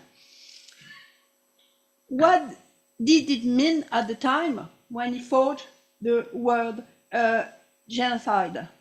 The concept was gestated over an extensive time between 1920 and the 30s in Europe and formulated in 1943, as you have here, when he wrote the chapter 9 of his book, Axis Rule in Occupied Europe. He titled the chapter Genocide with a singular, but genocides with an S was always in his mind. The origin of his thought, all the first word war, especially 2 times in the war, the pogroms and the deportation of the Russian Jews, plus the pogroms during the revolution and after he witnessed himself in Lviv, and the Armenian annihilation. So he worked on that. And in 1933, he was ready to present a report to the Society of Nations International Conference in Madrid, where he could not go by himself because of anti-Semite Poland did not let go. But the book was there. And it is where he showed to the world for the first time the word barbarism, destroying a national or religious collectivity, and the notion of vandalism, destruction of works, of culture, which represented, he said, the specific genius of this group. In 1945, this word could not be accepted at Nuremberg, but it was lost. It was not lost by an Armenian, Shavash Mesakian, because it was the 30th anniversary of the extermination of the Armenian.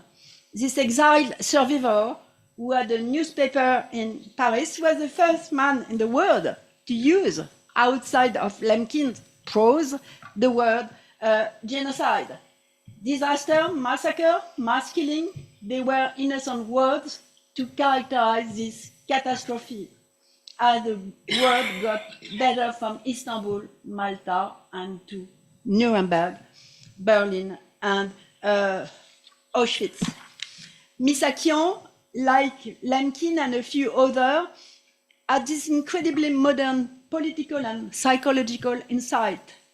They opened from their experiences and thinking a new way to understand history.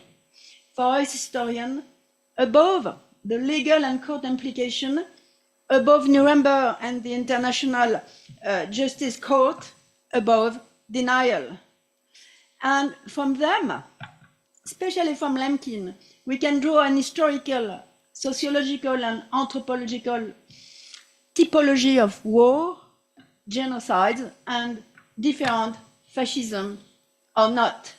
I will skip the part on the genocide itself, and I skip especially Himmler's speech because I think Omer wants to speak about it, and certainly most of you know that. But I would say that the way Lemkin spoke about the physical, the biological, and the cultural genocide, it is so important for us today to understand what happened in the past and to understand what is going on or not going on in the moment. Today, we have post-memory thinking, and we know that the terrors of war and genocide move through all generations, particularly because the genocide breaks apart the basic unit, the family. And what happened during the 2 world wars about Armenian and Jews and Gypsies, I think can be carried on about heroes and namas, at the turn of the 20th century, Ukrainians in the 30s, Cambodians, Bosniaks, Tutsi of Rwanda, and I think a case can be made now for Yazidis and Rohingyas. Let's stop here and realize that genocide has become, in the last 20 years, a kind of highest grade on the scale of sufferings, as if war violence was not enough, and it was not enough for warriors and perpetrators. I am sure of it. Thank you.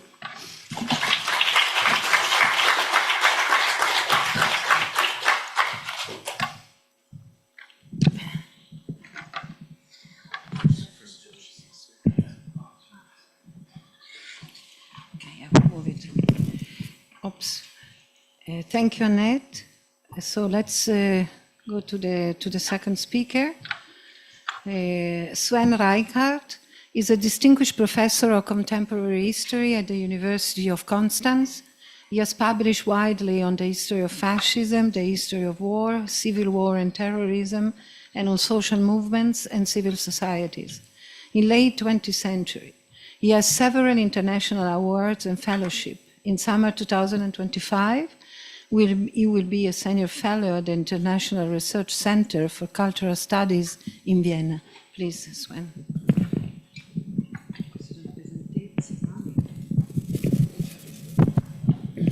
Thank you very much. Thanks for having me here at the conference. I hope you can hear me well. As most of you might know, I have a cold and I've lost 50% of my voice, but I think it's working. So, Annette Becker's essay highlights significant developments that have not been sufficiently acknowledged in many overviews of the Great War, and we have, of course, a lot of overviews on the Great War. This includes, for instance, the status of the enemy aliens during the First World War, which Daniela Cagliotti has examined in her numerous studies on war and citizenship from a comparative European perspective, understanding the interwar period as part of the century of refugees and the century of internment in camps or even genocides, is an insight that has not gained enough traction within our historical scholarship and in our overviews on the interwar period. Becker also addresses the controversy, at least in the written version of her paper, surrounding the brutalization of European societies, particularly the German society following the First World War. Recent research has significantly qualified George Mossey's thesis on this matter. Richard Bessel has shown in his 1993 book, very early on, that the majority of the German war veterans were peaceful and by no means fascist desperados. Der Reichsbund der Kriegsbeschädigten, Kriegsteilnehmer und Kriegshinterbliebenen, which had some 830,000 members in 1922, was peaceful and social democratic in origin, campaigning for better pensions for war-disabled war orphans and war widows. The older interpretation of the failed return from a war to civilian and private life applied more to officers than to ordinary frontline soldiers. Many veterans organizations acted as international and pacifist groups in civil society in Germany, but also in Italy, France, and other European countries. The German Nazis did not try to recruit war veterans until their regime was in power, especially in the mid and late 1930s. And let us not forget that the fascist street fighters in Germany and even in Italy were too young to have taken an active part as a soldier in war. Even in Italy, although it was established, the squadristi from 1919 to 22, very close to the First World War. It was not only war that leads to brutalization, and brutalization has happened, as you have shown, but how states and societies engaged with the reintegration of the soldiers, as Robert Gerwart has shown in his comparative studies. Defeat, imperial collapse, and revolutionary turmoil after the war were important causes for political radicalization. Changes in the image of masculinity, in which war-injured and traumatized men no longer represent the type of the male hero, and women began to emancipate themselves on the labor market, radicalized, let's say, nationalist, conservative young men who could not find work and exchange the ideal of the family provider for that of the determined street fighter. I will limit myself to 3 remarks regarding this compelling paper by Annette Becker. First, I am built upon Becker's thesis and addressing the war ethics of the Nazis and Italian fascists. I will do so. In doing so, I will not only focus on ideology, but also on the organizational and paramilitary practices of fascism. Fascism is present in your paper, but not that prominent as it could be. Secondly, I will reflect on the connections between the wars in the 19th and 20th century. I will summarize how Nazi perceived the Second World War against the backdrop of their experiences in the First World War. Additionally, I will discuss the thesis linking the Holocaust to the colonial wars of the 19th century. And finally, my third point, I wish to engage with the concept of genocide and contrast it with the notion of fascist warfare in order to evaluate the analytical advantages and disadvantages of both terms. So to begin with, let us consider the martial ethics that Becker has so impressively described. The ideology and ethics she outlined corresponded to a murderous practice. My sketch is what fascists do best is killing. And Michael Mann has highlighted in this sense the centrality of paramilitarism into fascist movements. Quote, paramilitarism was both a key value and a key organizational form of fascism. It was seen as popular, dwelling up spontaneously from below, but was also elitist, supposedly representing the vanguard of the nation, so a new alternative elite then. What essentially distinguishes fascists from the many military and monarchical dictatorships of the world is this bottom-up and violent quality of its paramilitarism. Paramilitarism was violence, but it was always a great deal more than violence because it aimed at winning the support or respect by bystanders. As we all know, fascist movements were dominated by its paramilitary component, and nearly in Germany, 430,000 of the roughly 850,000 Nazis in 1933 were stormtroopers, so half of them, and nearly a third of the 322,000 members of the Italian Fascist Party in May 22 were squadristi. In a similar situation, as we all know, applied in other European fascist countries, especially in Eastern European countries. Think about the Romanian Legion or the Iron Guard, many others. Hungary would be another example. The paramilitary character of fascist movements was shaped by 3 key elements. First, continuous violent propaganda behavior. Second, the image of the uncompromising, decisive, masculine street fighter. And third, the presentation of paramilitary groups as mass organizations. The bottom-up quality of fascist paramilitarism proved an attractive proposition for traditional conservative elites who otherwise struggled to gain this mass support. So fascist paramilitaries marched in public, were equipped with weapons, made use of a hierarchy that was semi-disciplined. Their organizational structures were characterized by strong group mentality based on male comradeship and the primacy of small groups. Their activities were time-consuming, emotionally exhilarating, and liable to consume the life of each member. Discipline and disobedience to leaders were achieved through a sense of brotherhood generated by the commitment of members on a horizontal level and through voluntary recruitment. Paramilitary communities represent a new form of political life, a new form of organization which has established after the First World War. Through its emotional bonds, these charismatic readers, these violence-oriented notions of honor, calculated violations of rules and laws, and reference to the superior legitimacy of their own goals, maybe nationalist values, as we have heard in others. Violence is a crucial element in building its cohesion. Wolfgang Wysowski has explained the reinforcing effect of violence on the community with the conceptualization of the mob. By mob, he refers to the dynamic group of young men in which the most faint-hearted, as he puts it, is suddenly allowed to do everything. Moreover, paramilitarism was a constant radicalizing factor, not only in fascist movement, but also in fascist regimes. Fascist states do not only rely on institutionalized or even bureaucratized forms of political decision-making. This is not a barbarian state we are talking about.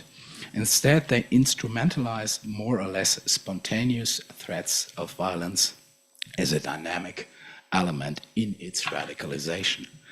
Fascist paramilitarism existed alongside the state and offered extra legal forms of, as I put it, participatory violence. I'm sorry. Next to bureaucratic structures, legal systems, and controlled coercive apparatuses are militias committing violence.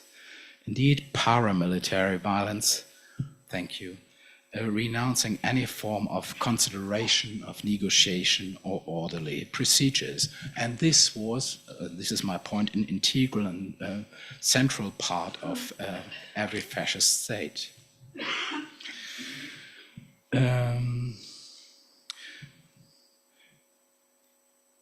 This paramilitarism was beyond any direct biographical relation to the First World War. In fascism, violence was an end in itself. Comradeship and control, the cult of youth, death obsession, male camaraderie, and radical nationalism were key characteristics of the movements, although these members were not part of the soldiers of the First World War. So it's not a direct experience of what they have experienced in the First World War, because they were too young to participate in the war. Paramilitary military organizations simultaneously fragmented and radicalized the fascist states. Experiencing excitement, proving toughness, breaking everyday routines, and exercising power were crucial activities among these paramilitary groups, who turned government ministries against one another and deepened the informal patronage networks, or the network structure of the fascist states and the paramilitaries running through fascist state bureaucracy. One example would be the razzia, only one example of this more or less spontaneous politics of violence. This leads me to my second point, the contextualization of the First World War. To begin with, it can be argued that National Socialism was a product of the defeat of the war, and the National Socialists viewed the First World War as a teacher for the Second World War. For them, the treaties of Versailles initially provided a societal basis of legitimacy for the uncompromising focus on war. At the same time, they concluded that a population would need to be hardened and toughened for a second war. Self-denial, decisiveness replaced the liberal urban consumer society, alongside the rejection of parliament, democracy, public discourse, political parties. The impending war necessitated unified and strong leadership capable of eradicating Marxism, Bolshevism, class conflict from domestic politics. More significant were the military lessons. In their initial planning, the National Socialists thought to avoid another two-front war, aiming to counterbalance the West's material superiority through superior German military strategy and a technological focus. Furthermore, they emphasized the necessity of fostering a militant spirit among the youth who were to be fanatically educated. Improving military training and enforcing discipline through structured courses represented the organizational forms for these aims. Regarding Eastern Europe, the incorporation of local economies and occupied territories into the German war economy was planned from the outset, as was the immediate integration of Austria, the Sudetenland, and Czechoslovakia. This strategy entailed ruthless treatment of civilians, including the starvation of the Soviet population to compensate it for the anticipated food shortages within the German Reich. As you all know, this was the main problem of the First World War, this hunger and food shortages. Additional lessons derived from the First World War included the development of substitute materials, the intensification of agricultural production, and the mobilization of prisoners of war and forced laborers. The search for Lebensraum, living space, was directed eastward rather than toward colonies, with corresponding large-scale spatial plans, Großraumplanung, developed early on. In this context, the displacement, exclusion, and extermination of the Jewish population were also envisaged. In Hitler's and the National Socialist delusional worldview, Jews were held responsible, as we all know, for virtually everything: urbanization, Western civilization, financial capitalism, universalism, communism, whatever. In the modern world, more or less. In its settlement planning, the occupied territory in Oberost, and this is quite interesting as far as the First World War is concerned, the territory in Oberost played a greater role than the classical settlement colonialism in German Southwest Africa or East Africa. The territory of the Oberbefehlshaber Ost, the Supreme Commander East, was administered as a German-occupied area on the Eastern Front of the First World War by General Staff of the Supreme Commander East from November 15 to July 18. The military administration pursued a threefold strategy with the framework of German's border state policy. First, the region was to be subjected to German rules and order. Subsequently, Ludendorff planned to exploit the land and the population through forced labor, something we know from the Second World War. And third, and the final phase, envisioned the appropriation and resettlement of the area according to the plan by Erich Keup. Konrad Mayer's Generalplan Ost, 5 minutes, good, from May 42, with its proposals for the resettlement of the ethnic Germans and the displacement, enslavement, and extermination of people classified as Jewish, bears significant resemblances to this precursor. The comprehensive monstrousness of these plans leads me to think less of the logic of the 19th century settlement colonialism than of this wartime developed occupation regime. Nonetheless, the Generalplan Ost shares with colonialism the ideas of unstrained exploitation of conquered territories, the imposition of perversive racial hierarchies, ethnic cleansing, and reorganization of occupied areas, and the establishment of settlement hubs featuring fortified villages.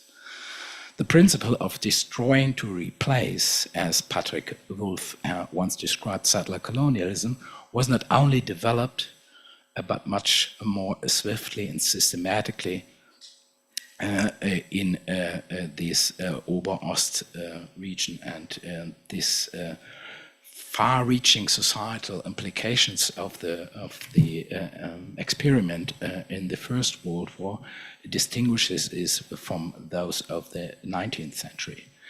The First World War as a total war that mobilized all societal resources served as a more significant precursor to the Second World War than the colonial wars of the 19th century. Undoubtedly, even during the colonial wars of the 1880s and beyond, the distinction between soldier and civilian had already been abandoned. Civilian populations were often indiscriminately declared fair game in colonial campaigns, treated as an integral part of a broader, inherently hostile population. Practices such as crop burning, cattle riding, and widespread devastation were commonplace, as we all know. But unlike the First and the Second World Wars, colonial wars were never characterized by the comprehensive mobilization of all societal resources, whether in terms of personnel nor material.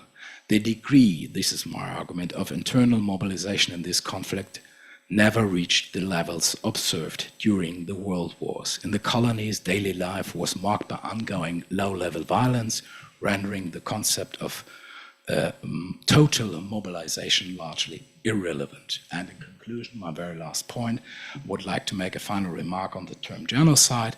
I will be very short. I try to be very short here.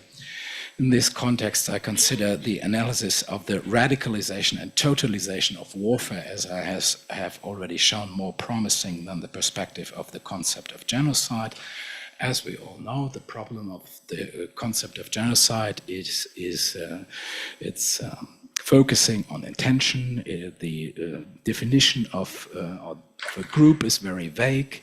The intent to destroy is very hard to find.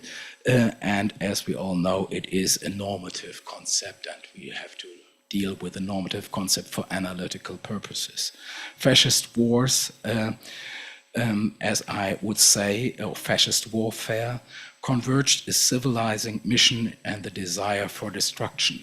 Alan Kramer has shown recently that fascist warfare of the Nazis and the Italian and Spanish fascists, as well as the Japanese army, quote, merged total war with civil war by, quote, annihilation as a feasible and desirable intention of warfare, racial population displacement, and ethnic cleansing of entire population groups, end of quote. The fascist warfare developed not least through mutual observation. This is my very last remark.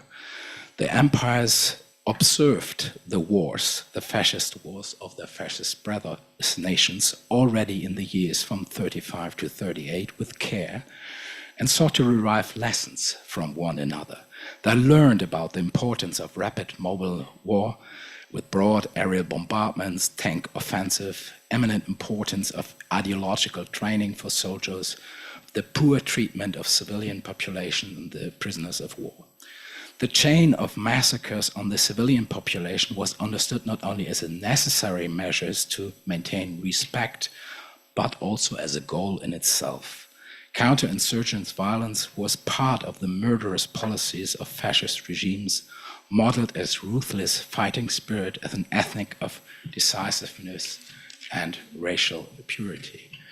The mutual entanglement of the fascist movement and regimes, their exchange relationships, reinforces the importance of understanding fascism as a radicalizing process with consistent feedbacks between practices and ideas. The idea of fascism as a radicalized grand area imperialism, which connects destructive warfare with ethno-racial renewal, ethnic cleansing and settler colonialism, a system that connected economic plunder with modernizing spatial and economic planning. This, I think, helps us in our efforts to compare different fascist regimes and answer the question Annette raised, at least in her coda and the written text, with her remarks on the relation between war and genocide. Thank you very much.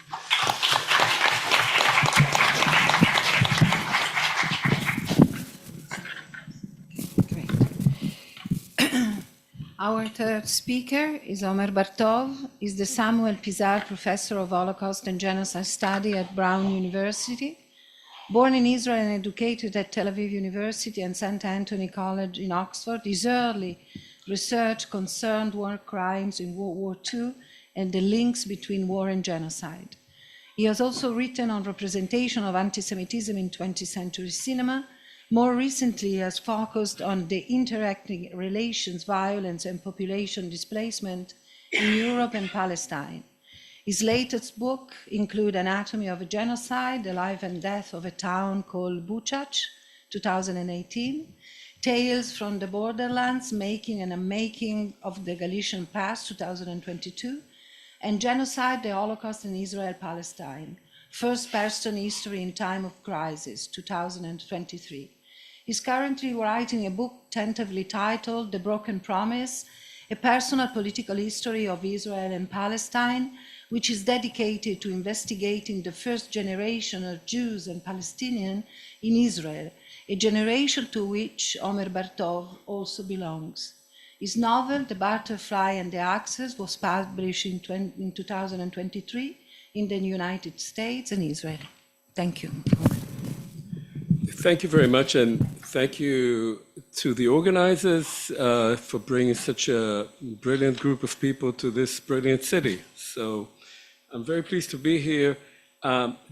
Just as a very quick side remark to what Sven was saying, there's an old book by Robert Wall called The Generation of 1914, which speaks about the three generations of soldiers, or almost soldiers, of World War I, and shows how those who went enthusiastically to the war in 1914, those who went hardly at all enthusiastically in the middle of the war, and those who missed going to the war, and many of them became then the political soldiers of fascism. So it's an interesting sort of discussion.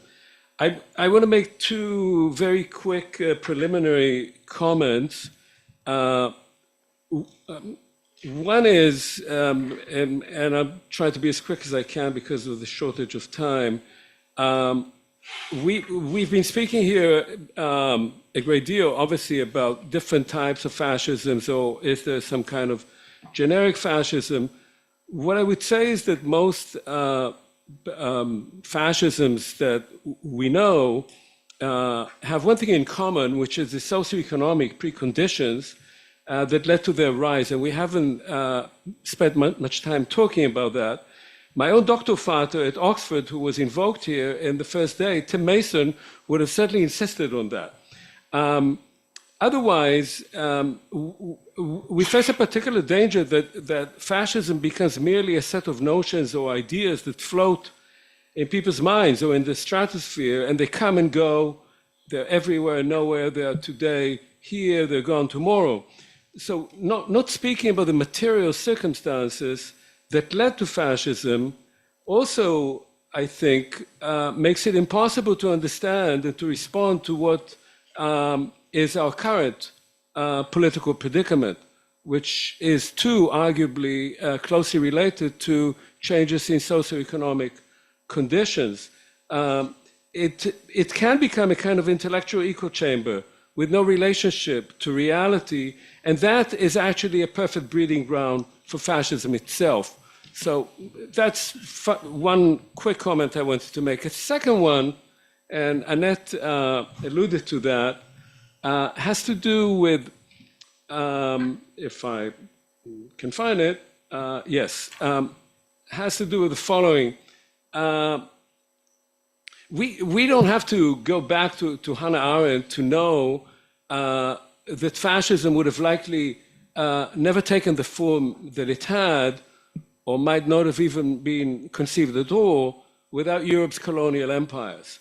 But here I want to quote some words on Nazi bourgeois respectability, which was invoked on one of the panels yesterday, on all those SS men at balls in handsome black uniforms with white gloves, a comment taken from Himmler's speech to SS men in Posen in October 1943. Many of you are, of course, familiar with it, which relates directly, I think, to Annette's paper and also to what Sven was saying. And Himmler says, "I'm now referring to the evacuation of the Jews, the extermination of the Jewish people. It's one of those things that is easily said. The Jewish people are being exterminated," says every party member. This is very obvious. It's in our program. Elimination of the Jews, extermination. We are doing it. It's a small matter. And then they turn up, the upstanding 80 million Germans, and each one has his decent Jew. They say the others are all swine, but this particular one is a splendid Jew. And there's laughter, by the way. There's a recording of this, and there's laughter in the background. But none has observed it, endured it. Most of you here, and this is a speech to about 200 SS men, know what it means when 100 corpses lie next to each other, when there are 500 or there are 1,000. At the time, to have remained decent, anständig, with exceptions to human weakness, that has made us tough. And this is a glorious chapter that has not and will not be written, because we know how difficult it would be for us if we still had Jews as secret saboteurs, agitators, and rabble-rousers in every city. What with the bombing, with the burden and the hardship of the war, if the Jews were still part of the German nation, we would most likely have arrived now at the state we were in 1916 or 1917. So I think it's really important to keep this in mind, because my sense is that we can't really ignore the need to discuss the relationship between fascism as a generic phenomenon, fascist regimes, maybe not entirely fascist regimes, authoritarian regimes and movements that had fascist predilections or fascist attributes, and Nazism. The sheer genocidal, nihilistic drive of Nazism, its utter destruction of Europe, its eradication of entire groups, calls for a discussion of its family resemblance to all other fascisms. I would note that Ernst Nolte, who was also evoked on the first day of the conference, in Three Faces of Fascism, was trying to show that Nazism originated elsewhere. It didn't come from Germany. It came from France, it came from Italy. Later on, he tried to show that the model for the extermination of the Jews didn't come from Germany either, but from Bolshevism. That's the beginning of the Historikerstreit, as you remember.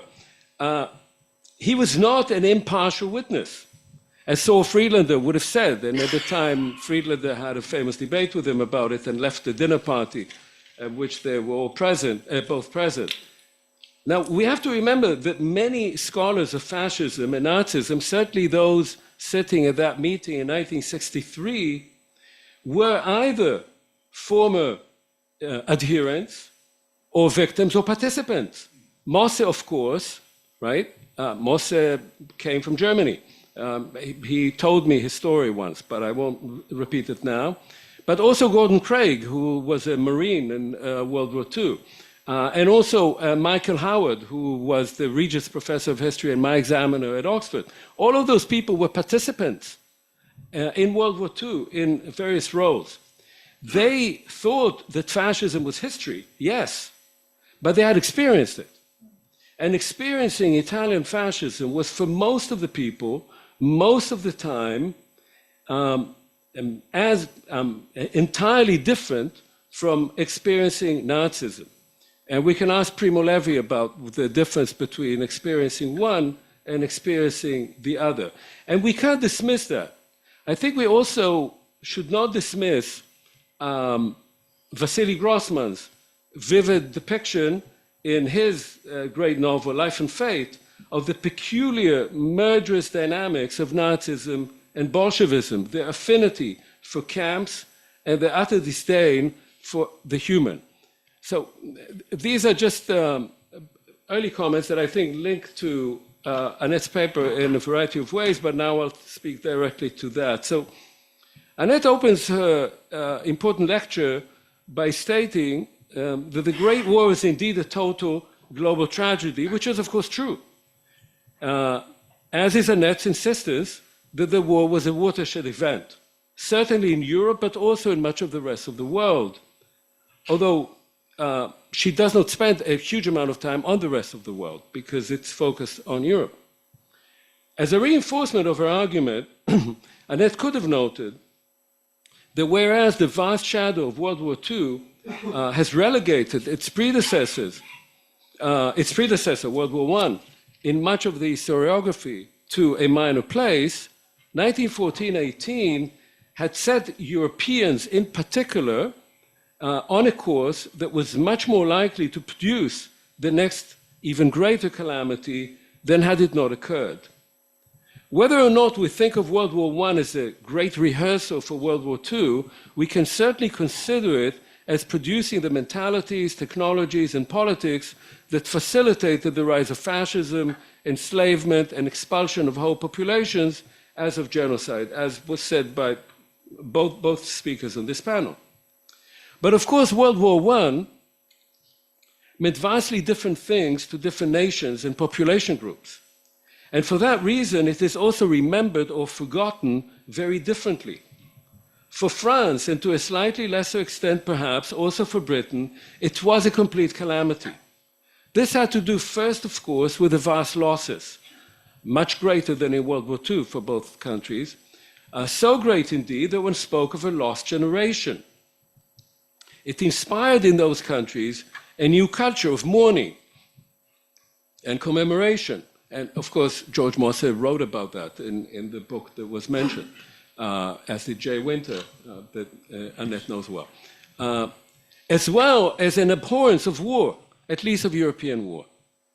But for these colonial powers, the Great War also indicated the limits of their overseas reach and challenged their status as great powers, even as they carved for themselves new colonial holdings that had previously been ruled by the Germans and the Ottomans. In fact, the Middle East as we know it today, for better and largely for worse, bears the legacy of these two nations' short-lived colonial and mandatory rule, much as they would rather disown this inheritance today. In other words, if you look at the legacy of World War I from the perspective of colonized populations, which constituted much of the rest of the globe, you may see something quite different. For the seeds of the struggle for decolonization were sown on the battlefields of Europe, where many men recruited from the colonies, and we heard from Annette about that, fought in French and British uniforms, where they saw that white men could be killed by machine gun fire and artillery just as easily as brown and black people, and where they began to realize that while they sacrificed as much as the white man, they were not rewarded with liberty from his oppression and racism. From this point of view, one might say that the Great War heralded the eventual end of colonialism, even if both the war and the loss of empire was experienced as calamitous by the French and the British. In other parts of Europe, World War I was also a very different affair from the one remembered with remorse and nostalgia in France and Britain. For the so-called awakening nations of Eastern Europe, ruled by the great multi-ethnic and multi-religious Russian, Austro-Hungarian, and Ottoman empires, the war ended up being experienced as a war of liberation. Polish and Ukrainian legions, for instance, though dressed in Austro-Hungarian uniforms, were not really interested in saving the empire from the Russians, but rather in forming their own independent states. In this, some failed and others succeeded. The Poles regained the state they had lost at the end of the 18th century, and the Ukrainians failed to preserve the short-lived West Ukrainian Republic and found themselves under Polish rule. For the Poles, in other words, World War I was a triumph of resurrection, not at all a calamity. For Ukrainians, the legacy of that period was the 1918-19 war with Poland, not the killing fields of 1418. The war also had very different repercussions for Germany and Russia, of a kind that neither France nor Britain experienced. Hence the very different views of that war. In France and Britain, the terrible bloodshed of the Western Front made for a powerful anti-war sentiment in their populations. In Germany, the humiliation of defeat and the powerful conspiracy theory of the 1918 stab in the back by the Jews and the socialists ended up, obviously with great help from the Nazis and their collaborators, producing precisely the opposite sentiment. Hitler vowed to make Germany great again and played to a significant effect on the population's sense of personal and national dishonor. In Germany, World War I was a launchpad for Nazism, In France, it was the deep root of the strange defeat of 1940 and the collaboration. In Britain, the politics of appeasement trace back to the Battle of the Somme, just as Pétain's Verdun is at the root of Vichy. In popular memory, World War I plays a minor role in Germany. Erich Mayer remarks, "All quiet on the Western Front," notwithstanding. Or rather, German remakes of that Hollywood classic based on a German novel have the merit of presenting German soldiers as all other soldiers, cannon fodder, rather than the avenging angels of Hitler's Wehrmacht, who were themselves portrayed in much of post-World War II German films as victims of ruthless Nazis and savage Soviet partisans. Curiously, Germany, France, and Britain all commemorate World War I much more avidly than the war that followed, albeit for very different reasons. As for the Soviet and Russian experience and commemoration of World War I, it has largely been integrated into the Revolution and Civil War, all of which have been folded into the events of the Great Patriotic War of 1941-45. In that sense, the Russian World War I experience is hardly much of a point of reference for its own sake. Disillusionment with that war was the trigger for the revolution and all that followed. Even the horrendous bloodletting of that war has been almost entirely absorbed into the initial calamity and subsequent triumph in the struggle against the Nazi onslaught. So why was the experience and commemoration of World War I so different in different countries? And why was it then re-remembered and marginalized following World War II? For France, this is not difficult to understand. As monuments scattered around the country indicate, that was the war that scorched an entire generation. Often enough, we find small additions to these monuments commemorating the fallen, the executed, and the deported of World War II. So there are the big monuments of World War I, and then there's another plaque. The very need to use these three categories and the predilection to attach them to the remembrance of 1418 is telling. World War II was an entirely different event, one that also marked France with a very different label. Fewer soldiers were killed, and their sacrifices blended with the fighters of the Resistance, shot by German occupiers, and with the fate of those deported, whose own ambiguous identity is not clarified. Were they deported as resistance fighters or as Jews? And if the latter, were they caught and incarcerated and eventually put into trains by the Germans or the French authorities? Les années sombres make for a long and very difficult coming to terms with the post-1945 France, and were made even more difficult by the wars of decolonization in Indochina, and especially in Algeria, where past resistors of the German occupation were now suppressing resistors of French colonial rule. Compared to that difficult and controversial period, World War I appears increasingly as a secure, solid event of unanimously experienced patriotism, bloody but ultimately triumphant. A presentation of 1418 very different from that of the interwar years. No wonder that it still plays such a major role in France. There was a novel on 1914 a few years ago. There was a big hit in France. I'm forgetting the name of it, but maybe it'll come back to me. But it was, again, about re-remembering that war. In Germany, World War I played a huge political and psychological role in the interwar period, not least in helping to bring Hitler to power. The devastating outcome of World War II and the long-term coming to terms with the 12 years of Nazi dictatorship and its genocidal policies left little room for that other war that originated it all. As for Britain, my impression would be that the judgment is mixed. World War I is still recalled as a moment of heroism and naivete, sacrifice, and the needless destruction of a whole generation, as well as the end of an imperial era of stability and pride that was never recaptured. Hence the nostalgia for those last days of summer that heralded the end of it all. But World War II is also remembered as a struggle that had more meaning and purpose, endlessly articulated by the British, for the British by their Prime Minister. A war of national solidarity under the Blitz and of an unambiguous victory over an unambiguous evil foe. But it was also a war that left Britain bankrupt at home, rapidly losing its colonial empire, from the jewel in the crown of India to that increasingly irritating Jewish national home that had turned against its benefactors in a bid for independence.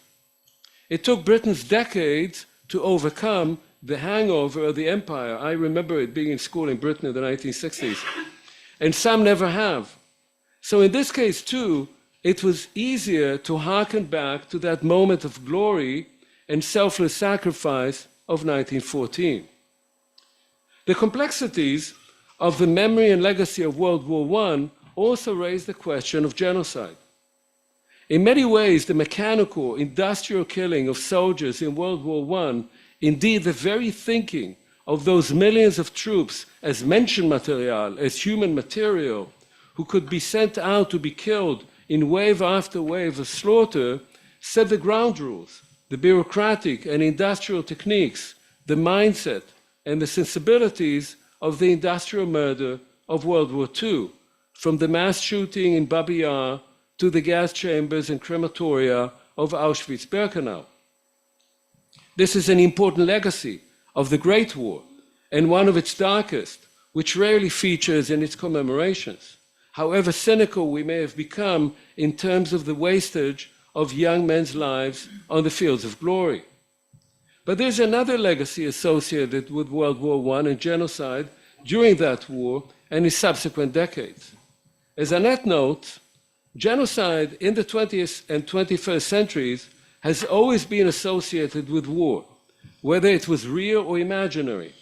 And the victims of genocide were seen as the enemy who had to be eradicated.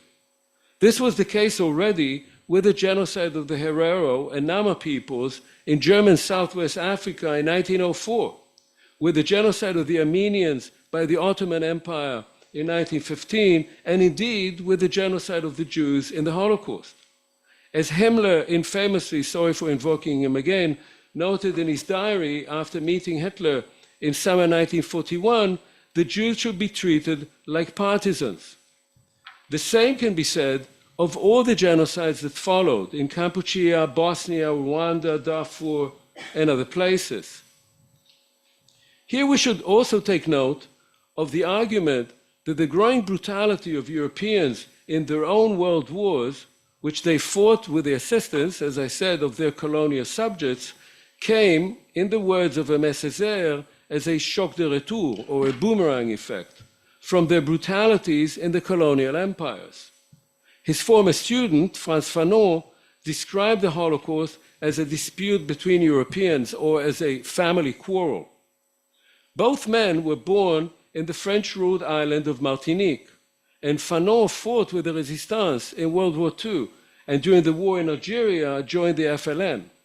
Hundreds of thousands of black and brown soldiers fought in World War I, exposed to the brutalizing effects and observing their white comrades dying just like them. Albert Camus' father, whom he never knew, died in battle shortly after his arrival for the very first time in France in summer 1914. The violence of colonialism, the dehumanization and brutalization of the colonized, dehumanized and brutalized the colonizers in turn. The convenient distinction between the metropole, where life was civilized, there was democracy, and the colony, where the civilizing mission served as a cover for murder and exploitation, were erased in World War I. It is not, in fact, that the Holocaust was a family quarrel, but that Europeans got into the habit of dehumanizing, making into colonial subjects those they wished to remove from their midst. Jews did not die as Europeans, whatever they thought themselves to be, but as people associated with parts of the world that were outside the sphere of human solidarity. This was a habit or a manner of thinking acquired through colonialism. And the practical aspects of their mass death were implemented with a combined experience of warfare since 1914 and of colonial massacres and genocides. From this perspective, we must see World War I as the culmination of colonialism, as the origin of mass death in Europe, as the trigger for shaking off colonialism in European empires, and not least as the moment in which Europe allegedly lost its innocence, or as in the words of Philip Larkin's 1964 poem, 1914, never such innocence, never before or since, has changed itself to past, without a word, the men leaving the gardens tidy, the thousands of marriages lasting a little while longer, never such innocence again. But there was no innocence. Not in Frederick Douglass's and W.E.B. Du Bois's America, not in Joseph Conrad Congo, nor indeed in Leo Pinska's Russia and Ukraine, for the masses of the downtrodden and persecuted, enslaved and slaughtered in the decades leading to 1914. In that sense, that was the culmination as well as the progenitor of mass violence, a link in a chain that stretches all the way to the present. And the present is where I want to end this comment. For if World War I was a necessary step for the Holocaust, which I think it was, then the Holocaust has not played the role some had expected of it, an extreme case that would serve as a warning against such violence ever happening again.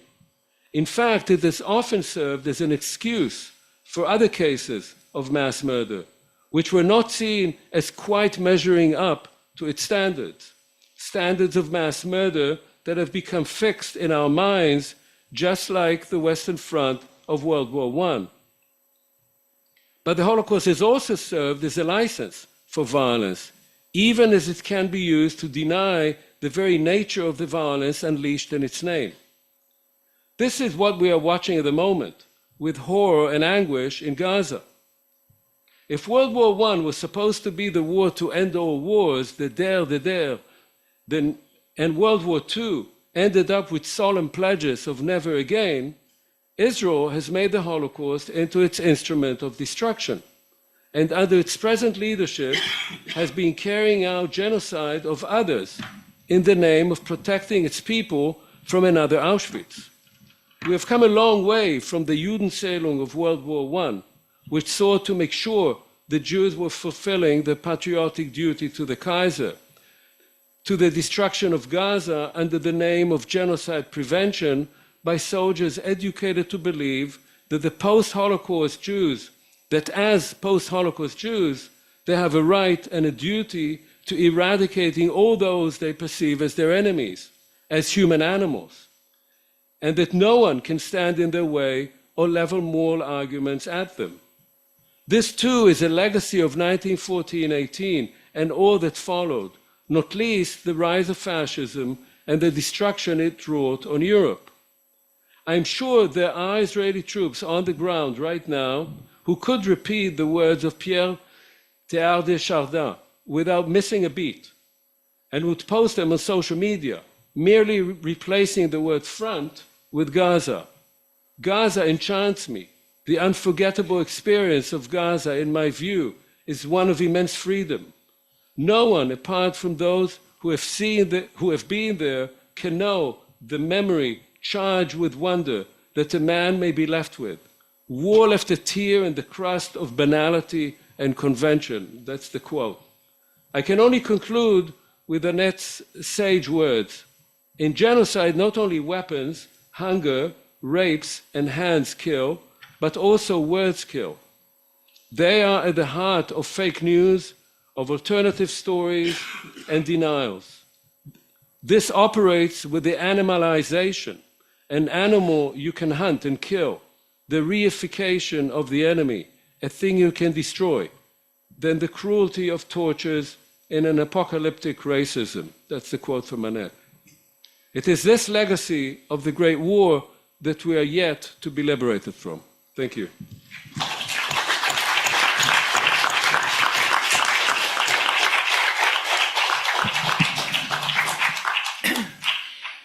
Thank you very much for the three speakers. I think that we will have a very, I would say, intense conversation, and also you can start. So please, comments or questions, but short. Yes, Renato Moro. To all the three. About George Moss's idea of brutalization. I'm probably wrong, but my memory of many readings of all these reviews tells that, according to Moss, brutalization was not of equal European society, but of politics. It is, of course, Moss admitted that mass killing during the First World War influenced and diminished reactions against mass murder.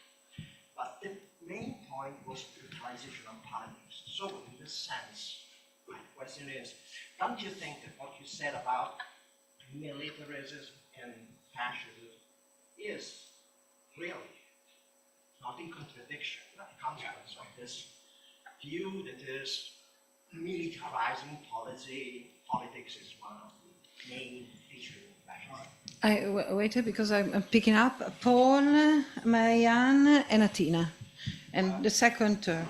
So, Thanks very much for a really great panel. Paul, can you stand up, please? So we will hear for you. Really great comment. A question came when I was listening to the net, and I was struck by the fact that all the things that we covered with all this wonderful news saying very much about the Bolshevik Revolution. Homer did. And I'm curious where you would put that in your understanding of the war. I think we can resist and smoke and not go down into the historic, right? I still say that anti-communism, politically, ideologically, symbolically, all kinds of right-wing politics, fascist debates, fascistic, however you want to call it. So I'm just curious where we stick that now in our overview. Marianne? Can you stand up and speak louder? So, I'm not very comfortable with analysis of this or that. And I will have only one question, which is, do you think there is a difference between the way in which fascists conduct the war and other countries, democratic countries? Because at the end, what is the difference between colonial war, between genocide, non-genocide? I'm sorry for my English, but I think we have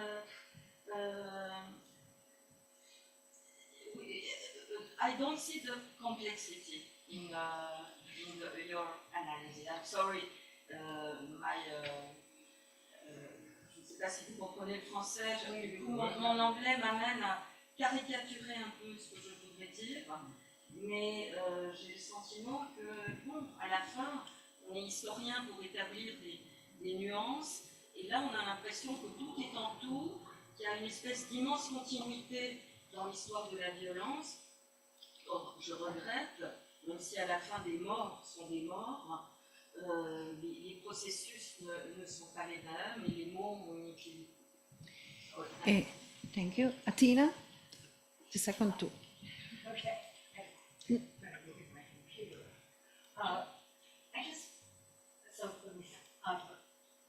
I just wanted to sort of press on this point that Omer brought up about what the meaning of the term, innocence, and where and when we lost it, and the slippage, I think, between thinking about World War I as the moment of the loss of innocence for Europe, and then actually, Annette, you sort of went back and forth, but I think you said in the paper, you said that the world would come to mourn the deaths of hundreds of thousands of civilians and the loss of the innocents never to be regained. and there it was the world. And of course, I think those of us who teach students, right, and who are mostly come from non-European backgrounds, I mean, we immediately get that response, which is the one that Omer enunciated, of what are you talking about? I mean, we who grew up in the shadow of the Middle Passage, and I mean, I don't need to go through the list, No. but it does feel like that is sort of a key point that we have to really press and analyze, and that sort of leads me to thinking about some of the issues that came up yesterday already in the panel on empire, will come up, I think, again in the next panel, about how would this workshop, this conference, be different if indeed we had, and maybe we do it the next time, maybe it's the concluding discussion, but if we really thought about, what does it mean to decolonize fascism? Okay. What would it mean to bring in fascism studies, to bring in people, to bring in scholars from, yes, the global south, who would think very differently about the meaning of their Zivilisationsbruch, right? Oh. This sort of, Okay. fundamental break. Atina? Yes. Thank you. So we start, Sven with Renato, Paul, please, with Annette. Okay. Yeah, absolutely. You are right. I mean, it is a little bit more ambivalent, I would say, but of course you're right. Mossi is talking about the brutalization of politics and how a cultural pattern has changed a discourse to talk about politics. And this is very true, and I don't disagree with that. But he mentions the word, let's say, they don't find back into the private or civilian life, the desperados, the fascist desperados. There is also this biographical, dimension in his text, and in so far, I would say, in contrast to what was known in the 1970s, we know from social history since the 1980s, 1990s, 2000s, that more than 50% of the squadristi were not fighting as soldiers in the First World War. There were the younger brothers. There is a cultural and maybe also a family relationship to the war, but not this direct way. And of course, you have to overview these peaceful soldiers, which said, "I will never go back to war, and I learned my lesson." And sometimes they forgot this peaceful soldiers and the influence they had on the interwar years. So far, street politics and fighters are part of politics as well. And so far, I would say it is partly in contradiction with what he said, but not. It's comparable. I enter the three together because I think they fit together. Coming to Marseille, I totally agree with you. But at the end of his life, I was a very good friend of him. And we were very often speaking about the statistics of survivors, of soldiers coming back, beating their wife, the rate of divorces, where it was possible, and all this kind of thing. The intimate story of every man was the fact that everybody has been brutalized. So he wrote about politics. I totally agree, and I agree with what Sven just answered. But you have to bring the intimacy, the gender, which was not his time. He is a politician. He is a historian of politics, actually, and it's not our kind of history. But he would agree with it at the end of his life. And coming to the Bolshevik Revolution is something like that. Because the Bolshevik stole their own revolution, so they forgot about their war. And you have to wait for the last 5 years you have real great history of the price paid by the Russian population to the First World War. Immense. The invalids, by example, it was a huge burden on the new Soviet state to have all these invalids to take care about, by example. But in their political ways, and that's why I'm totally agree with Grossman. I'm very happy you quoted Grossman. It was so similar. It was about politics, their thing. And the other picked only politics. And that's why the Bolshevik Revolution was used as a political tool for them, in their sense, and for the other, the fascist or not fascist, in their sense.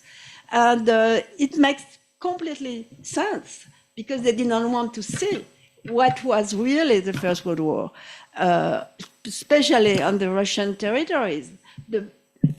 I will take the example of prisoners, which was absolutely huge. And to finish, to answer to Atina, I am adamant about the word.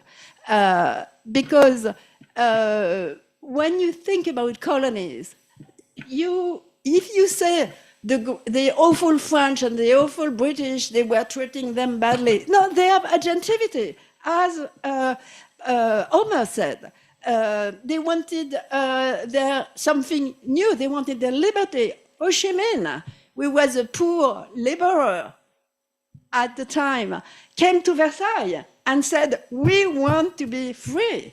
And Ho Chi Minh saw that after a long time, after the Second World War. But it was part of the thing. So it is really a world event, and a world event where everybody understood that. The poor laborer who was Ho Chi Minh couldn't understand that. But at the same time, there was something different. There was consent.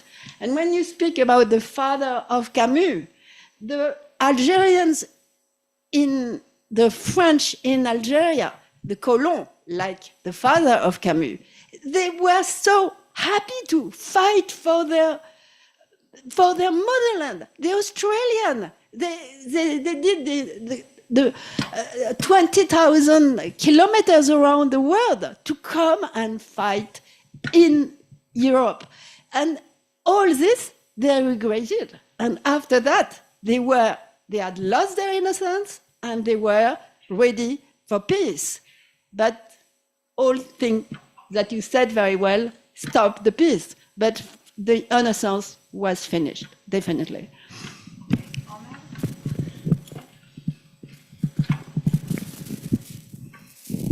So just on 3 points.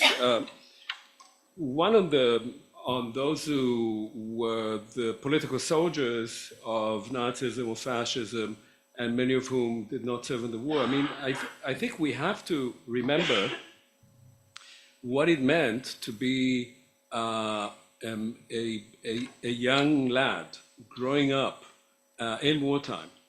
4 years, 6 years, depending where. I published a diary of a Polish school teacher from World War I, and he talks about what 6 years of fighting on the Eastern Front did to the children, how it brutalized them.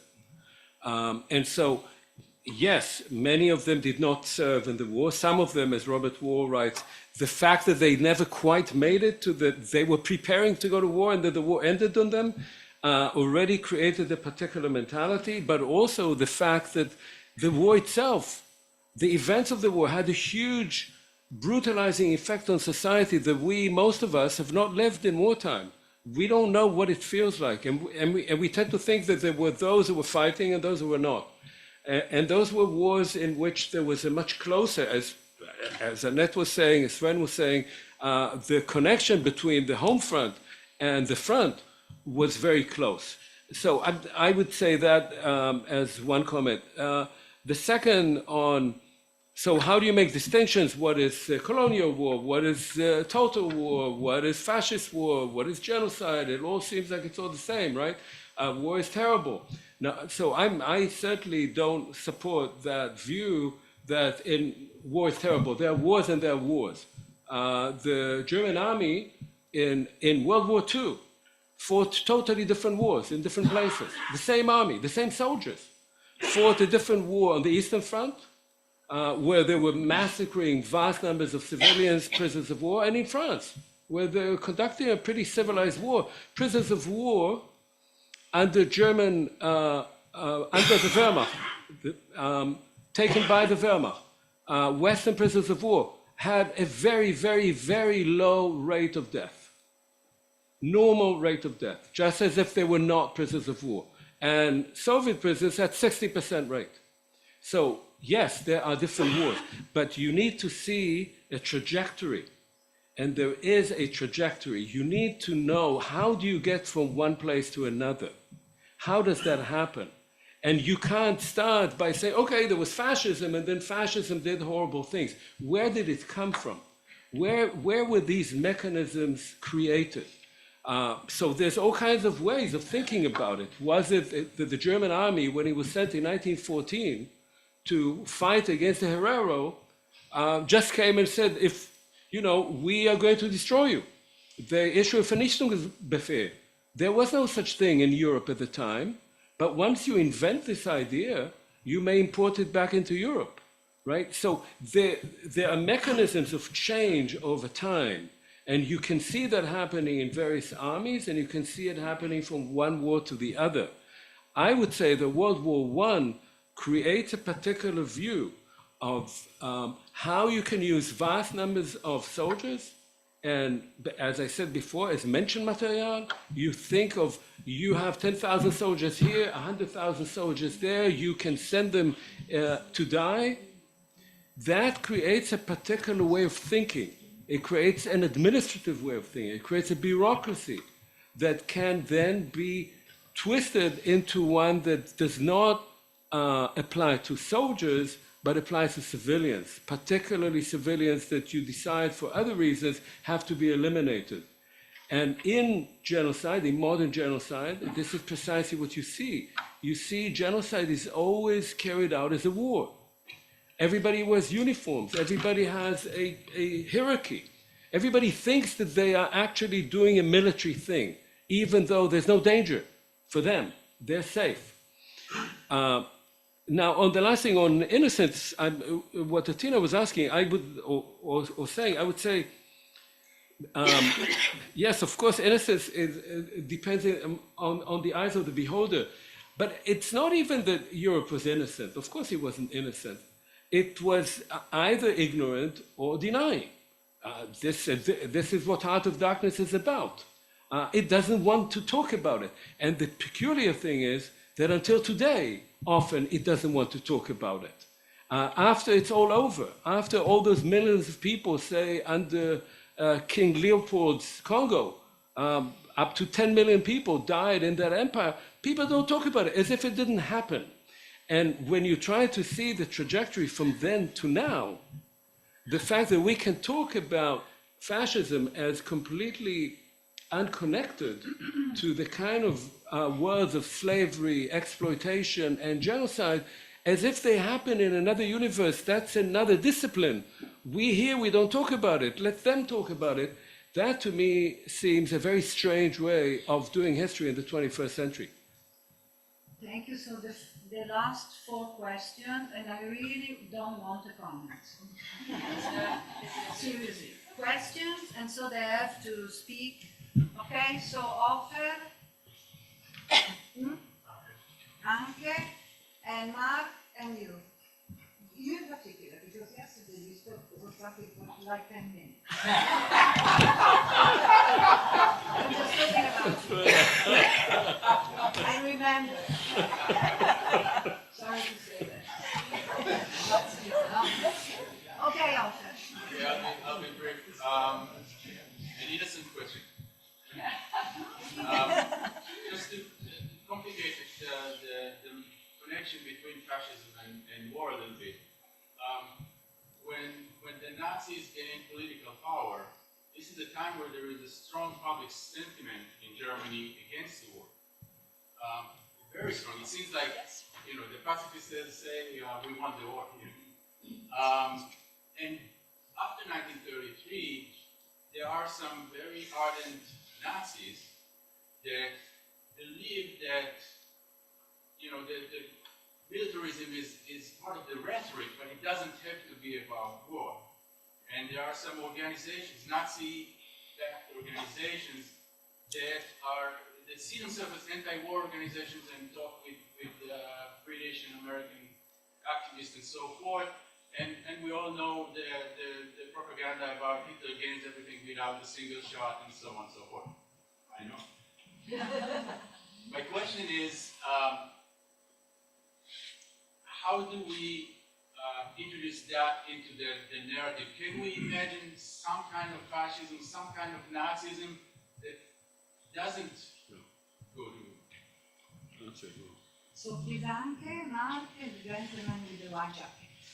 Yes, one observation question about the notion of brutalization. Historians who have tested this thesis empirically agree that it doesn't work. So it is to exaggerate the connection apart from the Great War with totalitarianism or Holocaust. And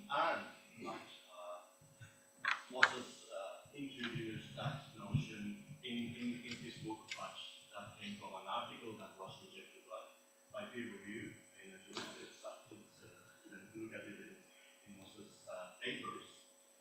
But, however, in that book, in Fallen Soldier, there's a much useful concept. Don't you think that this concept, also by Moses, of the myth of the war experience, just to explain these things much better than through the description?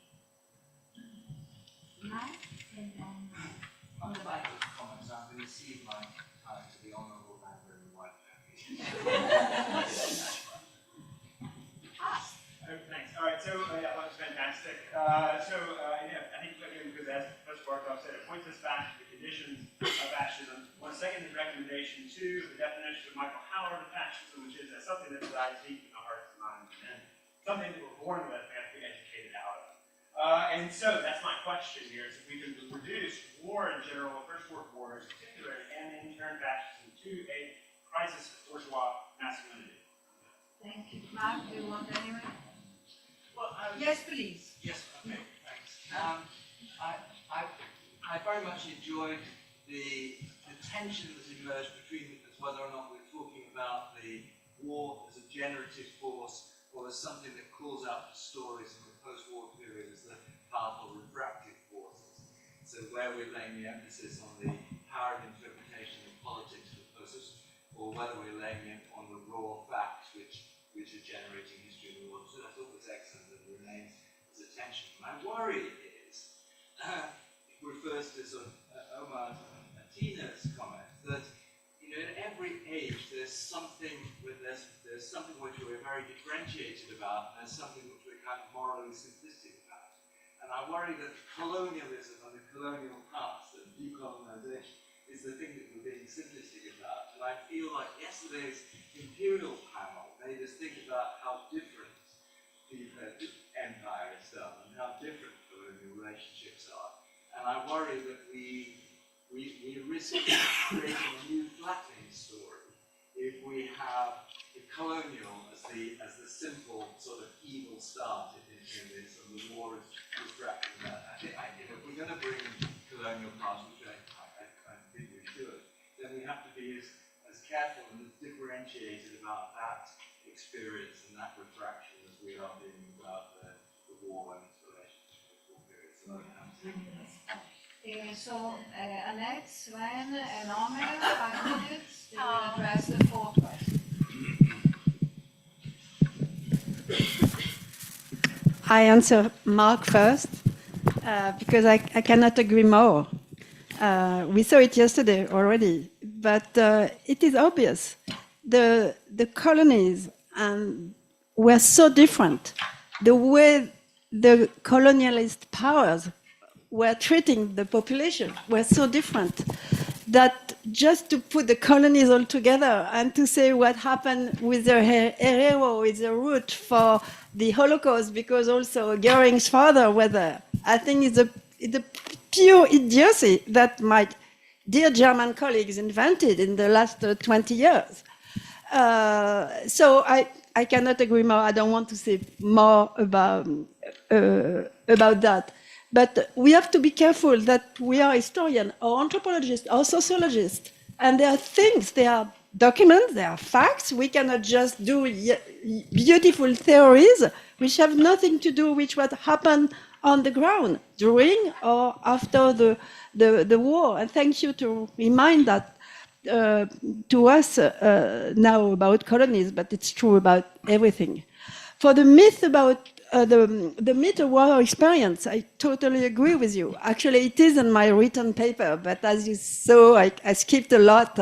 And I think it's a very fertile thing that George did.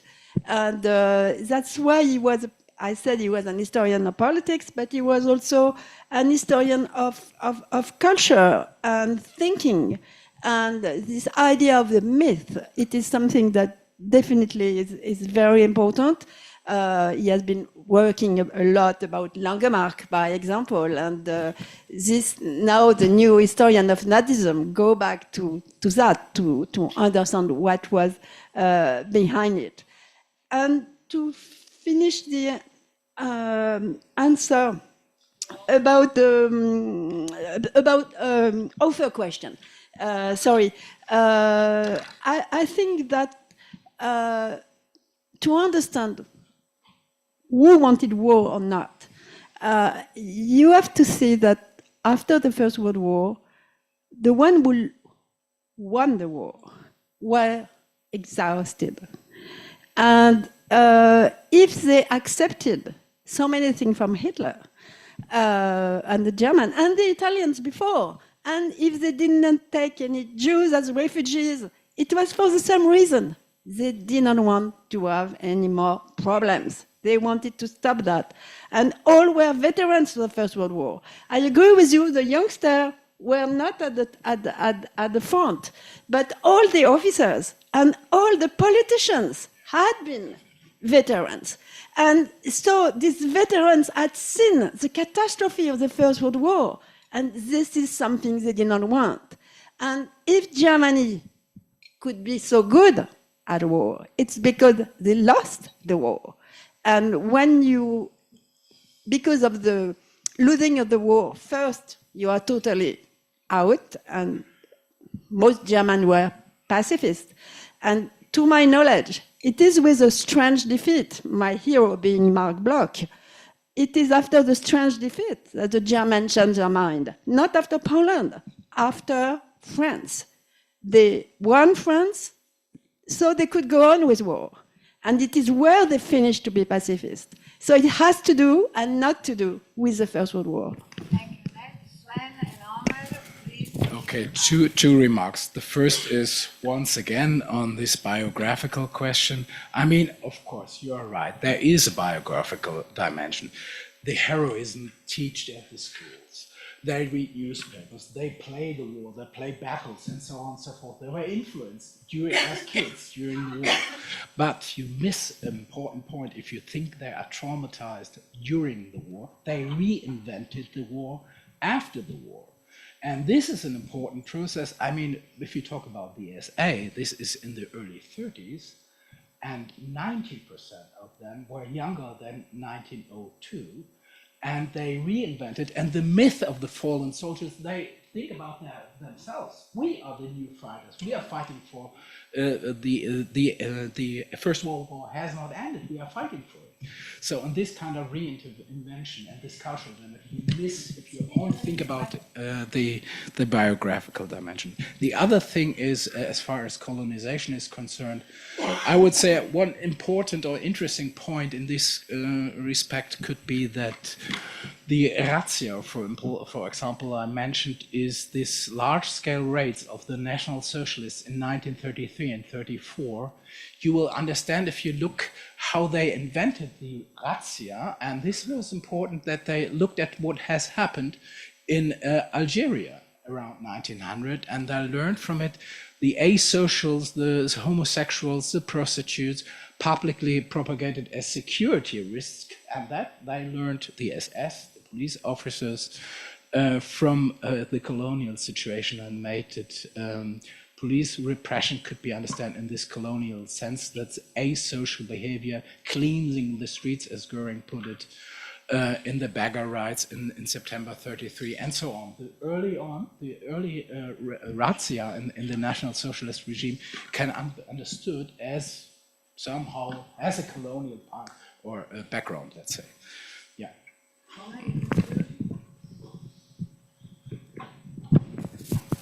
Thank you. So I totally agree with Sven. So there is a biographical dimension, but there's also a subsequent dimension, clearly. And part of it is the notion of the Fondsgemeinschaft, this notion that we were once in a different world where people, not us, but our fathers or uncles, had been in that reality where they saw the world through different eyes, where it was the real life. And that obviously translates, not with the majority, but it translates with large numbers of young men into thinking themselves into now fighting the political battle to regain what was lost in World War I and in the peace. So obviously, I completely agree with that. I want to touch just on, look, I mean, there are two somewhat ironic things here. We may end up this panel saying that all the Germans were pacifists and that Nazism could have been fine without going to war. All right, but Nazism did go to war and did destroy Europe and killed millions of people. So how did we get from one place to another is something we need to explain. I don't know that we've explained it here, but I think it needs to be explained. One is that there were people living in 1935, 1936 Germany, and they were very happy. The economy was getting better. The Wehrmacht was being recreated. Germany was great again. It was good on the world map. And all the elements that many people didn't really like were gone, right? Roma, Sinti, Jews, handicapped, they were all sort of being put away. So it was great for most Germans, right? But was that all? No, because Nazism from the very beginning had a particular rhetoric. You cannot imagine, I cannot imagine, I think we would be wrong to imagine Nazism not being geared toward war. This was at the core of what Hitler spoke about, at the core of what the people around him spoke about. This is how he revived the Wehrmacht. This were the people that he put together there. They were looking to refight the war and win it. Now, did most Germans want it or not? Well, it's a bit hard to say, really. That's the truth. We don't exactly know. We can assume, but there were no elections in 36 or 37. So we don't know exactly. And yes, in 1940, everybody was very happy. In June 1940, Hitler, had he gone for elections, would have won in a landslide, right? And in 43, they were much less happy, obviously, because so many people had died. But to think of Nazism as not being geared toward war and destruction is to create something that didn't exist. Thank you very much.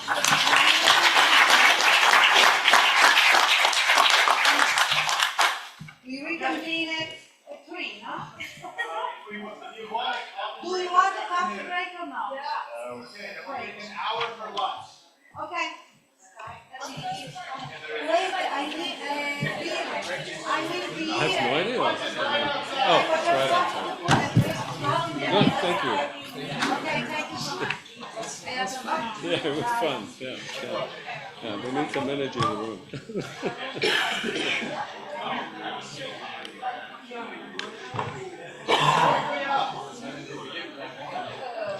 So, I call it a day. Where's the Where is that? This one, my own publications. Oh, really? Yeah, but it's I will give you.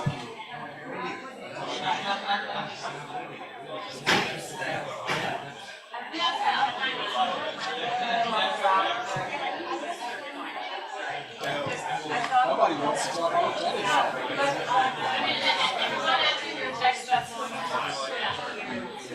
Yeah, okay, that's the other thing.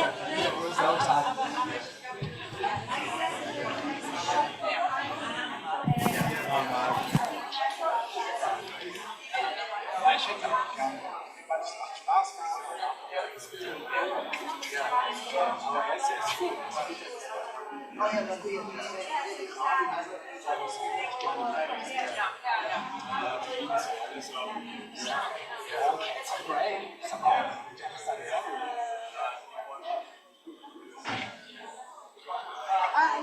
actually like it here, right?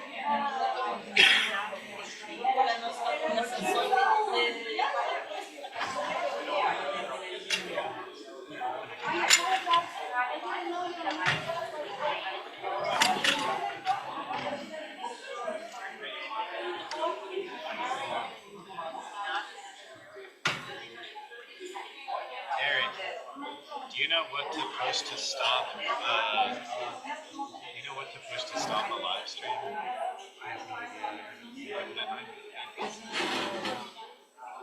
Ich kann das nicht verstehen, das Wegkehren wird aus der Folge, nicht das irgendwie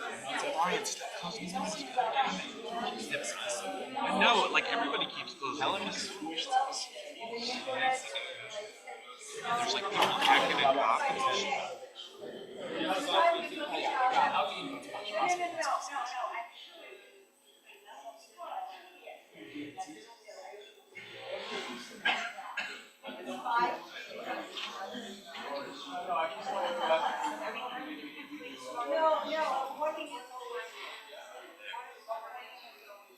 I'm stunned.